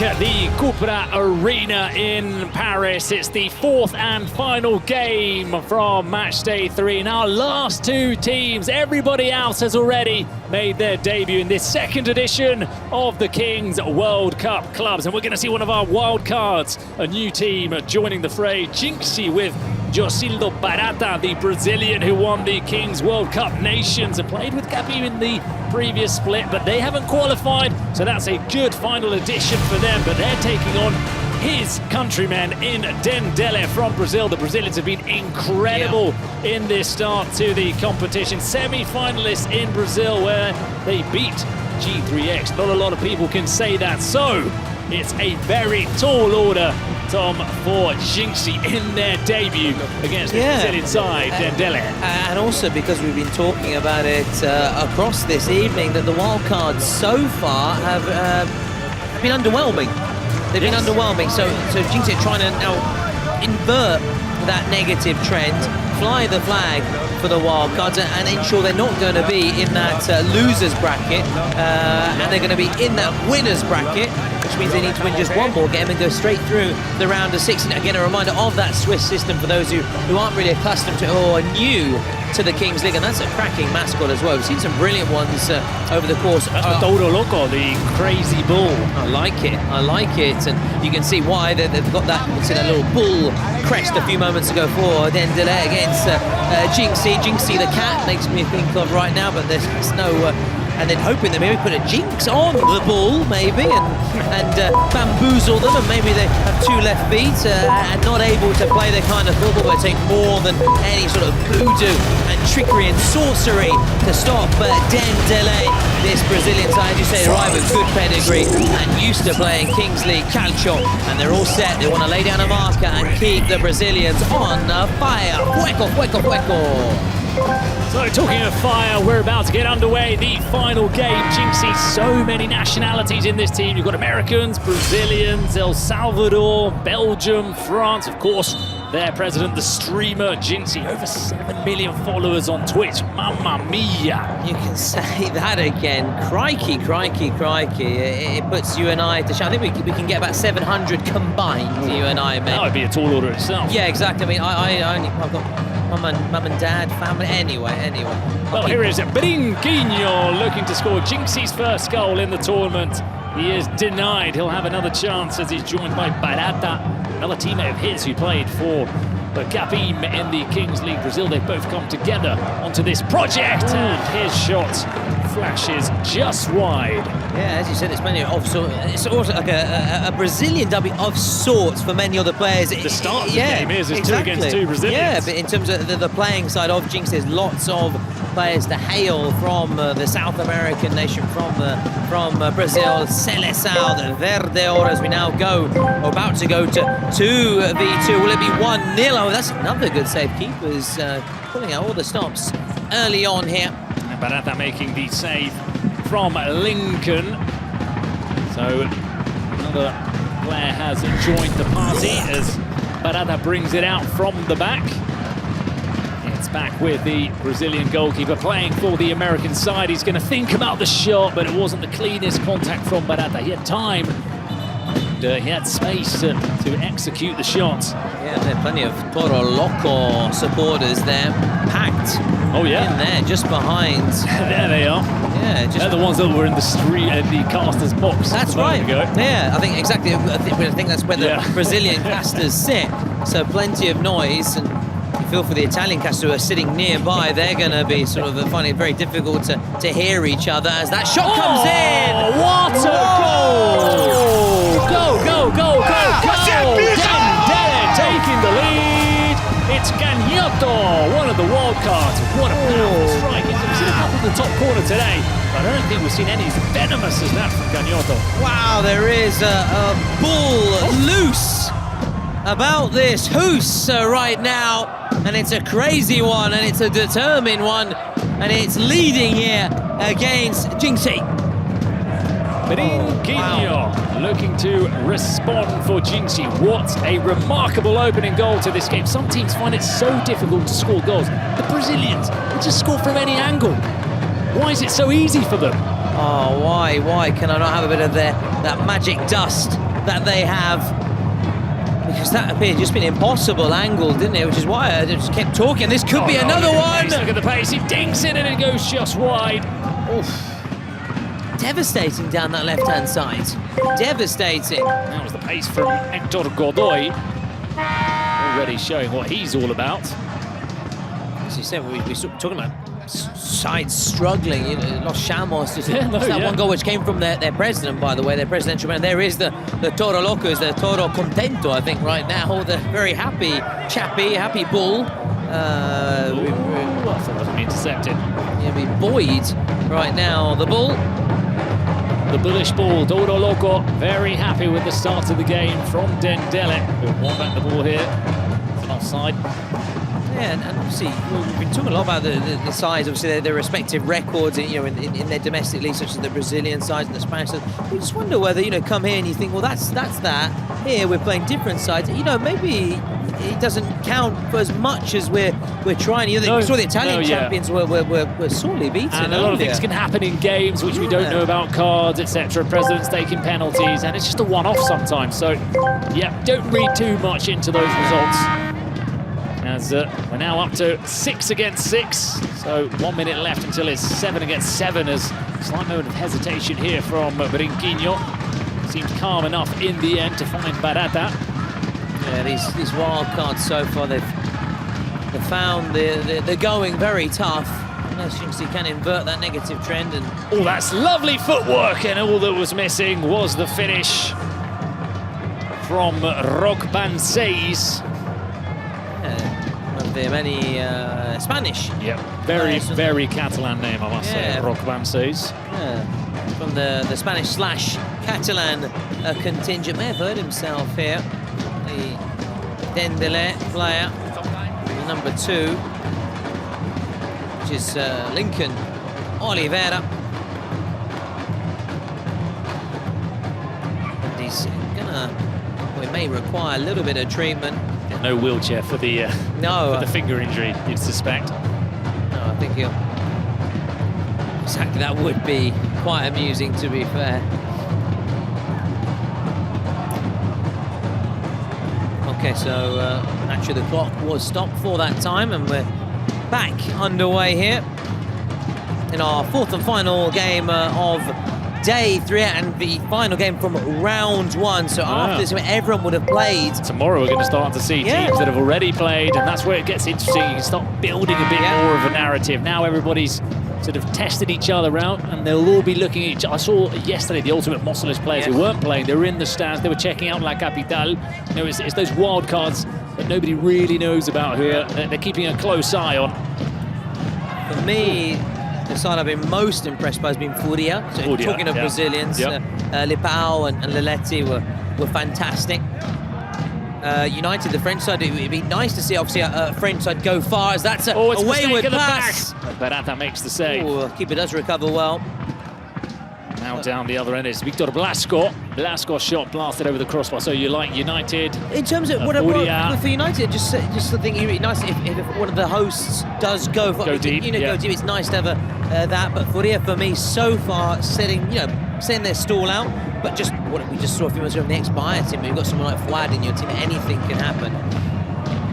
So it's still far too early days, but on this round 1, I would say Furia for me have been the team so far, but it's only been round 1, and how many times have you seen teams fizzle out, or maybe they just had a reasonably good draw in that first game. No, that's another element. I think the big question is, can anybody challenge the Brazilians and the Spanish sides? Yeah. Can a French side emerge? Can an Italian team emerge?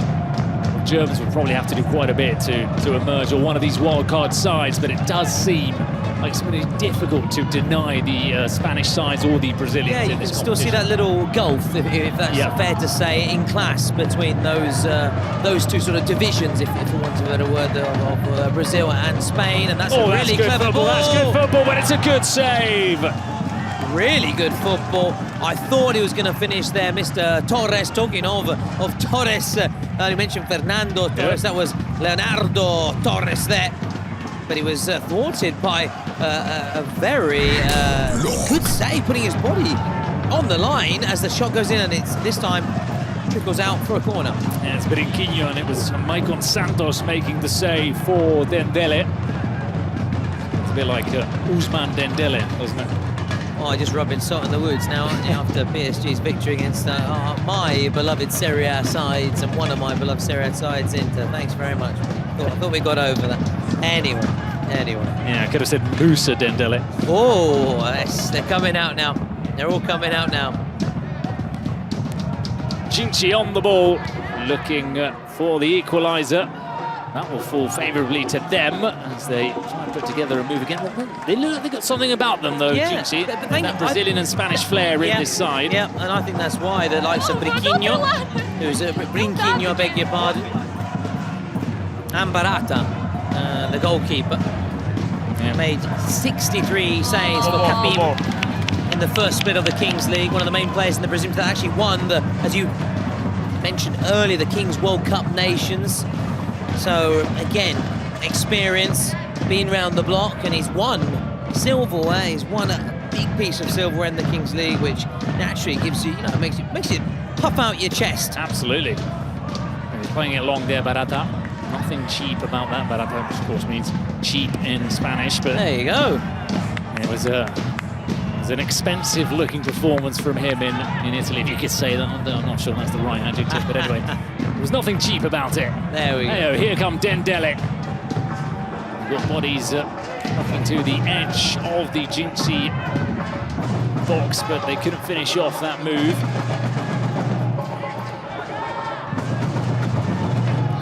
Romarinho. I thought you said Romario for a minute. I was transported back to the 1994 World Cup and the mid-90s. But little Romarinho, there's a chance here. Drags the shot wide. There's Hector Godoy again from the left-hand side. How much does he love getting the ball on the left-hand side and just cutting inside and trying to unleash the shot. Barata. Oh, that's probably not the best place to play it out from the back. Oh, he's done brilliantly. Aleix Martí still going. And he's put it out to left hand. They've lost the surprise factor. Yeah, looks like that was incredible how he came out. Listen, it was risky. It could have been disastrous. Came out of the cave, as you'd say very in Spanish. Good, but it was very good, and he did emerge from the back cave, as they are playing in the kind of black kind of strip. I do like that expression, out from the cave, out of the darkness and into the light. Final player to touch the ball there was Romarinho, so it's back with Jinxie, I should say. The Americans, I don't know why I was giving it a little Brazilian twang to the name there. But there's lots of Brazilians. Oh, that looked like a foul, yep. Is it going to be a card? It could be a card, you know. I thought he was going to bring out the yellow, Yeah, just the way he was... coming across so forcefully. Yeah, with that determination, but doesn't look like there's going to be a card. I think definite foul. There's no doubt about that. Well, you can see Jinxie wasn't too happy with that decision from the referee, screaming at the referee to show a card. Screaming from afar. This reminds me of, remember Iceland at the Euros? Yeah, the Viking clap, was it? Just that kind of beat, that rhythm. Here we go. The free kick, a chance for Jinxie. Oh, it was a jinky-majinky over the bar, or over the wall rather, and onto the bar. That was a different way to strike a free kick. Say that again. Jedi. Brinquinho. Crashing off that crossbar. Barata, he's given him an awkward pass, and that will allow Dendele to come back into their half. Yeah, and after surviving that scare, Dendele need to... They're looking okay, aren't they? Jinxie are looking good. As for Dendele, after surviving that scare, they need to grab the game by the scruff of the neck again, and they haven't really kicked on. Very early on, they were looking really good, and we're singing the praise of Brazilian size, but Jinxie have weathered that storm. They've been really unfortunate just a few moments ago with that free kick. They now building, but this building up from the back a couple of times, it's a few hairy moments, very I have to say, Both Barata and Aleix Martí seem very confident on the ball at the back, and it's worked for them a couple of times, although previously there was an occasion where Barata played it straight out of play. This time they couldn't connect to an attack. In the middle, Brinquinho. He's seeing a lot of the ball in this game. Plays it back to Yeray. This is Rokban says. Barata. Oh, again risky. They've got away with it, not for but the how many first times time can yet. they get away? They're not going to get away with it every time. So Bansays now clatters into the Brazilian player, but he'll get another chance. Bansays was driving straight at that defence. No way through. That clearance will drop to Barata. Brinquinho. Aleix Martí. Brinquinho playing the quick 1-2s. This is better football from Jinxie. Yeah, as I said, they managed to soak up that pressure. But then, having said that, it's playing out from the back. There are some mistakes at the back, aren't they? Yeah, they're clearly happy just to take the risk and play this open style. That was a clear foul on Tuco. So when it works out, it's brilliant. But otherwise, though, it's so risky. And they are trailing. Let's not forget they're trailing. They're not leading. Looking for some space to bring off the shot. Tuco again. Well, he looked one way, he played it the other. I don't think anybody was singing from the same hymn sheet as Tuco there. That's another late challenge. Still no cards, though. Yeah, still no cards. There have been a couple from Dendel so far. I think they may be a little bit fortunate to have not been punished in that regard.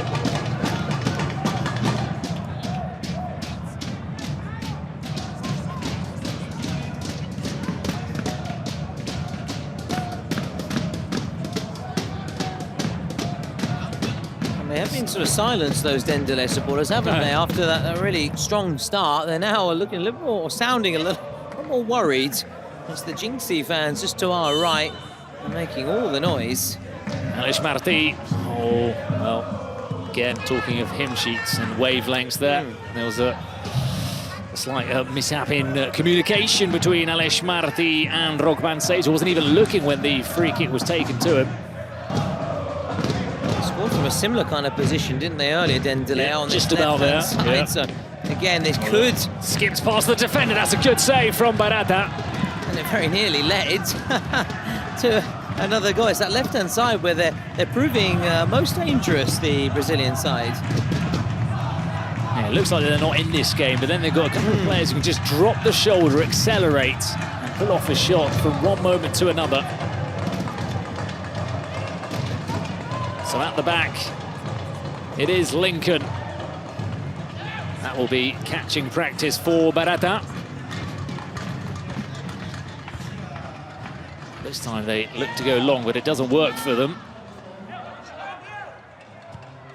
To the left-hand side, this is where the threat tends to come. Look at that quick Brazilian feet over there. Good vision as well. It's being pushed back. Well, yeah, vision from these Brazilian players always. It's cross-field passing. Second to none. Looking to switch the play. It was Brian Bustamante who committed the foul on Lincoln.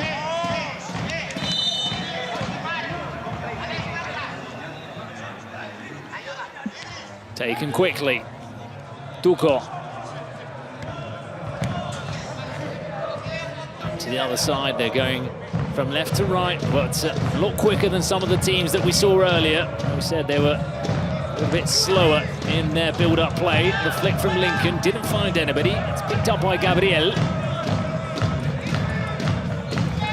Gabriel stepping on the ball, accelerating, can't get beyond Aleix Martí. It's another orange jersey as well, just thinking about it. We've seen quite a few of those orange kind of colours. Hopefully they don't play each other, then after, obviously one of the times we have to put an away kit on, perhaps a different colour, but it's very popular. Very popular, that colour. Because there are 32 teams, so... there are 32 colours. There are 32 colours, I was going to say. Different shades of colours, but yeah. Tuco. Minute and 10 seconds until we get the dice. 71% possession for Jinxie, although I think Dendele are seeing more and more of the ball in these last minutes. Yeah, Dendele coming back into it as we go towards that 18th minute, and the JD roll of the dice. There was another anticipation with Jinxie looking to play it out from the back. This time Alesh Marti can play it to the middle, not the place to be dribbling. Scrappy, scrappy, scrappy. The overlapping run from Dugo, and that's a better challenge from Brinquinho coming across. What was it? No, it was Victor Blasco. Hector lays it back to Gabriel. Over to the left. This is now Gabriel. Chance to fire in across. It takes a deflection. It was Matias Alves. Still time. There's still time. They've got to hurry They've got to take it quickly up, because, of course, the clock continues to tick down. And there is no added time when we get to 18, so they're going to have to take this quickly, and someone's going to have to try and shoot. 3, 2, 1. No, there won't be enough time to finish off the move. So 1-0 Dendel when we head towards the dice.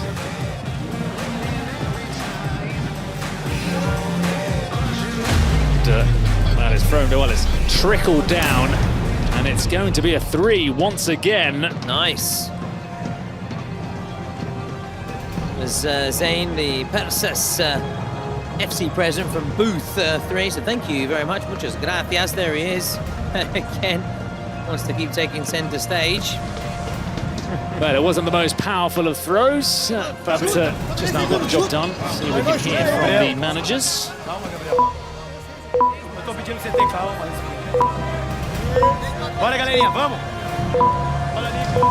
Didn't seem to be too happy with something his manager was saying there, Gabriel. Wellington de Oliveira is the head coach for Dendel. Robert Cornfield, who is Spanish, but he's called Robert Cornfield, is the head coach for Jinxie. I think there is some kind of Anglo-Saxon heritage there. What a hit! Oh, again, it's a left-footed strike from that angle, and it's a good save from Barata, turning it onto the crossbar. There's that man again. Yeah, and the 3v3, you always feel with the Brazilians, it's a dangerous place to be, because they love, this is the football they grow up playing on the streets. Yeah, this is where Dendel could really start to take control, you know. They're looking for that space. Lincoln out wide, back to Lincoln. It could be a pass. There's no offside if he Why played didn't he pass it? Why didn't he pass it? Yes, Bustamante He's was free very on this deep. side, the number 92. He's free. He wants it. Give it to me, he says. Finally, Tuco. Exactly. Why didn't you pass it to me earlier? You knew I was completely unmarked. He's finished it off.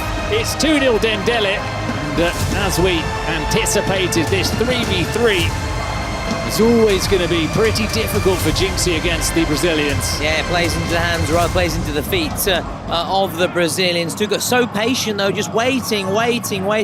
They eventually got the ball to him, and he made no mistakes, and they have doubled their advantage. They now lead 2-0, and it could be more as soon as if they can get possession back right away. As you remind us in that last game, unlike in that first minute and the first part, the keepers can come out of their penalty areas, their boxes. In this stage, they can't.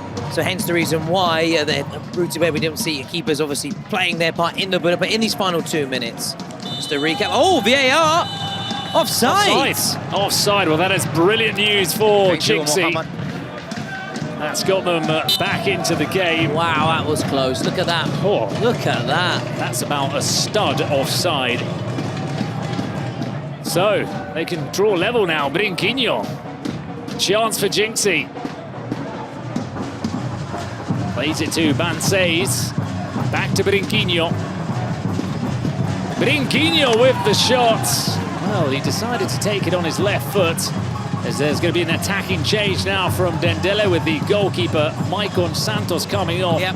So 3 outfield players for Dendel yet again. Exactly, so that's the move we're just trying to talk about. If you want to have that sort of numerical, try and get that kind of advantage in these situations, you need to take the keeper off as the shot comes in from Lincoln!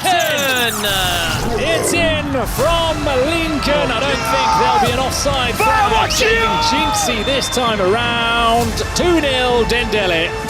Oh, it was lovely from Lincoln. He lashes it home.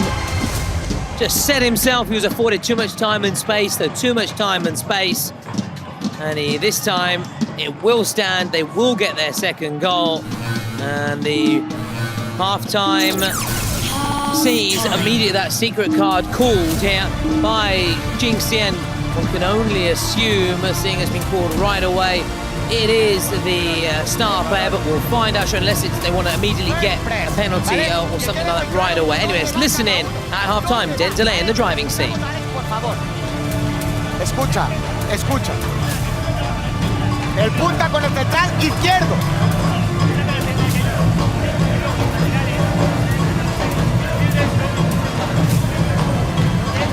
Víctor, brinquillo, saltas fuera, vas con el lateral, Idris.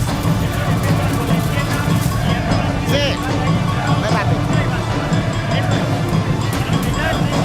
3 contra 3, mano a mano, cuando tiene la balón al portero, rápido identifico, que no identificáis rápido. Deixa ele sozinho. Oi. Calma.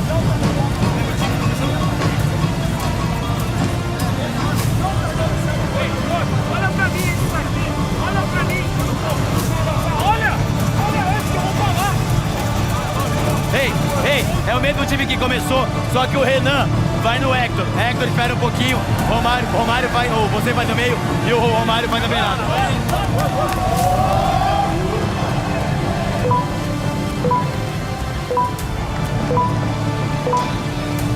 Well, there was Wellington there, Oliveira, with some final words of encouragement for his players. And just looking ahead to the bracket, if Jinxie were to lose this game, if I'm not mistaken, they would come up against Murash, which, exactly, no disrespect to Murash, but in a loser's pool, it's probably one of the better fixtures that you could get, because they're also wildcards, so in the same kind of situation as Jinxie. So obviously it's not the end of the road if they are to lose this game, but look, it's only 2-0 and they could very well get themselves back into this game, and they've shown signs of being capable of getting back into this game. Thanks also to the secret card, which has been locked in. We'll find out shortly what it is going to be. They clearly want to get a way back into the match, which is why they called it at half-time. No real time to lose for them. For Jinxie, they've called that card right away as they try and claw back the deficit here. We're about to see what the fortnight secret card is. The referee comes across, Bruno. Well, can unveil what Jinxie will be able to play in this second half, which is a penalty. What, they're playing it very early. Very early. I don't think I've ever seen a penalty being used that early on in a game. Oh, clearly just didn't want maybe Dendel to build up that kind of, maybe any kind of build up some steam and start racing away with it. So that big man there needs to step up as he has done so far when he's been called into action. Don't get me wrong, but has to do it again here against Brinquinho. It's another lengthy run over like Castillo we saw in the previous match. Well, they've been given the best card possible, Jinxie. Are they going to make the most of it? Brinquinho down the middle, no mistake, it's 2-1. And look at Jinxie celebrating from home. That's a yellow card though, that's a yellow card for that. He's going to be booked. You can't take your shirt off. Well, emotional scenes from the States. His side have reduced a deficit, but Dendel, of course, still have that secret card to be used in the second half. Yeah, and obviously with the fact that the president is in the USA, it's clearly he won't be able to take his penalty. He'll be designating one of the players to take a shootout for Jinxie. So we'll see what Dendel can offer now that the game is wide open again. And Jinxie have cut the deficit, reduced the arrears here.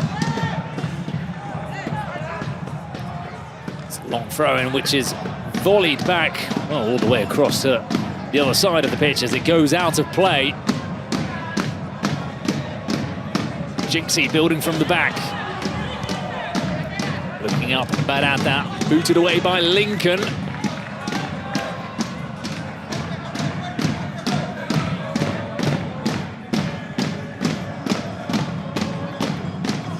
Nice jump. Flick on there. Yeah, Santi Gordillo with the header. Elevation there.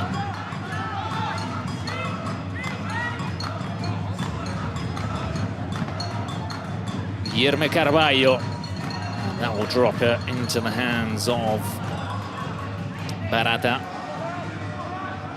It's a long throw from him. Almost sort of Schmeichel-esque, wasn't it? That kind of throw. Yeah, absolutely. The 90s, Schmeichel renowned for that, one of his hallmarks. Wasting no time in getting the ball forward. It's a very good challenge in the middle by Blasco, and why not? The long distance effort, worth a go. Saved by Maicon Santos. I think he's hurt himself winning back that ball. That was a strong 50-50. He came out on top, but he definitely felt the brunt of that challenge. Yeah, clock's been stopped. Treatment has been called on. Medical staff coming on here. A lot of noise being made. Just to our right here, the Jinxie fans. Obviously, they're feeling good right now. Their side converted that penalty, and the Toro Loco is looking like a Toro Preocupes, a Toro Preocupato, worried right now. And I'm sure Jinxie was worried seeing Blasco injured, but he's picked himself back up. He's the engine in the midfield for Jinxie, so fortunately for them, he's back up on his feet.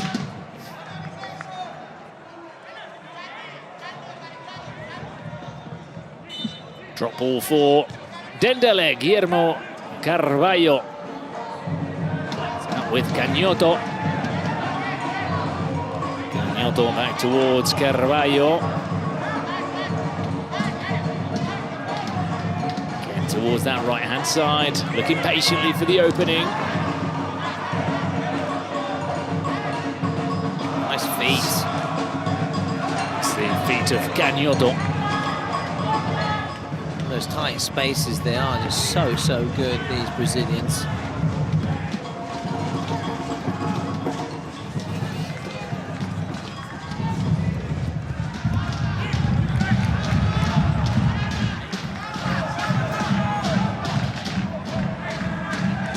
So the goal kick for Jinxie. Again, they're going to stick to their guns and try and play it out from the back.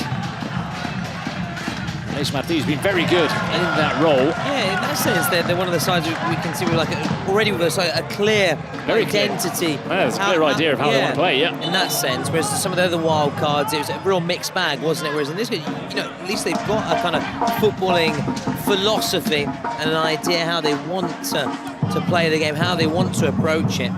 But they continue the trail. They've certainly doing themselves out of all the wild cards, the ones that so far holding their own a lot better, I would say. Yeah, the two American sides have probably been the most impressive out of the wild cards, Miami 7 and Jinxie. We know Miami 7, that red card proved costly. Absolutely. High vest for them. And up until that point, they're actually in control. It really allowed Porcinos to go on and win the game. When we talk about turning points, sliding doors moments and key moments, and that really was one of them. Hopefully you can still hear Bruno and I, because there is a chap just banging away on that drum, and he's not getting tired.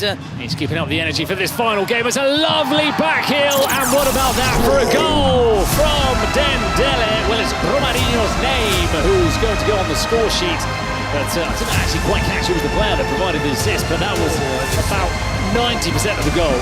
As you were saying, talking about energy, talking about a lot of noise. They're making a lot of noise now. The Dendele players, after that Tuco, who had his goal earlier ruled out for offside, to some extent making amends with a beautiful, cheeky little flick. And Romarinho, then the Toro Loco, now he's happy again. Now I think it's he, it could be a she, is very happy indeed, bouncing up and down, and they've called their presidential penalty as well, which something we like to see, that when you've got that goal, try and get them right away with your presidential penalty. So the presidential penalty will take place afterwards, but I was checking on the record of Dendele's president. It's Paulinho Luqueta. Luqueta has scored 6 out of the 8 penalties he's taken, so high conversion rate for the Dendele president. Yeah, it bodes well then. Bodes well for them as they look to stretch this lead further. Caught in possession. Just wide from Renan Assumpção. Again, it's that slippery slope of playing it out from the back, and here comes the crazy ball, Super Toro Loco. One of the best penalty taking presidents, at least in terms of stat version rate, yeah, and percentages.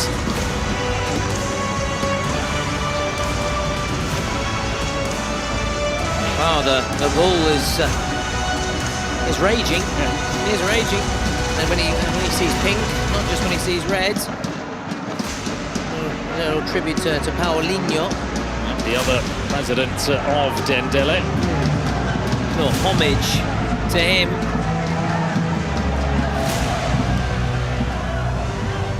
Still very much alive, despite that looking like it's a homage to somebody who's no longer with us, but no, he's watching from home in Brazil. A little tribute to him.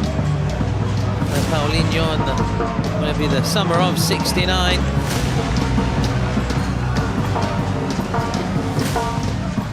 Another big moment in this game. Barata, who will probably have faced a penalty of his in the Kings League in Brazil. So not uncharted territory.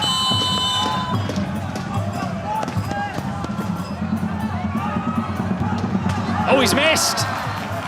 He's missed. It's 6 out of 8 in Brazil, but it's 0 out of 1 in on European soil. And that is a huge lifeline for Jinxie. Yeah, you've got to at least hit the target, Bryn. You've got to at least hit the target. That's your minimum, and then you know that it can either, obviously, if the keeper goes the wrong way, you scored. If the keeper even saves it, there's a chance that it might, go in off the keeper. All sorts of factors, but you've got to hit the target. He's failed to hit the target. He's failed to stretch Dendel's lead. They're still, of course, in pole position to bring home this win, but that was a big chance for them to take a step closer to going straight through to the winners bracket here at the Kings World Cup Clubs in Paris. Guilherme does well to come out of that tight space. He's found Lincoln. The second goal for Dendel. Romarinho with, I'd say, the best of the 3 goals. The pick of the bunch for Dendel. And Tuco's little flick back, which was gorgeous. Lovely little touch. Lincoln back towards Guilherme Carvalho. Romarinho with Guilherme. Someone's going to have to step out and try and press them, because they're very comfortable here. Now there's the long distance shots. It was Hector Godoy again. And somebody's locked in. Oh, it's a presidential penalty for Jinxie, so it will be a shootout, of course. But President Jinxie is not here. Unless he can, get a Concorde quickly all the way to Paris, but that's... no longer exists. No longer exists, first of all, but I like to go back to those 90s and 2000s, so bringing up some of our youth, some of our childhood. I imagine it'll be Brinquinho, but we'll see what Jinxie have in store. Oh, that's going to fall to Brinquinho, and he's forced an acrobatic save out of Maicon Santos. I think he may have fouled the keeper in the process. Nothing wrong with that. It's a good save in the end, but I don't see a great deal wrong with the build-up play. No. So we're going to get that shootout, I believe. Yep, the referee sending everybody back onto the halfway line.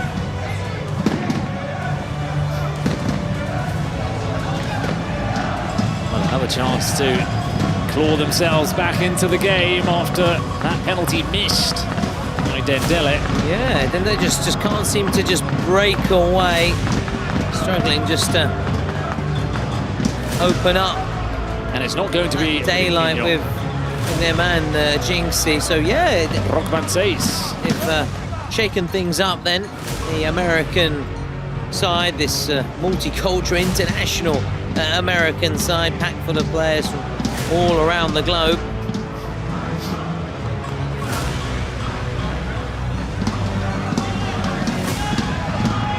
So Rockman says against Maicon Santos.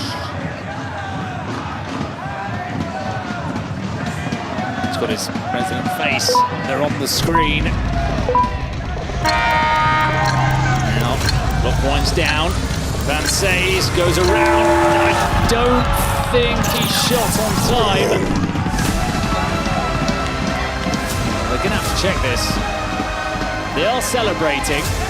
They're confident that the goal stands. I think the referee, yeah, he's waiting, isn't he? He's waiting for confirmation. Let's see. And that's why the referee hasn't given it, because there was that doubt. What they need to show us is the angle where you can see the clock, the big screens inside the arena. This will tell us if the shot was... Oh, I think it might have been. I think he did get it away. It might have been. Yeah. It was just about on the one. It was just in the nick of time, just in the rock of time from just about on time. And it was a brilliant penalty shootout from him. The way he just took it round the keeper and managed to keep his composure to get that strike away and into an empty net. The referee is still awaiting complete confirmation, but I think it was just on time. And yes, the goal does stand. So Jinxie are back into the game. It's 3-2 with the final 40 minutes left. Everything to play for. Now we can say what a strike it was.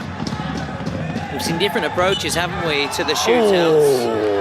That's disappointing for the number 10 who thought he was through there, but yeah, he was bursting through. Yeah, we've seen the option of maybe trying to create an angle and get the shot away, go around the keeper, just go one-on-one and then try and chip him, or try and find that bottom corner. Different routes, different ways, different strategies, although most of the times it's the keepers coming out on top. We've seen obviously more save or miss than actually converted so far in the tournament.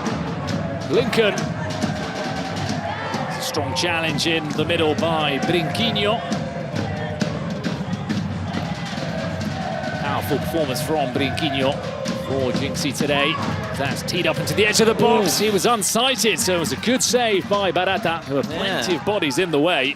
Nicely struck by Guilherme Carvalho. Just on the edge of the box. And his view was blocked as well, the keeper of Jinxie as well, so not an easy save to make, far from it, as player down clutching his head here. Brinquinho, who was looking to skip past the defender on the flank, and he's been... it took a while blowing his whistle, but it looked like a clear foul. He's been heavily involved, hasn't he? He's in the wars there, Brinquinho.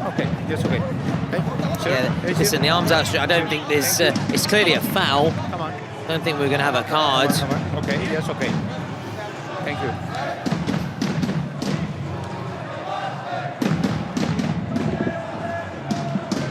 So, Maicon sets up his wall. It's a tight angle. It's pretty close to where Dendel has scored, although there's no surprise factor with the free kick. It would take something special to score directly from the free kick here. Yeah, in fact, he plays it short. That's why he plays it backwards, yeah. So, they are a very possession-based side, Jinxie. Like to take care of the ball. But, that free kick has come to nothing in the end.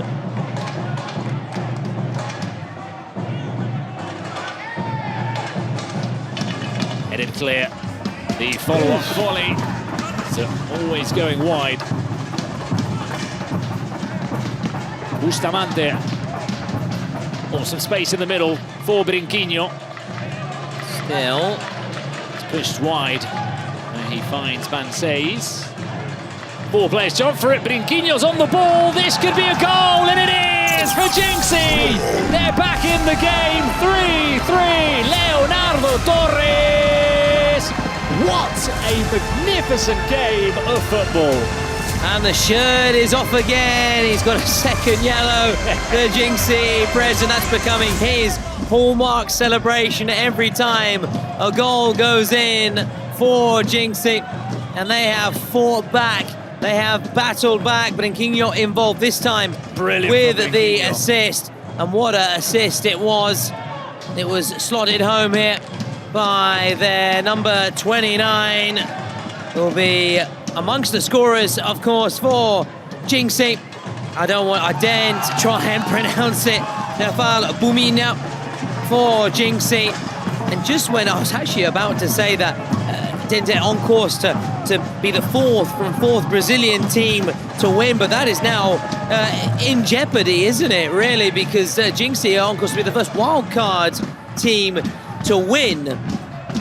Well, let's see if they can finish off the game or not, but Brinquinho's been absolutely magnificent for them. There was some confusion in the defense. Yeah. He was the quickest to react, and he set it up on a silver platter for Leonardo Torres. So 3-3, hugely impressive display from Jinxie. The way that despite when they were losing, they continued to play the ball out from the back. They continued to take care of the ball. It's been a true identity to the way they play the game, and I've been mightily impressed with them today. That's exactly what we've been saying. You know, out of all the wild cards, it's a sign that's set out its stall. Set out its stall. This is how we're going to play. Whereas Dendel, you in particular, having followed plenty of Kings League football, we know how they play their kind of style, and I think they're turning, aren't they, to their secret card, because they need something right now, because they're on the back foot and they're at risk here, because Jinxie have momentum on their side. They are buoyed right now. Yeah, they've inflicted some damage, and the way to try and counteract that is with a secret card, which is the last external element which is going to be introduced into the game. Referee, does he blow his whistle there? Yeah, he has given the foul against Google. Will there be a card or not? I don't think so. But certainly the foul, you're right, has been given. The free kick has been given. It's going to be a card, but it's the secret card.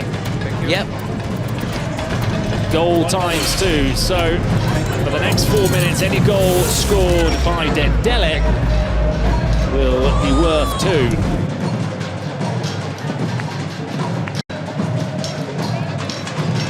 Actually, it's not a bad moment to bring out the card. They got this free kick on the edge of the box. Yeah.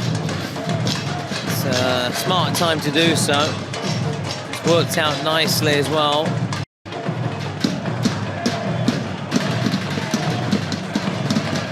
That presidential booth for Dendel has gone from cheers to concern, unless they can get this goal now.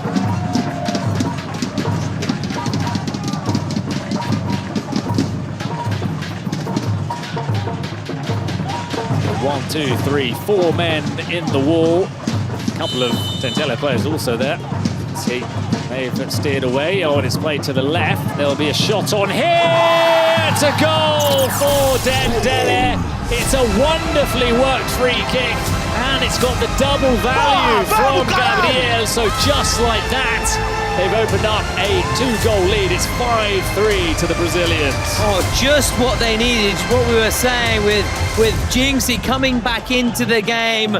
We were singing their praises, but Dendel, and that's the Kings League, the strategy. Play that secret card, give yourself an opportunity, a lifeline, which they've done, and they've made full use. And the good news for them is they've still got more than 3 minutes to get more goals and stretch this lead even further, open up a bigger gap. They now lead 5, and what a well-worked goal as well. But what an excellent finish by Gabriel Revuglio. Well, it's the first time we've seen a double value goal being scored using the secret card in this competition. And well, the image there says that they've still got the double value goal for the next 2 minutes and 50 seconds. Guilherme.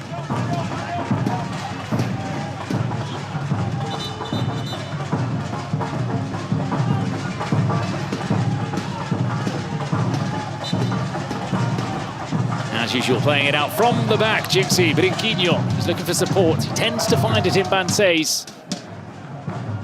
Banseis and back to Brinquinho. Too much on that ball. He's overcooked it. Yeah, but seeing, Bruno, what we've seen from Jinxie across this game, you certainly can't rule them out. Time and time again, they have battled back, and this game it's been in different stages and phases. We've seen Dendel on top, Jinxie on top, and now obviously it's Dendel have the advantage. But you just can't rule out. You can't write off this Jinxie side. They're sticking to their guns, sticking to their principles, but they've just got to hang on here for a couple of minutes and ensure that Dendel don't score again, because otherwise, as we saying, it would be still worth double. It'll make it 7-3, which maybe put the game out of sight for them. But as I say, this Jinxie side, just don't write them off. And as we also know, in general, in the Kings League, it's not over until it's over. So many different factors continue to come into play. Leo Torres goes down, no foul, says the referee. It's back with Dendel.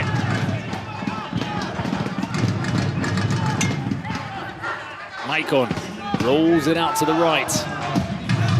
Every time you say Maicon, I'm sorry, I keep thinking of the former Inter fullback and the Brazilian Maicon. One of that great goal against Barcelona in 2010. And an amazing goal against Juventus that very same season in Serie A. Anyway. enough, basta. Let's focus about this Maicon for Dendel. Gagnoto. Oh, the flick back towards Gagnoto. It's another one for Dendel, but the goalkeeper's lifting up his hand. It is offside. Yeah. It's offside. Yeah. Oh, Barata clearly saw that that was not a legal goal. Yeah, and the player himself immediately looked across to the assist and just wanted to maybe have some kind of hope that he would. Yeah. But you see there, yeah, clearly offside from Duco. Actually, it will be double checked, triple checked, but you can see it immediately here. Look, there you go. In fact, yeah. Look at that.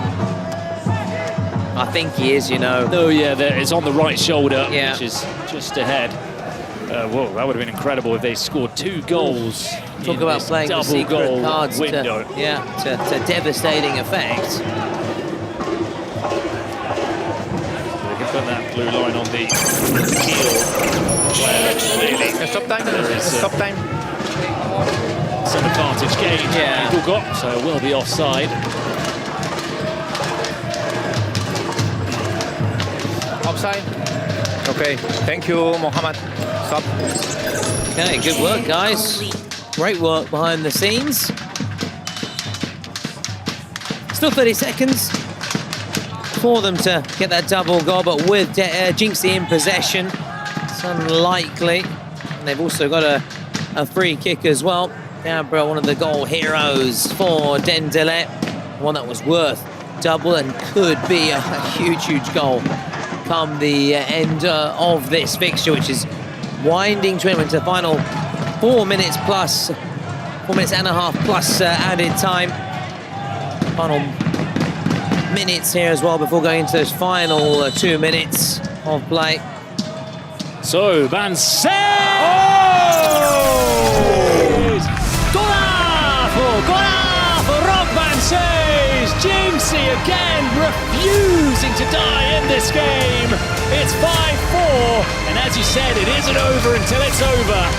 And this time, I'm glad to say the shirt is staying on. Happy to see it, and as we're also saying, this Jinxie side just never knows when it's beaten. This Jinxie side, you can't write them off, never rule them out. How many times have we had maybe the impression that Dendel were going to go on and kick on and break away? Far from it. They are back in it, 5-4 as we go into those final 2 minutes, which are going to be crucial when it looks like that's when the game is going to be decided. Well, what an exciting end to the day. What a spectacle that Dendel and Jinxie are offering. So many twists and turns, ups and downs in this game. What a wonderful free kick as well. Bending it around the wall. Quick thinking, wasn't it? Love to see a free kick goal. Oh, and hang on, there's a counter-attack on here. The chance for Jinxie coming forward. Maybe thought about it too long there. On the ball, Santi Gordillo. Down the other end, they're asking for a penalty, not given. Now the counter from Jinxie. Oh, end-to-end stuff, it's breathless here. Oh, Brinquinho's cross didn't find Santi Brinquinho. What a player.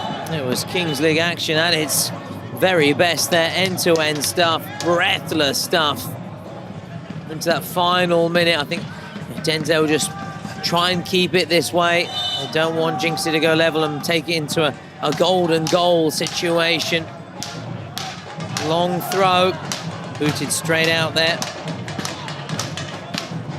They may keep Jinxie pinned back here into these closing stages.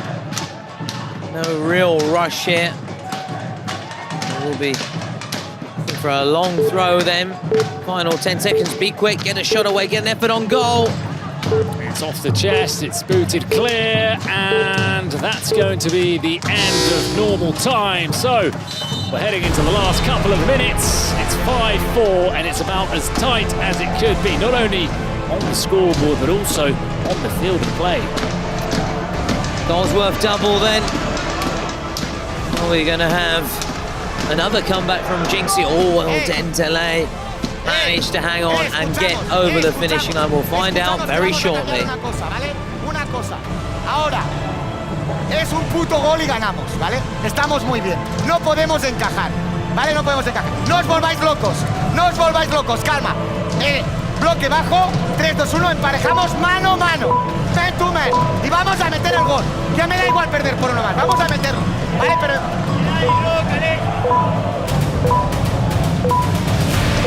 So one final chance for both managers to speak to their players. Robert Cornfield in the Jinxie corner, Wellington de Oliveira in the Dendel corner. Now the ball drops from the heavens. It's the special orange ball used for the last 2 minutes. Remember, any goal now is worth double. Dendel have already scored a goal worth double in this game after the use of their fortnight secret card. Romarinho, Tuco, Brinquinho and Vancels, your candidates for MVP. It could all really depend on what happens now, really, in the next minute and a half plus added time, really. I'd be inclined to vote for Brinquinho myself, but look, everybody's had moments of magic, including Tuco's. That shot is blocked. Vancels. Here he is. The man who really set up this pulsating end to this game with that quick thinking with his free kick, just spotting nowhere. Yeah, the referee off his line. The keeper, you can tell I'm getting tired as well in these closing stages. The keeper maybe not out of not the best of positional players. The shot goes in and it's rifled wide. It's drilled wide by Guillermo Carvalho. So now Jinxie come again. Brinquinho will be looking to get involved. Yeah, as will Vancels as well. Now it's Aleix Martí at the back. There is the man you're talking about, Vancels. Coming back, helping out, just keep things ticking along here. Glasgow over the top. That will be difficult for Vancels. Leo Torres lets it run out of play. Glasgow. Booted away by Guillermo. Make sure it's about as far as possible from their own goal. Can Dendel hang on, or can they win the ball back? That was a 50-50. Slow. He was a bit slow, and Duga almost picked his pocket. Of course, tight call. Great commitment though from both players. He stayed down the number 19 for Jinxie Cuenca. Hector finds some space on the right for Cagnotto. This could be the end of the game. Vancels gets back in time to clear. Wasn't quite executed to perfection. Neither the pass nor the Cagnotto. Maybe could have gone for goal. That was a chance that's gone begging, but they've still got the ball. Cagnotto took his eye off the ball. And he's booted it into the roof. Volleyed it out of the arena. Still a minute and a half. Nervy M4 Dendel. Enough time for another Jinxie attack. It's the long throw. Flicked on by Blasco. Leo Torres looking to get onto the end of it. Good defending from Hector. Cagnotto. Over to the other side for Guillermo. Lincoln. Nice turn from Tuco. Looking to thread it through. Now Aleix Martí can run out from the back. Time is very much of the essence. Yeah, and he can't get it over the head of Guillermo.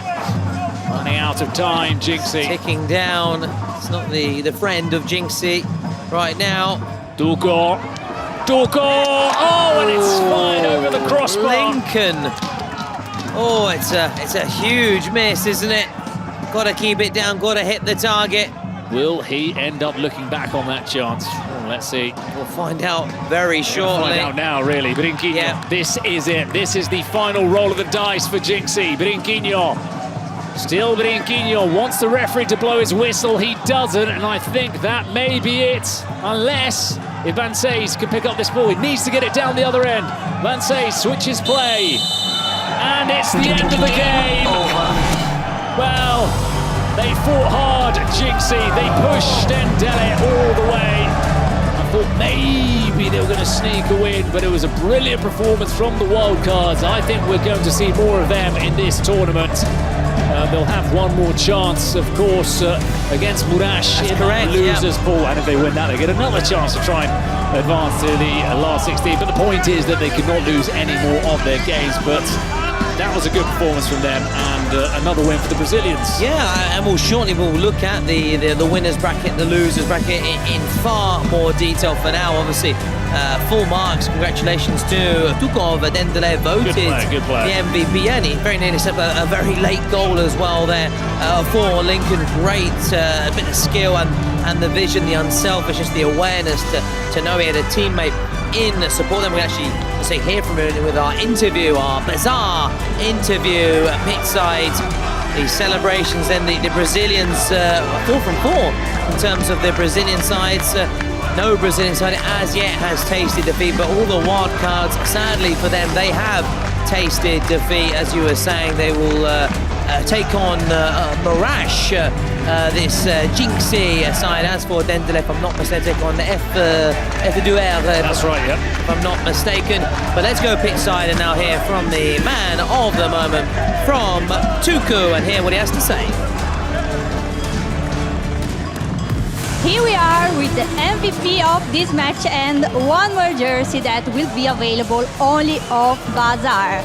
So, congratulations! How are you feeling right now? O que você está sentindo agora?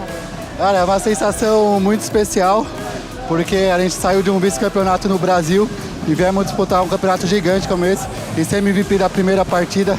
É uma sensação absurda, né? Tô muito feliz, mas ainda não conquistamos nada. Mas, se Deus quiser, a gente vai buscar a classificação sexta-feira. So happy, and so let's sign your jersey here.